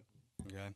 And I guess on your example, the where everything's kind of behind, and it should make sense, and you're not, what you export is what you should get paid for. Under phase one. I want to start talking about changing rates, thus what you get credit for backing down behind the meter, and the flip side of the coin, what you get charged for not backing down behind the meter. Mm-hmm. That's phase two. That's a lot more work than this. All right. So if I'm at I've got a 500 kilowatt project at a school, theoretically right now in phase one, could you have a battery tied in behind the meter and a solar system tied in front of the meter? And so you're getting value stack on the export of the solar energy directly to the grid and utilizing the battery from a demand reduction standpoint. Behind the meter stays behind the meter. I don't see any reason why you couldn't. You wouldn't be technically on the value stack tariff for the school with the battery, but you wouldn't be using the battery to push on any energy onto the grid anyway, so that wouldn't matter to you. So you'd have to go through like a non-export or something. So you'd need to set up a separate account for the in front of the meter distributed resource, whether you choose it to be the solar or the battery. That's certainly allowed.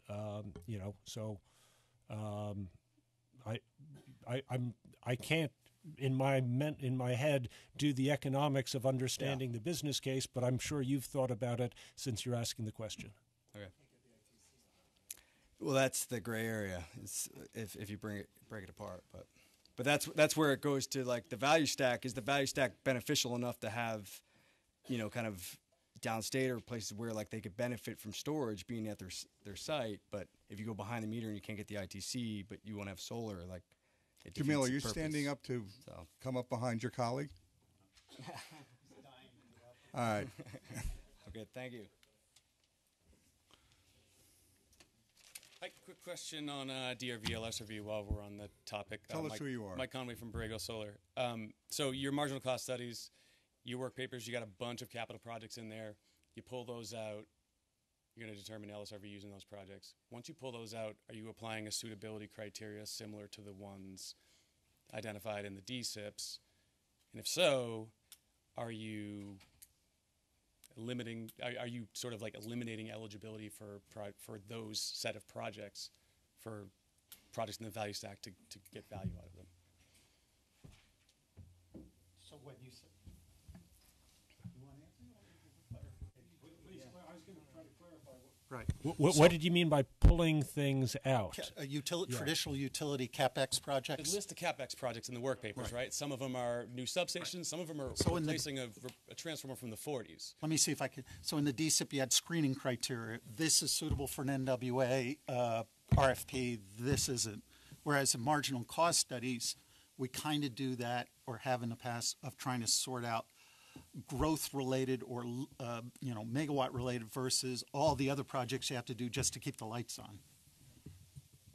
So I was going to explain that we're not applying what we have described as the suitability criteria in our marginal cost study. We are applying it to our capital plan to decide what we think is appropriate for an NWA, right?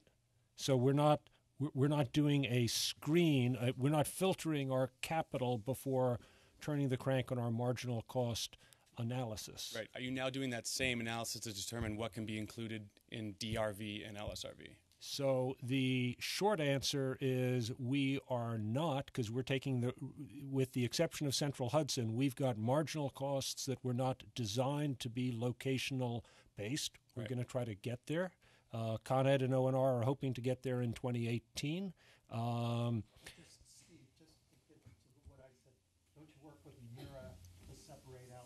Yes. That are not related to load growth or to expanding the system. Yes. So we go through our capital and scrub out the things that are not related to expanding the system capability and therefore would not contribute marginally to increased throughput, increased capability. And is another iteration of that going on between the marginal cost study and the DRV LSRV? So there is no iteration. For if it's not in the marginal cost, if it's in the marginal cost, yep. we stretched one side to deflate another side.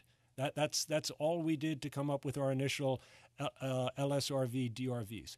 Next year, we're hoping to have a much more bottom-up approach where we can actually look at our efforts on a marginal cost basis and really do mini marginal cost studies in different bucketed areas to come up with separate locational values instead of starting with one big balloon and stretching it. Right. If that helps explain it. So my next question is actually on the squeezing and stretching. Why 50%? Was that arbitrary? I mean, you have the capital budgets for each project in there. Each area could have its own. So we don't have enough information to recreate a location by location area. We could pull out a few things, but it would, in my mind, be a little arbitrary because the only things I can, if I pull out a couple and I say this is related to pick a network, Upper East Side, my favorite, Yorkville. This is, and so I'm now going to inflate Yorkville. It was not really a consistent analytical approach to separate all the costs. So short answer, I don't have the data to do it rigorously, and if I start picking and choosing, I don't know what kind of a result. I don't think I would get a better result than trying to apply what I think is a consistent criteria of where do I think I'm going to be loaded up, and assuming load growth continues at the rate I'm going and goes past it, because I really only have a capital plan, a robust capital plan for 5 years. For some of my bigger area stations, I go out 10 years, but my marginal costs, often go out, inflate after that period of time. Right. So anything in years 6 through 10, with the exception of a couple of substation projects, and we're getting fewer and fewer of them, is guesswork. So we're talking about an LSRV that we're going to lock for 10 years. So I don't. Probably true of Con Ed's territory. When I look at like the Orange and Rockland work papers, I see a transmission line that has a location specific to it. I see a substation that has a location specific to it, and those capital projects have different values. I don't know if it's better or worse. They do, but they don't have. So once again, I could pull out a couple of things, but I can't dissect my cost study on a consistent basis. I'd be picking sort of winners and de facto losers. I'm not sure we would get to a better result by trying to re-engineer my marginal cost study as opposed to putting in the resources and doing it right and getting to a better set of numbers next year. Because the same people who would have to dissect and recreate it are the same folks who are gearing up to do it right for next year. Right. So which, my to be priority fair, is was their position yes. in the case. So we said, no, we need something now. Yeah. And so the 50% stretch, that number 50%, why is that the right number? Are we going to see some? Are we going to see your explanation of why? So I described two bookends. We could leave it flat, or we could put it all into the locational area, and the right answer is somewhere in between. I don't know what the right answer is, so it was let's call it a judgment not to deflate the unconstrained area too much, but to have what I call a measurable differential between the high value and the unconstrained area. And if anyone feels that there is a more attractive alternative, put in your comments. Thanks, Dave. Thank you. Okay, picked up some more time. So I noticed that the JU presentation ended with this topic. There's one other topic that is currently scheduled for the morning tomorrow, which is metering. You all have anything to say on metering? We don't have a presentation on it. We're happy to talk about it. Great. Right? That's fine. So if people are game, we had set aside an hour tomorrow morning for metering. And we are at an inflection point now at the schedule. We could call it a day and pick up at 9 o'clock tomorrow as planned with metering. Or we could plow through for another hour, 45 minutes or so, do metering, start tomorrow morning at 9 with the agenda topics of market barriers first, followed in by the NYSERDA presentation, allowing us maybe to end right before lunch. Scott, could you just clarify on metering? Do you mean the metering required for the value stack customers? I mean whatever it was that you all talked to my team about. Yes. Okay. So if I can just describe it, or maybe before you Warren leave can? marginal costs, I want to make. I made an earlier comment that about different kinds of marginal cost studies, and that NIMOS was different. I went back and clarified something. I think it was just the way it was presented that was different. In that NIMO presented, I was comparing apples to oranges. NIMO presented a number, but said something like, "But this is only applicable to certain areas," whereas NYSEG's approach was to take those projects and then apply it system-wide by applying a fraction to that. So I think NIMO's number might be the number for the projects where those projects were occurring, and that was driving the difference between the two results. That's all.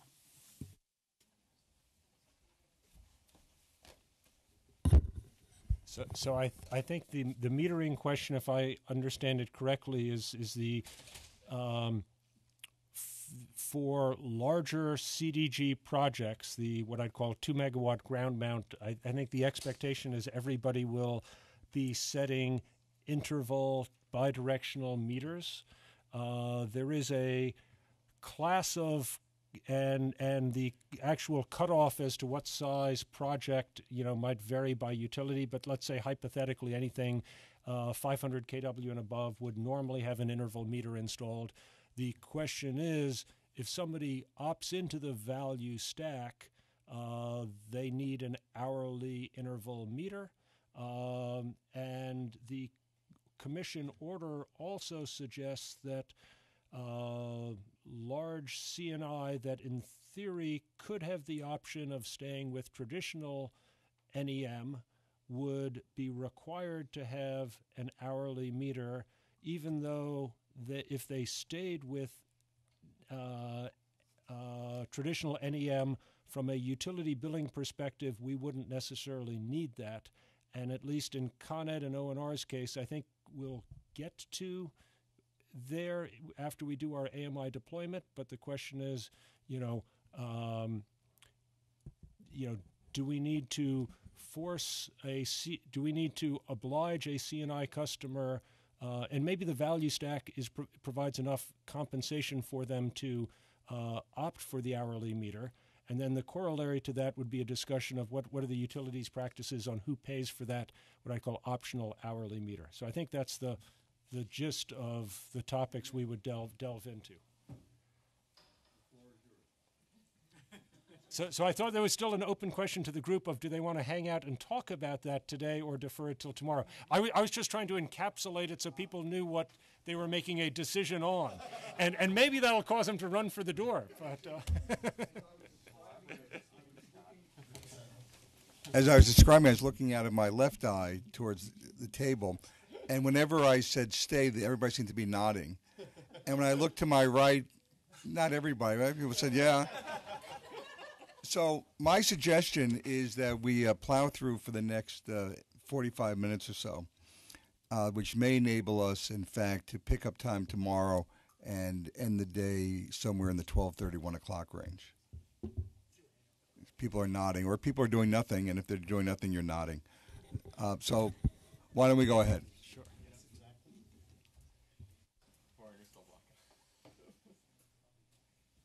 So Joe's exercising his privilege to take a impromptu break. But so would you like to start with our current policies in terms of how we treat meter upgrades? Would that make sense? And maybe each utility can take a stab at it. So for Con Ed and I believe for O&R, looking to Cheryl, we approach it similarly in that if a customer, we would view this as unlike an MHP customer where everybody above a certain kW threshold needs it for billing. Sorry, we have people coming tomorrow who would like to listen to this conversation. Maybe that's the case for others. I just wanted to bring that to attention. So we would personally appreciate it if it could be pushed off tomorrow. Then that's a very fair point. Thank you. All right. Motion to adjourn. Thank you. Before everybody leaves. So, who's ever clapping?